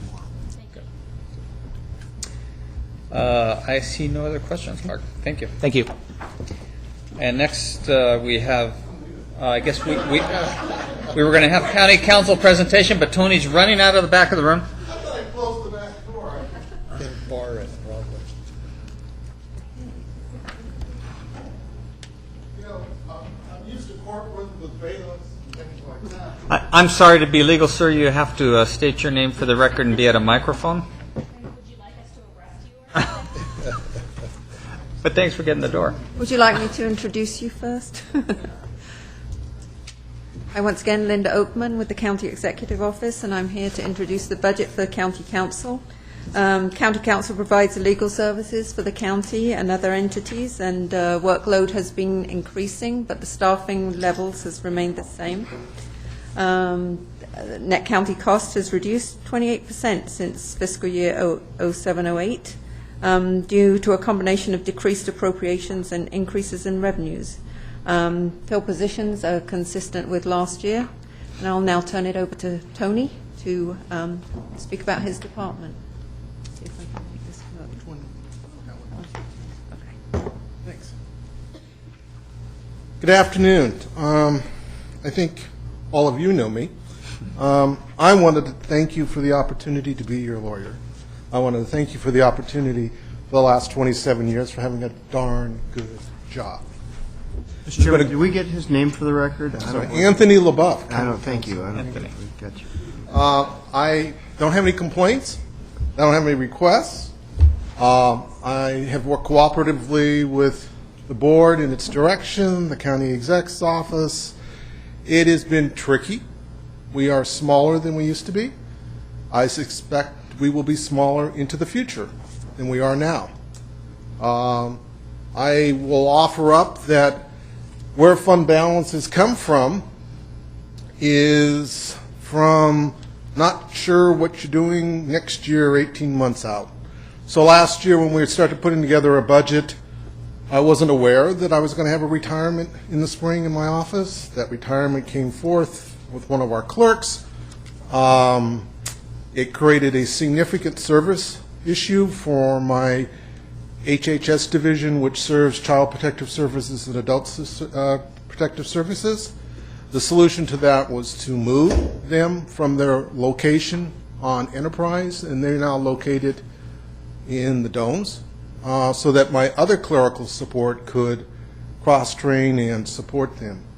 You still see that position in the 23 people that are funded and allocated, but I would strongly suspect, unless it really works out worse than I expect, but we have enough of a track record this summer, I think it's going to work, that by the end of the year there'll be a fund balance from that position because it won't ever get filled. I don't need to fill it. I don't anticipate filling it. I can tell you that the office is aging out, particularly at the top. Jim's 63. I'm not there till January, but I am moving on in time. So in the future, there's going to be some transitions for the office. When exactly, I don't know, but I have planned for a long time, looking at actuarial tables, that any given day I would not get out of bed. And so I have excellent staff. You know, Mr. Cardin's been very successful in being my chief deputy, Scott Finley, Valerie Flood, and Martha Coons. So we are prepared for the future. We're not going to have problems with transitions, in my opinion. I don't plan to not get out of bed tomorrow. I'm in good health, and I'm happy to be working, and I like the job I have. It's been an interesting year from the county council's point of view. We have continued to see a decline in service demands from CEDRA. Not a surprise. A slight shift in how CEQA litigation is handled in our office. Historically, we were partnering up with defending permits that were approved primarily by the private sector. The private sector is not all that active. So our last big CEQA litigation was the Forest Hill Community Plan. I think if you go forward, you're going to see our biomass program, which probably is more than a year out, but will be one of those ones with the county again stands alone if there is a challenge, and I think there's still significant voices out there about that. Fortunately, we have several major pieces of CEQA litigation pending, but they're kind of in stasis. One was one at the trial court level, the Vineyards Project, and it's sort of been in stasis at the Court of Appeals for a long time. The rest of our litigation, we settled a major piece of litigation that's consumed a lot of our energy and time. The nature of lawsuits is you get rid of one and tomorrow another one comes in. So we continue to backfill. I have not referred out or asked the board to refer out cases for a long time. We are learning a lot more about a lot of different things than we didn't used to do. We do a lot more labor work. We do some PERB work now because suddenly we realize as a charter county we're supposed to be before PERB. And you know, we probably will be doing more contract work than we 10, 15 years ago used to do. Child support and adult systems of care continues to be busy. It is a silent, unseen portion of my office, but it's one, I think, the most important thing we do. And secondly, it is the most active litigation portion of my office. The people that do that work are in court, if not daily, multiple times a week, sometimes multiple times a day, on many, many cases. Child Protective Services is very busy in this county protecting people. I think when you talk about public safety, you have to remember that there are those among us who can't protect themselves, both children and adults, and that the Health and Human Services leads the way and where they're actively supporting them. It seems to be leveling off but not curtailing. I think you will probably hear from the assessor at some point. The Assessment Appeals Board is just ramped up, amazingly so in the last 2 years. You know, we are only a portion of that business, but we are an active portion. Brian Wirtz, my office, is actively assisting the assessor in the defense of those appeals before the Assessment Appeals Board. The general work has moved, like I said, away from land development. It's picked up a little bit in other places.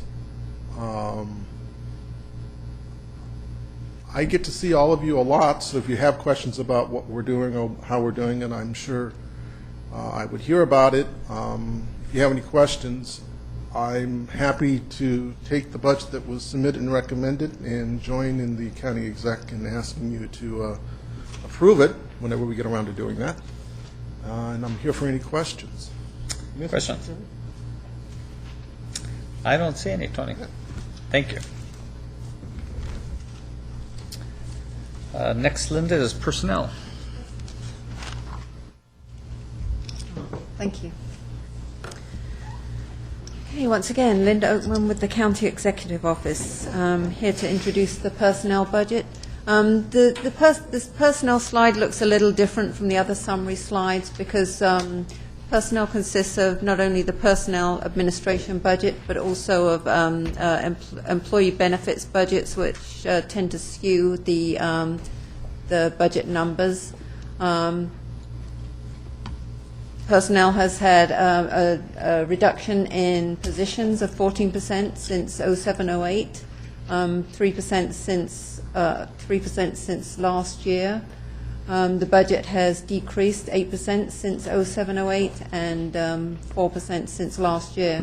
The employee benefits budgets have increased due to increases in health insurance and retiree health, dental and unemployment insurance have also gone up, but it's been a smaller increase. The very large increase in the net budget for 10-11 and 11-12 also includes $1 million that was set aside for upfront OPEB, and for there's an OPEB charge when we get the final actuarial report. Probably sometime this month, we'll know what the actual OPEB arc is, because the CERBT reduced the investment rate of return. We did not have sufficient money set aside in the original budget to originally. So we put a placeholder in this budget to be prepared for whatever comes of the final actuarial report. And we also have put money in there for the retiree health set aside. As you know, there's was some discussion about whether the way that we were doing things, whether that money was taxable or not. So on retirement, and so we set money aside to fund that. And so the employee benefits budget has been impacted in the last 2 years by those two things, and so otherwise it would not have increased quite so dramatically. So anyway, I will step aside and turn the podium over to Nancy.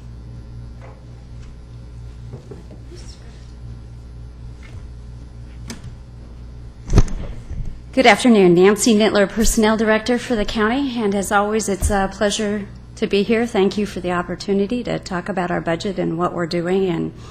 And maybe some advice for Tony is that, you know, it's real easy to leap out of bed in the morning if you haven't gone to sleep all night, and there are a few things to worry about for the future, but we'll get into those, I think, in a moment. But thank you to Linda, and we had the opportunity to work with Allison this year on our budgets, and I do appreciate all the support from your board and the CEO's office. So Having said that, let's dive in a little bit to the information we have on our single slide this year. We condensed it to one. We have had a staff decrease of 14%, which aligns with what you heard all morning from Graham relative to the countywide drop since 07-08. We have survived much of that, as you've heard in past years from us, through the use of automation, taking anything that was clerical, technical in nature, and trying to automate that using our existing systems to, their full advantage. What does keep me up at night, you heard a lot about it the last budget workshop, and you're hearing about it a little bit today, and if I could just put it in context of my staff, 45% of my staff are eligible to retire this year. That includes my entire executive team sitting with me here today.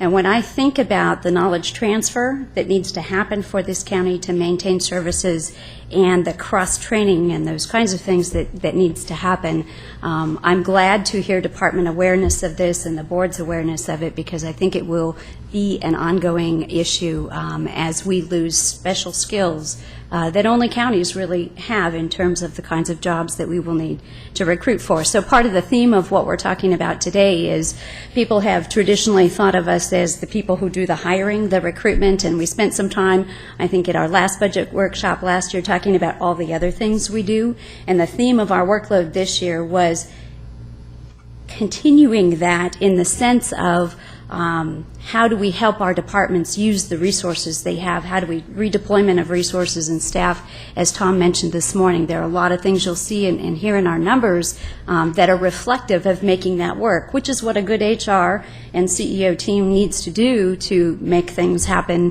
when your resources are reducing. So when you compare, and we were asked to look at last year to 07-08, we had 138 recruitments in 07-08 with 108 open and 30 promo. And that was a pretty typical split of driving or requesting, or at that point begging people to apply to come into the county, to where we are last year and the year before, where we're more of an even split between open and promo recruitments, roughly half, 64 and 9-10 and 78 and 10-11 in terms of the volume of recruitment. But as I mentioned last year, and it has continued to go on the upward trajectory, people are interested in working for local government and for the county. And as you know from the unemployment figures that Graham presented this morning, up to 11-something in our county, there's a demand for people wanting to work here. And so we've had, close to 6,000 applications coming through those recruitments. So where we might have gotten 30, 40, 50 per recruitment before, we're getting, 74 and higher, which doesn't sound like that big a difference, but when you contrast it, when you're not doing open recruitments very often, a bulk of your recruitments is internal, where your pool is already shrunk, that's a pretty significant number in terms of thinking about how the work flows through our office. And hearing what I'm hearing today, if we do head down the road of approving fills or doing more recruitments, we'll certainly need to talk about how we respond to that.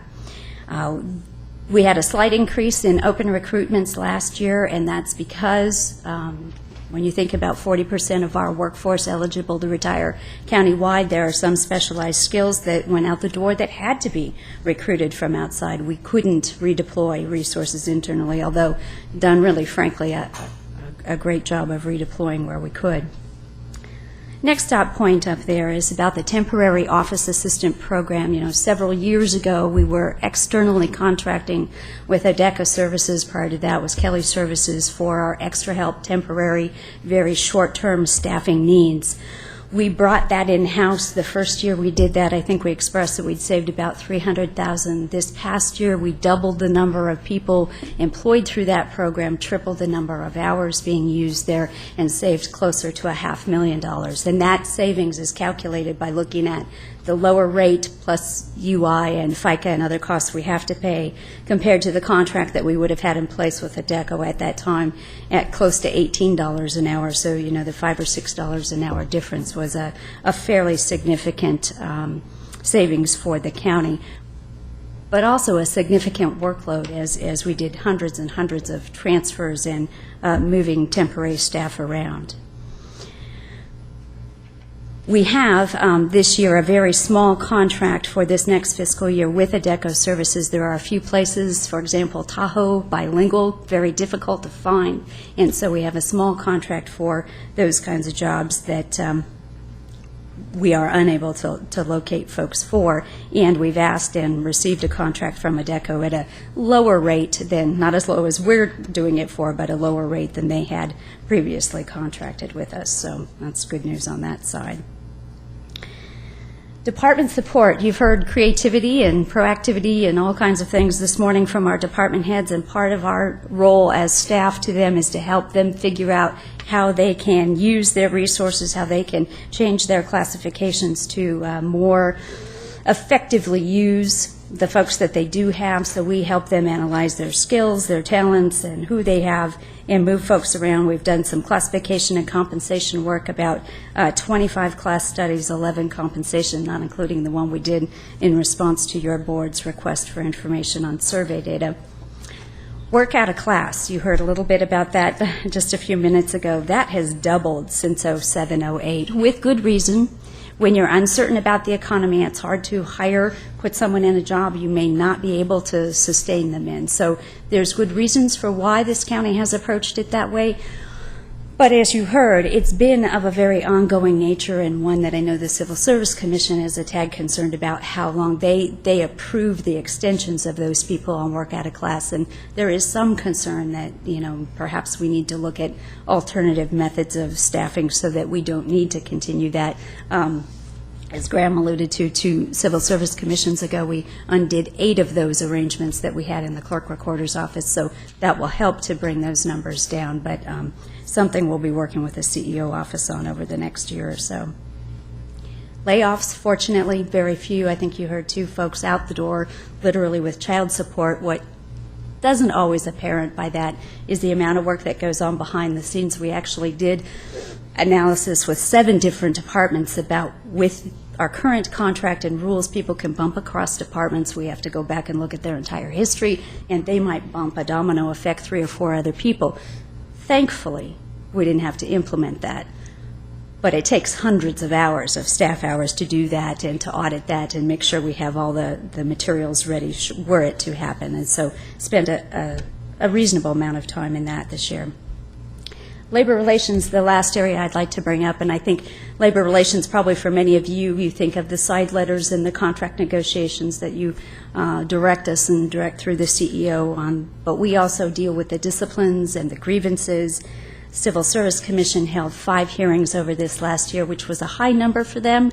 I'm not sure it's particularly indicative of anything. It was a workload, but that does go up and down from year to year. I think what's more indicative is the number of disciplines that didn't occur through our staff spending time coaching and counseling and helping to resolve things at the lowest possible level. We work with employee management through the performance evaluation.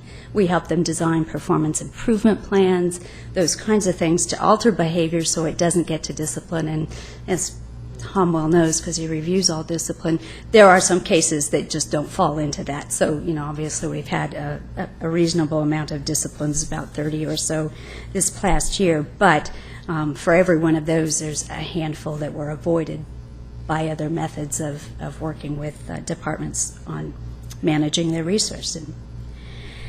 So, having said that, I guess the bottom line for us is that our workload has shifted dramatically, and I think it needs to shift even more in the sense that if we really do have nearly half of our staff eligible to retire, we're working on a deeper cross-training program. We've already started that. We're looking to reorganize our staff. We've kind of become specialized over the years. I think we maybe need to take a look at that and see, how can we manage what is inevitably an increasing workload at some point through recruitment or whatever, and maintain the skills and the service level that, frankly, is essential to us.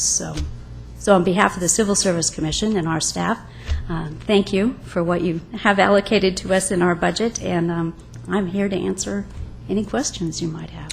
Questions? Jennifer, Tom? Yeah. Sorry, just hit my microphone. I had a question about the document that the Placer County Retired Deputy Sheriff's Association brought in this morning, and I know that Ann helped them with these numbers.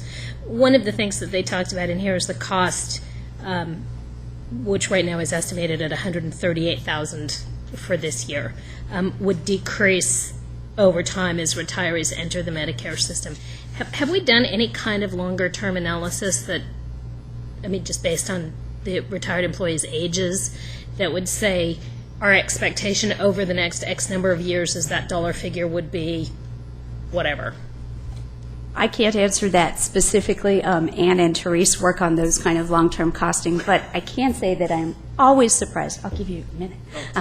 I'm always surprised when I look at the rates between Medicare supplement through PERS with the regular rates, that it isn't as dramatic of a decrease as I would hope or think it might be. So with that as a backdrop, let me turn it over to Ann, who can probably give you some more specifics there. Right, and that's actually exactly what I would need to see to have any idea about whether this is something that I would choose to support or not. So Ann, if you could address that.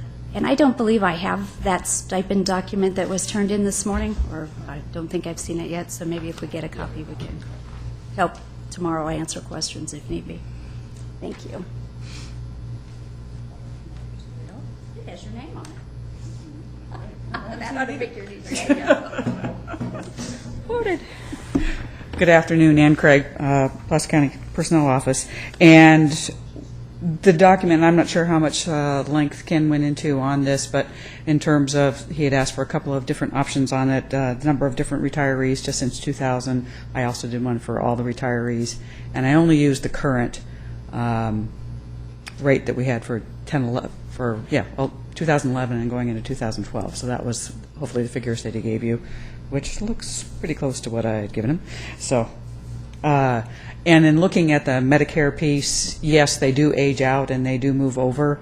The problem that you get is with Medicare, it changes from year to year on what the federal government's going to give as a base to the number of doctors and what those are going to be and how that's going to fluctuate in. We have had the good fortune to have the early retiree reassurance program that we've received some benefit back from for those folks that aren't in there but haven't hit the retiree age 65 for Medicare. Trending on where it's going to go is extremely difficult, especially now with healthcare reform, and we don't know where that's going to fall. On an average, you could probably, I mean, I can go back and I can look at the old numbers for Kaiser, where it used to be Kaiser was extremely inexpensive for a retiree on Medicare, and now it is because they were a managed Medicare plan, and managed Medicare pays at a different rate than the supplement does because Kaiser takes the responsibility for it. They basically insure to it. And then on the other side of the fence, you have the supplements to Medicare, and those folks with that work towards the piece of passing on and based on fee-for-service plan. So that's almost like having a crystal ball that I wish I knew I could have so that I could then pick the lottery numbers and look at retirement. But with the piece with the Medicare, it's gone up similar to what our basic rates have gone up over the years, probably slightly less, but it's still always gone up. So it sounds like what you're telling me is that it would be very difficult for you to calculate that number out into the future. I mean, I can do it based upon a figure that would give us, an average rate, what we've seen for the last few years on the Medicare rates, and use that figure to go forward. But I don't have all their ages in this spreadsheet, so it would be a matter of then trying to get everyone's ages to determine to go forward when they're going to be turning 65 to roll that in. Okay. So, I mean, we can do some type of forecasting for you. Okay, thank you. And I realized I have a note on there, so I need to grab that back from you, and I'll get you a copy. Tom. Just to add on to this piece and then back to Nancy's presentation. Actually, there's also an OPEB issue that's related to not only is it how much it's going to cost, won't get necessarily cheaper because of the way it relates to Medicare, but you'll have to go back and do your OPEB actuary and pay the increased rates due to having that part of the workforce And you need to be careful. Sac County ran into that problem of when they tried to say we're not doing it anymore, they'd already established the practice of doing that for their retirees. But so we'll try and get as best we can those answers for you tomorrow. But I do want to also expand upon what Nancy Schaub does, and she's got folks that I know, fortunately I get to work with almost every 2 weeks in labor contact, is that they spend an awful lot of time, all of them, in dealing with the legal background, the code background, and also coming up with cost consequences and analysis and alternatives in that. Nancy mentioned briefly the layoffs, only 3 this year, but I know they start off looking at the ramifications of 30 bouncing around the county. Also, we're instrumental in getting 2 or 3 of those people to interview for clerk of the recorder positions that was somehow forgotten in the mix earlier, talked about today. Relative to discipline, all the great work so there isn't discipline, that's kind of the big goal, is much appreciated, but nonetheless, on an understandable basis, completely justified if we could talk about it on individual cases. There's about 20 people who get terminated for cause on an annual basis, and their department personnel works very deeply with the individual departments to work that up. There's legal rights. There's with county counsel's office on what has to be done in those processes. It's very complicated, very time-consuming. They do an excellent job, as evidenced by you're not seeing people in Superior Court or not seeing PERB cases of the result of the Civil Service Commission, and the hard work that the Civil Service Commission does when they're called upon to adjudicate those kind of determinations. But it's a lot of work that this board never sees, thinking of it just a personnel department. Yeah, it's much, much more. So thank you. Thank you. Any other questions or comments? Thanks, Nancy. Okay. And last but not least, County Exec and Board of Supervisors Office. Oh, I thought the library was supposed to be in this. 3:15? Oh, okay. Okay, so I asked to have another slide added so it would be easier for me to talk about the CO budget. So I'll just introduce the numbers, I guess, and then turn it over to Holly.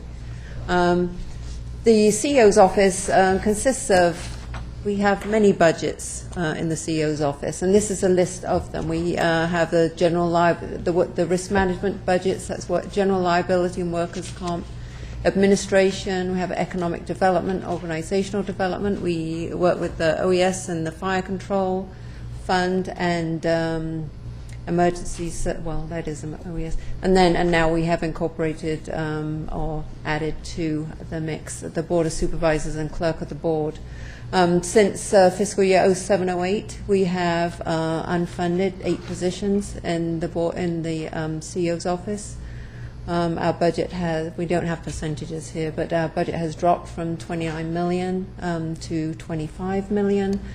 And actually that probably would be a further drop if it were not for the increase in the fire control fund. The increase for the 2 million in the fire control fund from the 7 million to the 9 is due to the increase in service in the Sunset West fire area when the casino built the hotel, and they are, the UAIC is actually paying for that increase in service. Apart from the operating budgets, we also, let me see. Oh, well, we also have non-department budgets, which we probably should talk about later. I'll turn it over to Holly now to talk about the department, and then we'll talk about non-department later. Good afternoon, Mr. Chairman, members of the board. I'll keep my comments brief here. You are all fairly aware of the work, the primary focus of the work that we do in the County Executive Office, including just the ongoing support and implementation of board priorities.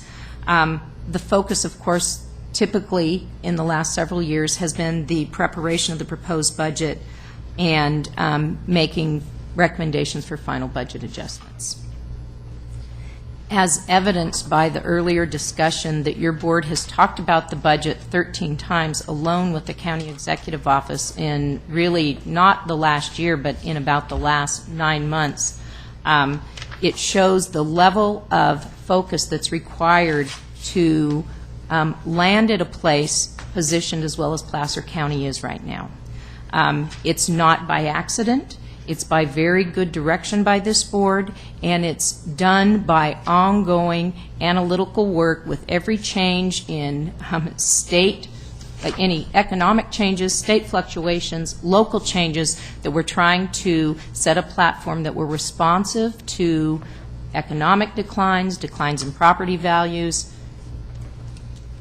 and the rest that you're well aware of. So I won't go into that. But what I do want to be clear about is our biggest challenge, and I do want to talk about challenges today, and it's obviously your biggest challenge as well, is balancing the service demands from departments and the ongoing demand for staffing, other types of resources, contracts, against which continues to be a declining revenue base. As much as our revenue's not declining as fast as it was, it's still declining.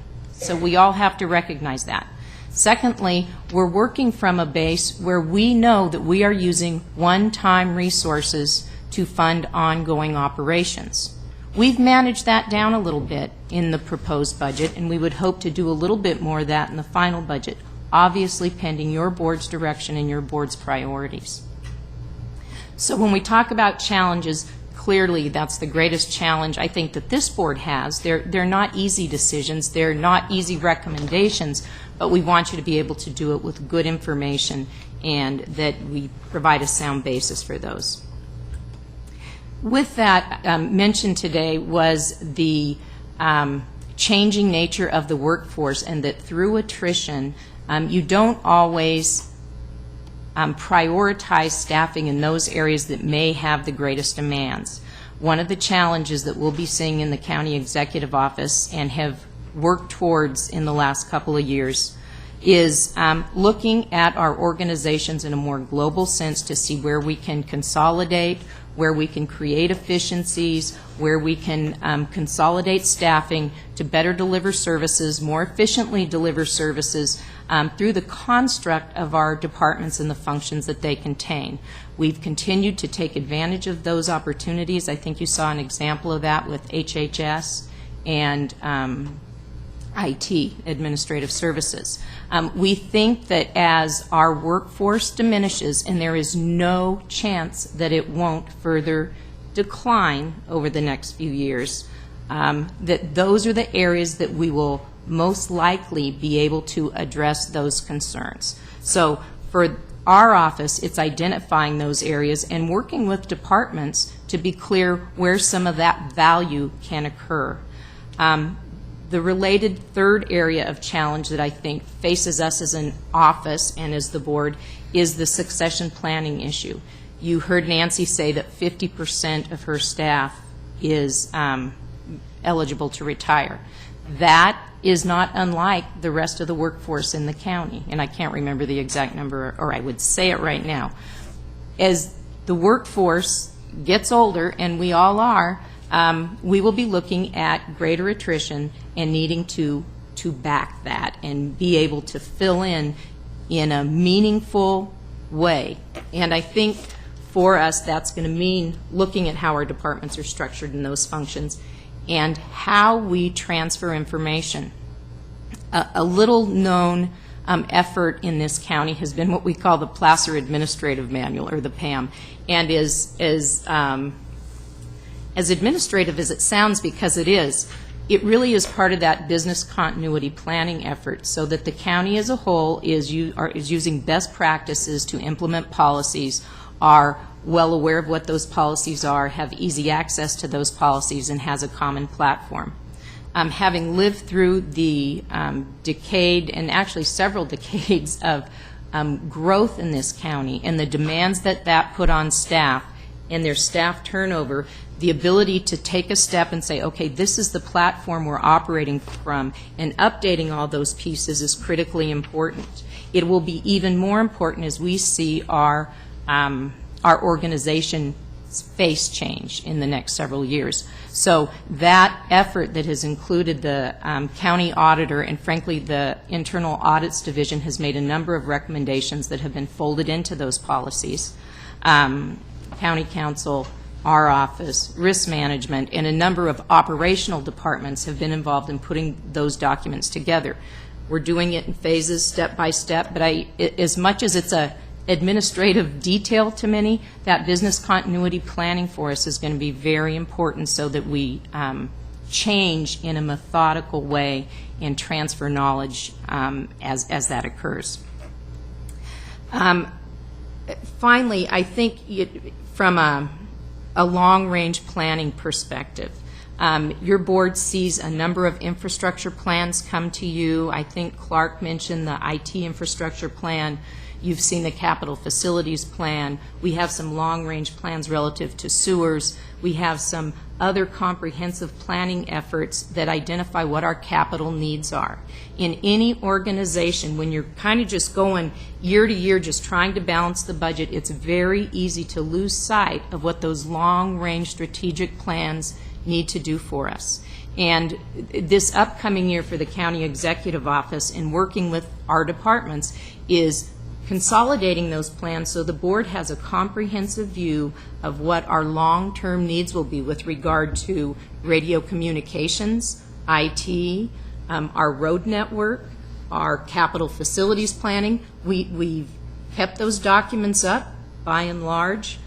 What we really need to do is consolidate those so the board can look at those and say, this is how we want to prioritize this, because I'm going to say it's dangerous to get too far behind in those strategic efforts. Even if you can't fund some of those every year like you'd like to, you want to know where those priorities are and where you're going to want to put those dollars. Obviously, those change over time, but it's important to have that consolidated long-range view.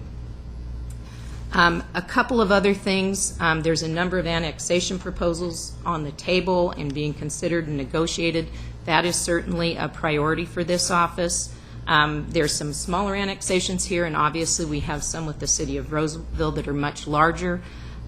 With regard to economic development, another division in our office, it's really looking at how we develop a sustainable workforce, create primary wage earner jobs so that that helps sustain the county. So when I look at the county priorities, they're really some short-term priorities that we need just to balance our budget each year and poise ourselves for the following year, and some of those long-range efforts that are going to be so critical to us as we move forward and, knock on Formica, come out of this economic malaise. So with that, I'm happy to entertain any questions or actually check with Tom and see if there's other things he would like to add here, or I'm happy to take any input or questions. Questions or comments? Jack? Yeah, Holly, you mentioned the use of one-time revenues for ongoing expenses. Are we talking, is this countywide? Is this specific to certain funds? Yeah, in several areas, yeah. Some are one-time revenues. For example, there are certain grant funds, ARA funds, for example, that we have supported limited staff with, I will say, that will likely go away, federal grants that will go away that are one-time or short-term resources. Fund balance, while 100% is not a one-time resource, it is largely a one-time resource. Our internal service funds, where we are continue to draw down on our reserves consistent with the state plan, those are not one-time resources, but we know they're short-term resources. We can't forever keep those department charges flat. So it occurs both in the operating funds as well as some of our proprietary funds and internal service funds. Was that the? I think so. Was that the answer to the question you asked? Any other questions or comments? Thanks. Thank you. Okay, with that then, we're due for a break, and we will return back at 3:15.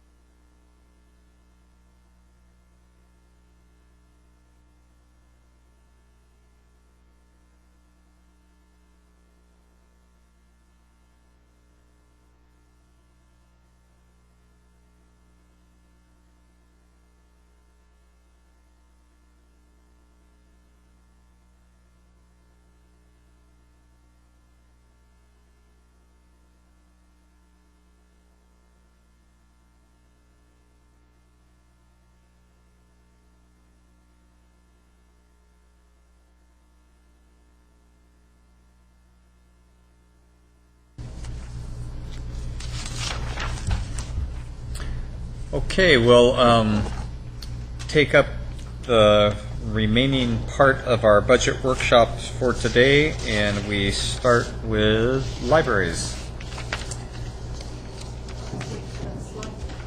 Hi, Linda. This is on. No. Okay, so Linda Oakman, once again, from the County Executive Office, here to introduce the library budget. The library, as we heard in April, the library has suffered revenue losses over the last few years. The property tax revenue has declined 8.5% since 07-08. They also have state funding that has gone away. It appears that in 11-12, in order to keep the same services as last year, that they will have to use some reserves to balance their budget. I will turn it over to Mary to talk to you more about her department. Thanks, Linda. Thanks, Linda. Good afternoon. Good afternoon. Thank you very much for having me. I'm Mary George, the Director of Library Services. Well, you can see that our budget slides paint a picture of loss for the library, not unlike the other departments. Our materials budget is down by 50% over the last 3 years, and it's been difficult to provide service after losing staff that you can't afford to replace. We're one of the departments that Nancy talked about using a lot of work out of class, and to balance our budget, we have unfunded many vacant positions. And yet, I'm here today to share with you this afternoon about the library's story of resilience and triumph. We've managed to thrive and move the library forward in these uncertain economic times. We've shown up, given our all, committed to excellence, and especially when the community needed us the most. Everything in our department is on the rise. Circulation is up. We circulated 1.3 million items this year. Our internet use is up, and people are visiting the library like never before. And this is a trend throughout California. And yet, we have managed to open one of the most awesome new libraries in the county, the Rockland Library, with cutting-edge technology. And we've continued to provide quality programming for adults, teens, and preschool children in 12 locations. It hasn't been easy, and my first budget process was pretty painful. And yet, here we are. Thank you so much for recognizing the importance of a free public library and for your continued support of the services we provide the Placer County community. And now I'd like to acknowledge my fans. I think I'm the only department with fans. I'd like you to meet and recognize members of the Friends of the Library and the Library Advisory Board for taking their time this afternoon to show their support for their library. Their continued generosity and support is truly an inspiration to me, and it shows the importance and the power of a community library. So if you guys would stand and show the board.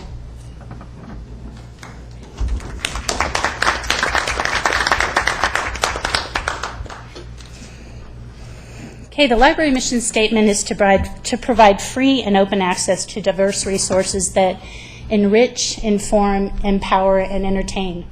So how do we enrich the community's lives this year? We added electronic books, e-books, and downloadable audiobooks to our website.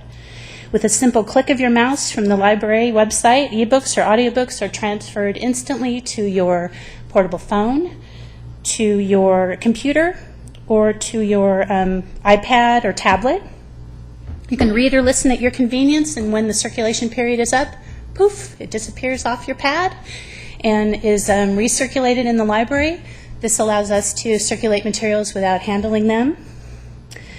We have books on CD, music CDs and DVDs that we have begun to float, which means they don't belong to any library collection. They belong wherever they're returned, which means that despite the fact that we're 50% down on materials, we can still keep our materials relevant and accessible. Library staff continues to reach out to the community, forming lasting partnerships with local schools, community organizations, and nonprofits, including Loomis Elementary School, Placer Nature Center, and the Boys and Girls Club of Auburn. Volunteers continue to make a significant difference. There's one volunteer in the Rockland Library who has been coming to the library to shelve books every day for 11 years. It's estimated that she's given 6,200 hours of volunteer work to her community through the Rockland Library. How have we empowered? Our literacy program remains vibrant after 25 years. We have 71 learner and tutor pairs, and the program continues to grow thanks to a bequest left by Virgil Harrigan. And we continue to gather powerful stories of people learning to read and changing their lives, proving that it's never too late to change. The new Rockland Library and its self-service technologies continue to empower people by providing convenient checkout and putting the use of the library truly in the patron's hands. The library website is becoming our 13th branch, open 24/7. Many more people are using the website. I think we're actually the most popular website in the county. We recognized 16,000 hits last month. How do we inform? Well, we continue to offer full-service reference in all of our libraries, and we added a new self-help legal database this year, thanks to the Placer County Law Librarian, Chris Christman, and he says about the website, purchasing the self-help law database for the public library was the most useful library purchase for the law library this year, and is a perfect example of how the great relationship between the public library and the law library benefits all the citizens of the county. So we are proud to support our law library through our website. And finally, how do we entertain you? Well, we entertain you by providing CDs and DVDs that fly off our shelves. Although books are our main business, we do offer alternative entertainment sources. As you can see, every Friday night when people run in to grab their movies for the weekend, Silver Screen offers the viewing of classic movies every one Saturday a month. We have a Tumble Book database on our website that allows children to view and interact with books through the computer. And we have 70-plus years of offering our annual summer reading program. This year we entertained thousands of people, 500 people alone at the Auburn Library for Wild Things. And now a little bit about Rockland, that fabulous jewel in our crown. Last time I was before you, Supervisor Wygant, you asked if I could put together some statistics for Rockland. So what we did, library staff put together a little booklet for the board. You can carry this around. It tells you, it's called One Success Story. It talks about the statistics of Rockland. We've registered almost 2,900 new borrowers since we opened in January. We've checked out almost 180,000 items. That's an increase of 18% in the circulation. And we've had over 9,300 individual computer use of the library computers. It's full of all these wonderful statistics. It's showing that 75% of the checkouts are going through the self-check machines right now, which is phenomenal. And so I encourage you all to tuck this into your pocket. And if you have an elevator speech or have an opportunity to corner someone, that you tell them a little bit about the Rockland Library.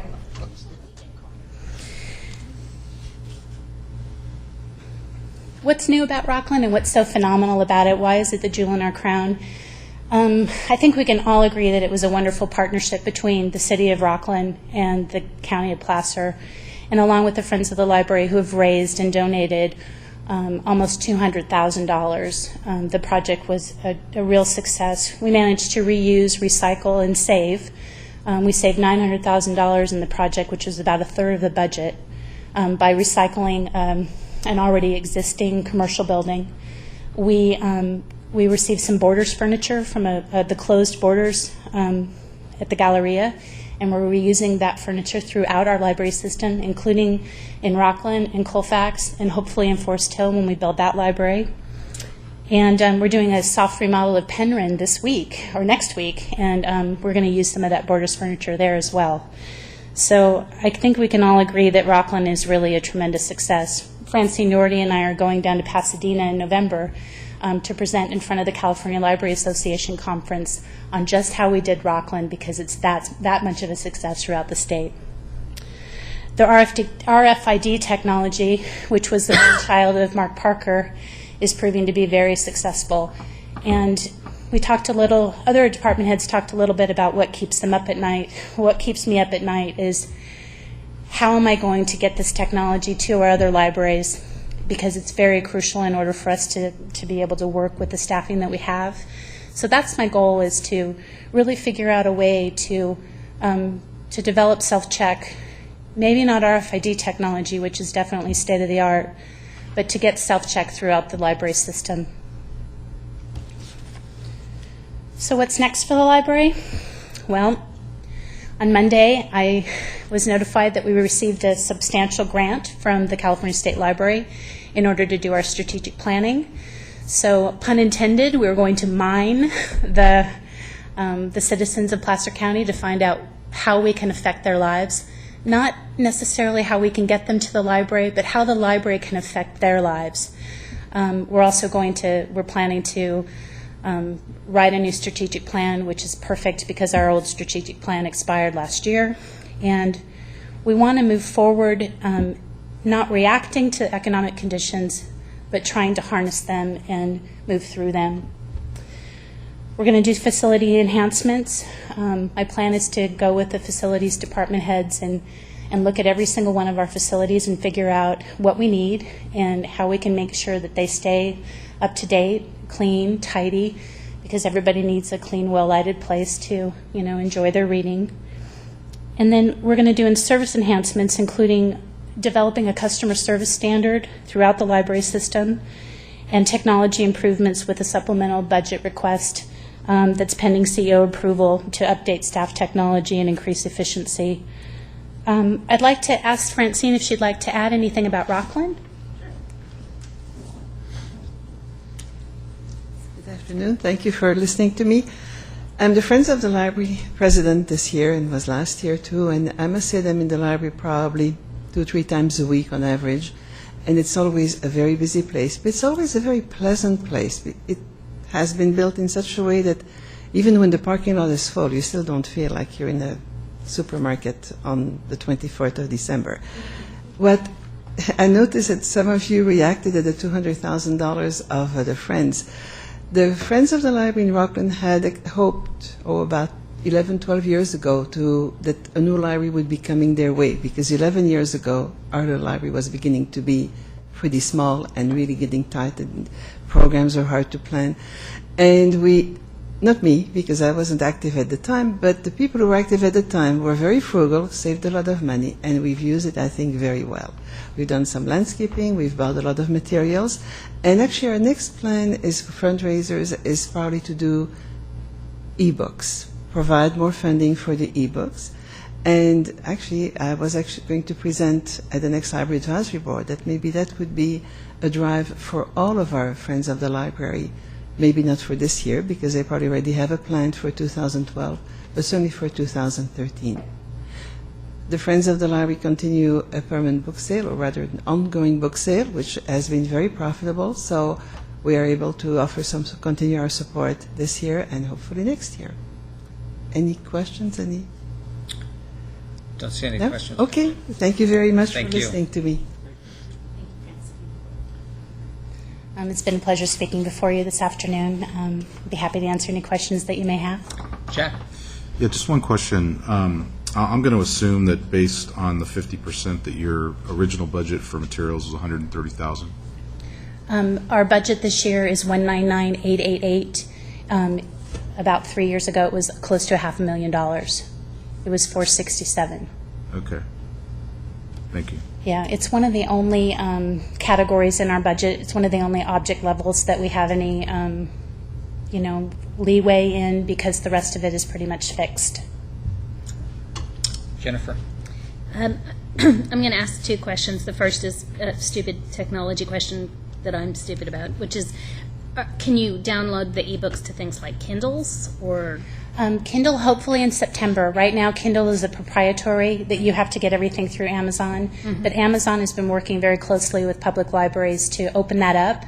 Overdrive is the platform that libraries use, and Kindle and Overdrive have been talking to each other, or Amazon and Overdrive have been talking to each other. And in September, they're going to open Kindles up for public library use. Yeah, I just think that would be a huge market. Oh, it's going to be huge. Yeah. What's hurting us now is that the publishers are holding on tight to their ebooks, and it's quite expensive.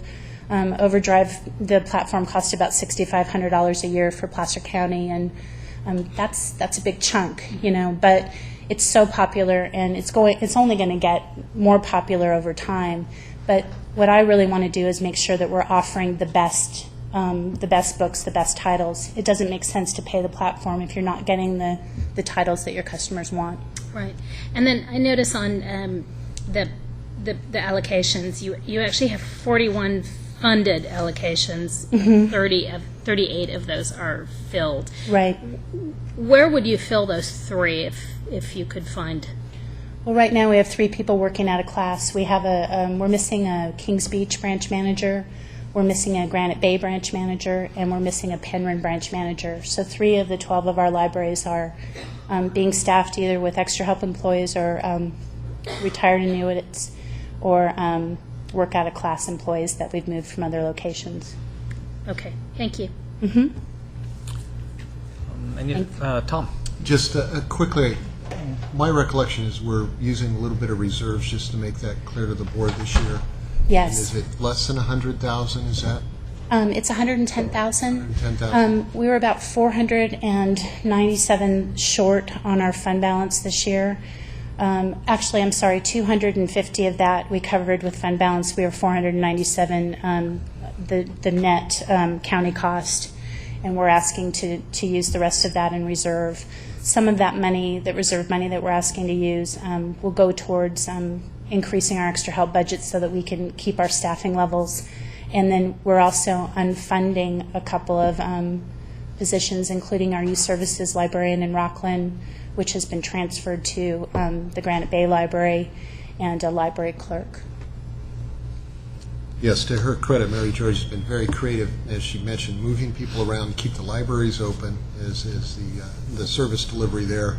And as many of your board, if not all of you, are aware that there's in the unincorporated area, as well as the cities of Loomis, Rockland, and Auburn, there's a little bit of the property tax that goes to libraries. So part of the decrease in the revenues that you see is because of the property tax dip that's hit everybody has also hit that special portion of the property taxes. Right, and we're very lucky that we didn't take the full 5% hit. We took a 3% hit because the city of Rockland and the city of Lincoln are not in our service area. So the county executive's office was good at recognizing that.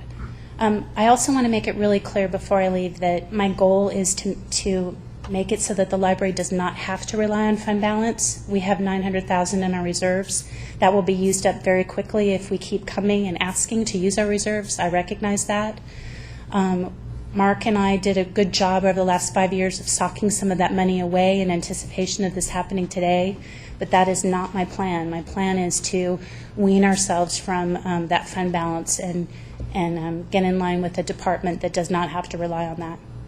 And I only bring that up just to let the board know. I know you've been doing a very good job managing your resources, but it is, as the board is aware in many of the other department presentations, there are demands upon the county, and there's only so much revenues. And right. Recognize that this is an area that there is a bit of an imbalance, but it's a understandable imbalance and doing the best job. There isn't free money in the libraries for all kinds of things. Right, and thank you for covering our 87 costs as well. Without that, we wouldn't be able to, to keep going the way we're going. Okay. Thank you, Mary. The only concern I have is if the economy has dampened your enthusiasm, I'm kind of concerned about a turnaround now. So, good luck on that. No, everything. It's all cool. It's all good. It's a great. I've always wanted to be the director, and now here I am. Great and enthusiastic presentation. Thanks. Thank you. Ag Commissioner, but kind of concerned. Tony, is it legal for an Ag Commissioner to wear a tie? Just wanted to be sure. He just doesn't have a job more.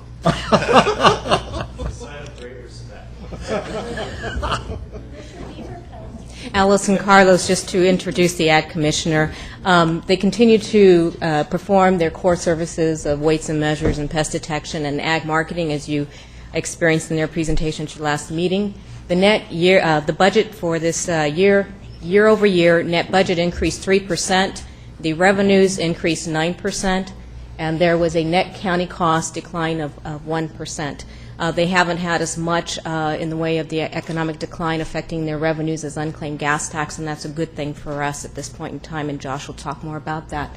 There are no final budget adjustments for this budget, budget unit, but also I would point out at this time that the Fish and Game budget unit does have a final budget adjustment to take their rollover of fund balance and put it into reserves at $5,000. So with that, I'll introduce Josh Hunsinger.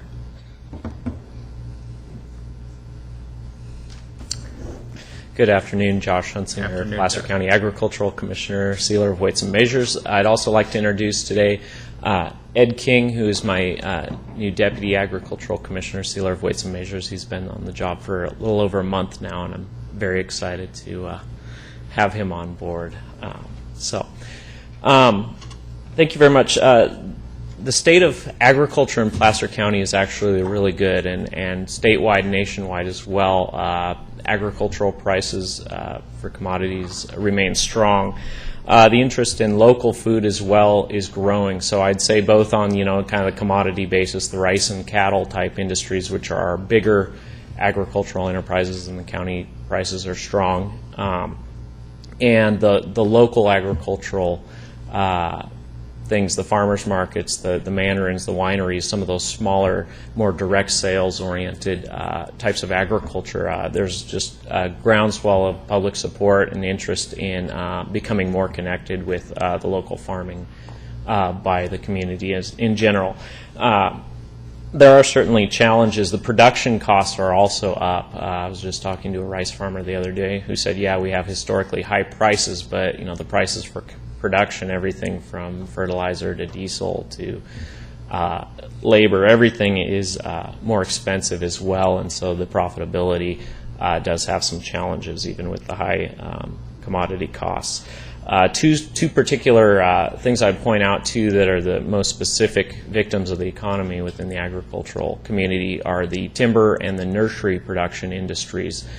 Timber, obviously, people just aren't building houses right now in very large numbers, and so the demand for lumber is low, obviously, and so the amount of the value of our timber that is harvested in Placer County has just gone down astronomically from a few years ago. The nursery industry is a very similar tale of when people aren't building houses or buying new houses or having the money to fix up their yards. There's just the demand for nursery plants, which is typically, not too long ago, that was our number one industry, and it's still a good industry, but it's definitely taken a significant hit. On the weights and measures side of the department, that's a countywide program, of course. The growth of regulated businesses, those businesses with weighing and measuring devices that we inspect and ensure accuracy, has actually continued to increase a little bit. The housing boom, typically, I think what happens is the houses were built, people moved into them, and then there was that demand for businesses to serve that population, and so we saw the number of devices that we inspect and the amount of revenue that we collect associated with that actually continue to increase, lagging behind the general economic slowdown. So our revenues are strong there, and our workload on both the agricultural and the weights and measures sides remains very strong. The whole staffing issue has been addressed already today. I won't belabor that point, just to say that our historical high in staffing, was in fiscal year 08-09 with 14 funded and filled positions. We currently have 11 funded filled positions, and so the proposed budget does include 2 additional funded positions which are currently unfilled, but I'm optimistic that we'll be able to fill those. We can limp along as we are, but succession planning in my case is the big concern, just in that we have such a diverse workload that the institutional knowledge that's lost, we have similar demographics to other departments. We have significant portion of our staffing that's ready to retire, tomorrow if they want to, and that makes me a little nervous just in getting that information out of their brains into newer staff, of course. Revenues remain strong, as I mentioned. Fiscal year 10-11 was actually a record year for our revenues. I think a historical high, all-time high for revenues. There are some challenges created by the state budget situation. The California Department of Food and Ag took a $30 million general fund hit over last year and this year. And so some of our some contracts have been cut a little bit, not too significantly for the county. But the bigger issue is just we're seeing a kind of a disappearance in some of the staff at the state level that typically provided us with a lot of support, people that we would rely on for expertise or support in specific areas. They've been reassigned or are just no longer there. I also have some concerns as the state border inspection stations are closed or have reduced staffing. Those kinds of things do tend to impact us as far as more invasive pest fines, the medfly type of scenario where those kinds of things, as there's less border inspections of incoming plant material, tends to correspond with an increase in the number of pests we're faced with. Goal obviously is to maintain the high level of service to the regulated community that we serve. And as I mentioned as well, the succession planning, preserving that institutional knowledge that we have a lot of right now is a very high priority for me as well. Aside from the regulatory side of the department, the agricultural marketing program, it has languished for several years now. 2009, June of 2009 was when the last marketing director contract expired. I'm currently going through a plan to lay some groundwork, build a foundation, and then get a new marketing director in place that will be establish a program that will be in place on a long-term basis. I'm really excited about where that's going. I've shared with several of you where that's going, and would be happy to talk more about that. Hiring a new marketing director is the key to that program. And so with that, I'll turn it over to any questions you may have. Thank you. Questions or comments? Jennifer. I had two comments. One, I ran into a fish and game officer up in Tahoe the other night who had nothing but great things to say about you and your department. So I know that sometimes the relationship between the state and the county can be a little fractious, but spoke very, very highly of you and thought that you were doing just a terrific job. He was up there doing some stuff with bears. What a surprise. Surprise. On the ag marketing program, that position, is that one of the two unfilled positions that you're looking to fill? No, those are both permanent staffing allocations for the department. The marketing director for a number of years was a contractor, and then the last several years was a contract employee. But that is not actually an allocation for my department. Okay, but the funding for that that contract is included in that contract is also included in the Excellent. current budget. Thank yes. you.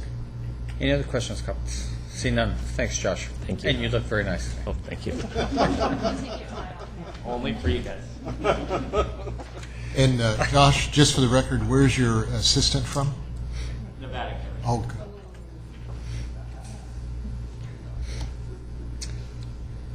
Next, we have Farm Advisor. Okay, Allison again, to introduce this budget unit. The Farm Advisor continues to serve our community, our families well, and youth with education and research information. Their year-over-year budget and net county costs have increased about 1%. Their positions remain flat. The increase in the budget is primarily cost drivers just for doing business. At this point in time, I'm just going to go right ahead and turn it over to Roger, who has a presentation for you. Hello, I'm Roger Ingram, and I am with the Farm Advisors Department and UC Cooperative Extension. So I just wanted to kind of talk to you a little bit about our program. I'll go this way. And as you can see there with the department mission, we serve the county through the creation, development, and application of research and information to solve local issues in the areas of agriculture, family and consumer science, and youth development. And what a mouthful, huh? Basically, I think if you really wanted to sum up our department, sometimes there can be some, how does we relate to the Ag Commissioner's office? The Ag Commissioner's office is primarily focused on regulation, whereas our office, the Farm Advisor, is focused on education. I mean, we do work collaboratively very well on different things, but there is a real distinction there. So what we do as our office would be to identify what would be some community needs and what can we do as our office to try and fill those community needs. We have programs in youth development, horticulture and small farms, livestock and natural resources. We have a food stamp nutrition education program, a nutrition best program, a master gardener program that also helps out and manages the senior garden. We do have 3 county paid staff. We have 2 advisors, myself and Cindy Fake, who's horticulture and small farms. We also have a UC-funded 4-H program rep, and we also have an additional 6 program reps that are funded through a variety of grant funds totaling about $350,000. Some of our big efforts have been on helping to identify and teach beginning farmers. That has becoming more and more of an issue as Holly was talking about succession planning. There's sort of a succession planning that needs to take place with ag. The average age of somebody in agriculture is 57.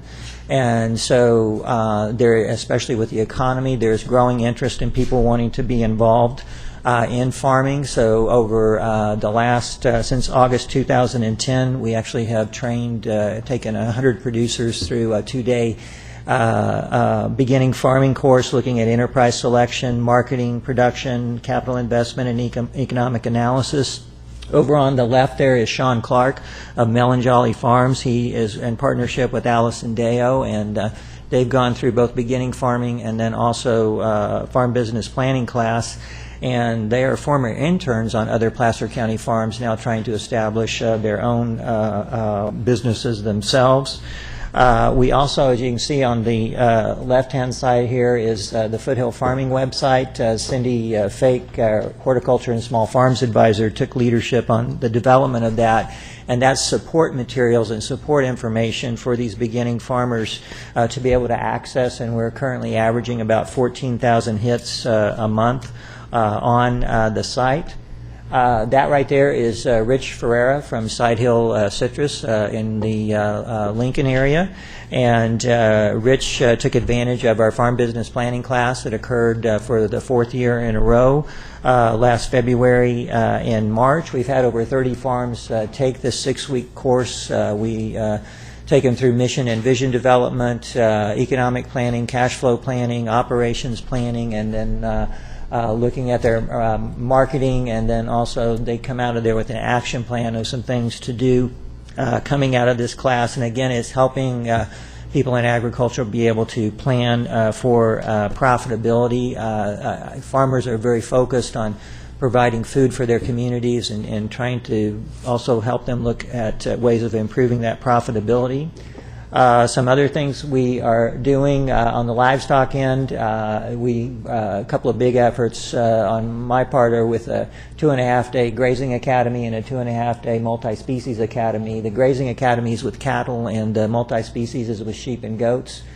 Here's a quote there: is the most meaningful thing I experienced was watching how the cows use the pasture, in addition using the square, which is a way to estimate carrying capacity and stocking rate, was very useful. I think the key things about those courses is they help define what we try and do with every program that we have, and that's to provide hands-on experience so that people can really gain the knowledge right there while they're learning to apply on their own operations. The Grazing Academy has been going on for about 20 years now, which dates me, and the Multi-Species Academy for about 9 years, and we've had about 650 producers and agency people go through those. We also, through our Horticulture and Small Farms program, we put on quite a few different educational programs. Cindy Fake does a great job of working with local farmers. We've had over 42 workshops over the past year that reached over 950 farmers and ranchers.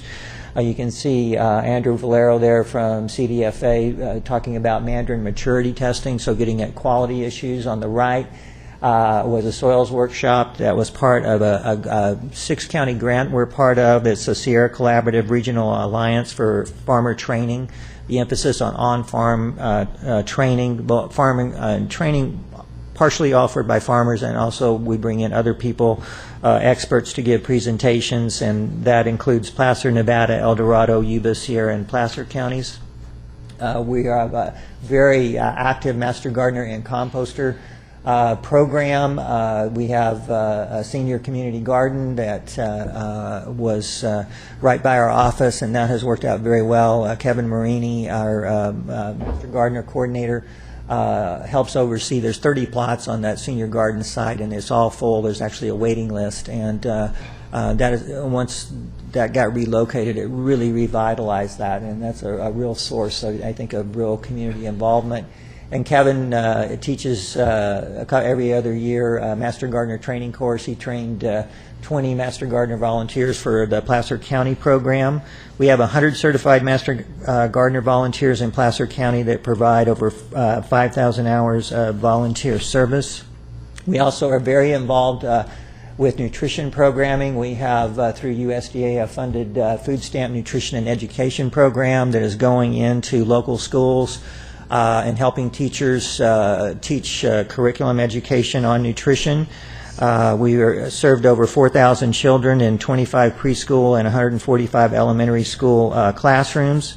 And on the right, you see 2 kids are eating carrots, and those kids are actually with our Women and Infant Children program in the Lincoln area. We have a grant through the First Five Commission, and we have been that grant for several years to provide nutrition education. The next thing that we've done this year is actually to connect low-income families with local food. And so we have 44 families total this summer that are receiving a weekly box of produce from Natural Trading Company. And then we also are distributing, working with Foothill Farmers Markets, produce vouchers in packs of 10 produce vouchers of $2, so they get $20 that then they can also spend at the farmers markets. And so we're very excited about this program. And then finally, we, through our 4-H program, work with youth quite a bit. We have 737 youth enrolled in the Placer County 4-H program that's serving, they are involved with 2,000 projects. And 167 of them serve as club officers and 81 as junior and teen leaders. And I think that kind of really reflecting back on the 4-H program, June Stewart handles that program for us and does a great job, but it really offers a lot of leadership development opportunities with that program. We also have 200 adult volunteers, and we reach 5,000 youth through an embryology program. We also were able to train teens in the Rockland and Roseville area. We had 14 of them trained to go into after-school child care sites to deliver science-based curriculum as well. And while we've had some transition on the Placer County Youth Commission with Shannon Dogan leaving for a statewide position in Davis, that has been had a very active year. You've heard reports from them previously in this year, but a couple of highlights was they had a prescription drug take-back day and collected over 3,800 pounds of drugs, held a community forum on teen drinking, and then also hosted 2 Race to Nowhere films where almost 200 people attended, and that was looking at the impacts of academic stress. So that kind of gives you kind of a quick overview of our program. You each got one of these little copies here of our annual report, so you can thumb through there and kind of get some more highlights. And I thank you for this time to come present to you, and be happy to answer any questions. Questions, comments? Thanks, Treasurer. Great presentation. Okay, thanks. Thank you. And to finish off our day, we have the assessor. Yes, Allison Carlos. I hope to do a better job by Kristen Spears than I did Kathy when I called Kathy the assessor. So I promise not to call Kristen the auditor. Just briefly, I don't have to tell you how busy Kristen is right now. So what I will say is that I'll stick to the numbers of the budget, and she's going to tell you about how busy she is. Year over year, the assessor's budget is 3% net budget increase, as well as Nat County costs being the same in the way of increases. Currently, this department has 3 vacant and funded positions, of which I think Kristen has plans for and will communicate to you. There are no final budget adjustments for this budget unit, and I'll just leave my comments at that and turn the microphone over to Kristen Spears, our assessor.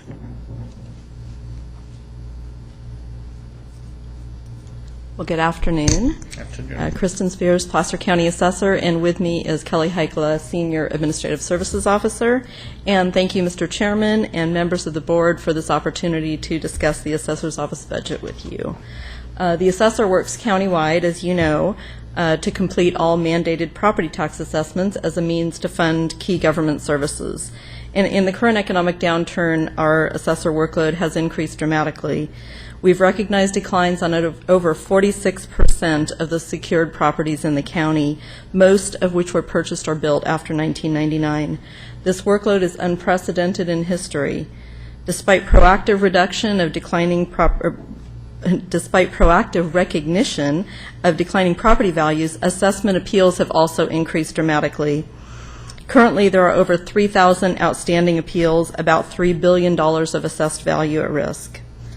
And to give you an idea just of some benchmark stats for our workload, I'm just going to skip over here. Supplemental events, Prop 13 events, as we call them, new construction, as anticipated, we see a decrease of 24% from 2007 to 2010-11. Ownership changes, an increase of 7%, and that may seem a little odd to you, but when you think about the fact that we have foreclosures which are counted as a change in ownership and then the sale to follow that, you kind of get a double hit with those. So at the present time, about 50% of the transfers that are occurring within the county are either a foreclosure or a short sale, according to our Association of Realtors. So that's the kind of impact we're seeing. Prop 8 revaluations, almost 36,000 in 2007. That was the second year that we did a mass Prop 8. If we looked at the prior year, we would have seen 18,000. Before that, we were in the neighborhood of 5,000, so huge increases. Now we're up to almost 74,000 properties where we've recognized that reduction. That's that increase of 106%. Assessment appeals resolved, 702 appeals resolved in 07-08, 4,224 appeals resolved this last year. Public correspondence, this is just written correspondence, 1,164 up and almost 1,927 this last year, so huge increases there as well. If we look at phone calls, we're up to over 33,000 phone calls just in this last year. So not only is there an increase in the assessment appeal workload, in the mass appraisal workload, but also in the customer service workload, as our taxpayers are very curious about how this world of Prop 13 and Prop 8 affect their tax bills. Assessor staffing levels have decreased over the last 4 years. We have met increased workload challenges with continued uses of technology. Through your continued support in staffing, as we look for our talented appraisal and assessment staff that can help us through these historic times. I anticipate that our recruitment requests will continue this year, as we know that there will be additional retirements. So let's see, to go back to the first slide, we are funded at 76 and filled positions currently at 73, and we'll be looking to fill those 3 positions. And as I said, I anticipate that we'll have some retirements. I know that there will be some in our top management levels. These times are very tough on our staff, and I can't say enough how much I appreciate their efforts. They are committed to performing their mandatory assessment responsibilities. They're committed to providing the customers, our taxpayers, with really responsive customer service, even though they're coming in the thousands. So really can't say enough about that. Thank you for the support from County Council in our assessment appeals arena, the CEO's office, for doing all they can to help us in the hiring process. It is really a group effort. So I thank you for the opportunity to take a little bit of your time late this afternoon, and if you have any questions, I'd be happy to answer them.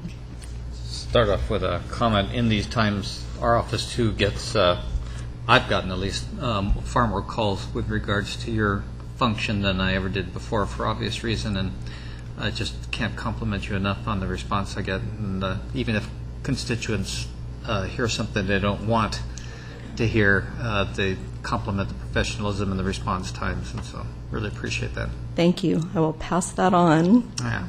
Jennifer. I'd also just like to put out a compliment to you and your staff. As you know, we have a number of fire safe councils in the area, and many of them are looking at doing clearing projects. And they often turn to me and say, we'd like to do this property, but we don't know who owns it. And your staff has been very helpful to me in identifying for me who those people are who own those uncleared properties, so that I can then contact them and say, hey, either, would you be willing to step up and clear this yourself, or would you be willing to have some folks from the community come out and do that for you? And that's been just incredibly helpful. Your staff has been so responsive, so quick, and really so gracious about doing something that really is not part of your mission. But thank you very much for that. And please pass my thanks along to your staff. I will do that. Thank you, Jennifer. Yeah, I'll say the same thing. I think something came up. I was only in office maybe 10 days, and I know you worked really hard with the treasurer, tax collector to take care of that. I did have a question with regards to your revenues. Are those primarily from assessments, or are they from fees, or your counter? How do you break that up? You know what, Kelly, you want to jump in here? This will be your big moment.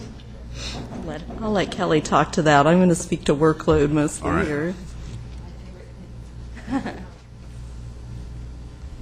They are primarily fees that are collected on a percentage basis from what is collected overall. Supplemental assessments, and our fees for our counter are pretty small. They're the lower numbers, usually not more than $20,000 or so. Mostly admin fees that are mandated. Okay. It looks like about a third of your budget is self-funded by fees. Yes. Thank you. And Jennifer, again, do you like? Okay. My buttons.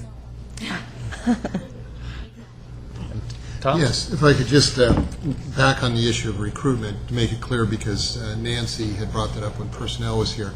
Is it the assessor, actually the ad commissioner, the sheriff, probation, or those kind of departments that we've allowed to go outside to recruit because of specialized nature? And in fact, the assessor's office is to be applauded, because when we were looking at readjusting staff in lieu of layoff, the assessor went out and had some of those individuals interview, especially from redevelopment, looking at those kind of transition times. So again, a lot of it is redeployment, especially the generalized services that can work in any department. We ask departments and kind of restrict them to an internal recruitment to shift resources around. But here's a couple of examples of where those departments clearly had to go on the outside to get certain kind of technical skills that we couldn't just redeploy from internally. And then the other thing is that I know our office is pretty, and your clerk of the board is deeply involved in the appeal process. It's not just the sheer number, but when you look at Ski Corps and you look at HP and you look at all those appeals that are hugely complex and of extreme dollar value to the county and a type of professional commitment and sometimes outside resources, it's quite a bit of work beyond what just the numbers show. It is. You're right. That's what keeps us up at night, but that and a few other things. Okay. Thank you. Thank you. And do we have any close-up comments for the day, or are we just going to scream out of here and come back in the morning? Y'all can scream. It's cool. The only thing that... There you go. I've been looking to see that all day. The only thing that I'll say is that we'll make... tomorrow you're going to see the remaining departments come and present. That'll take you to lunch. And then we'll work through a discussion, vetting related to the final budget adjustments and whatever direction your board may have. I will be adding that second half presentation tomorrow. We'll make some adjustments to it based on the discussion today. We'll include a placeholder in that related to the clerk recorder discussion to come back and close that out tomorrow as well. And if there are any other things that you were expecting to see tomorrow, please let me know. I'll be sure to incorporate those in between now and tomorrow morning as well. Thanks, Graham. Appreciate it. Good. Tom, did you have? Okey doke. It's been a long day, but we are adjourned for the day, and we'll see each other tomorrow at 9.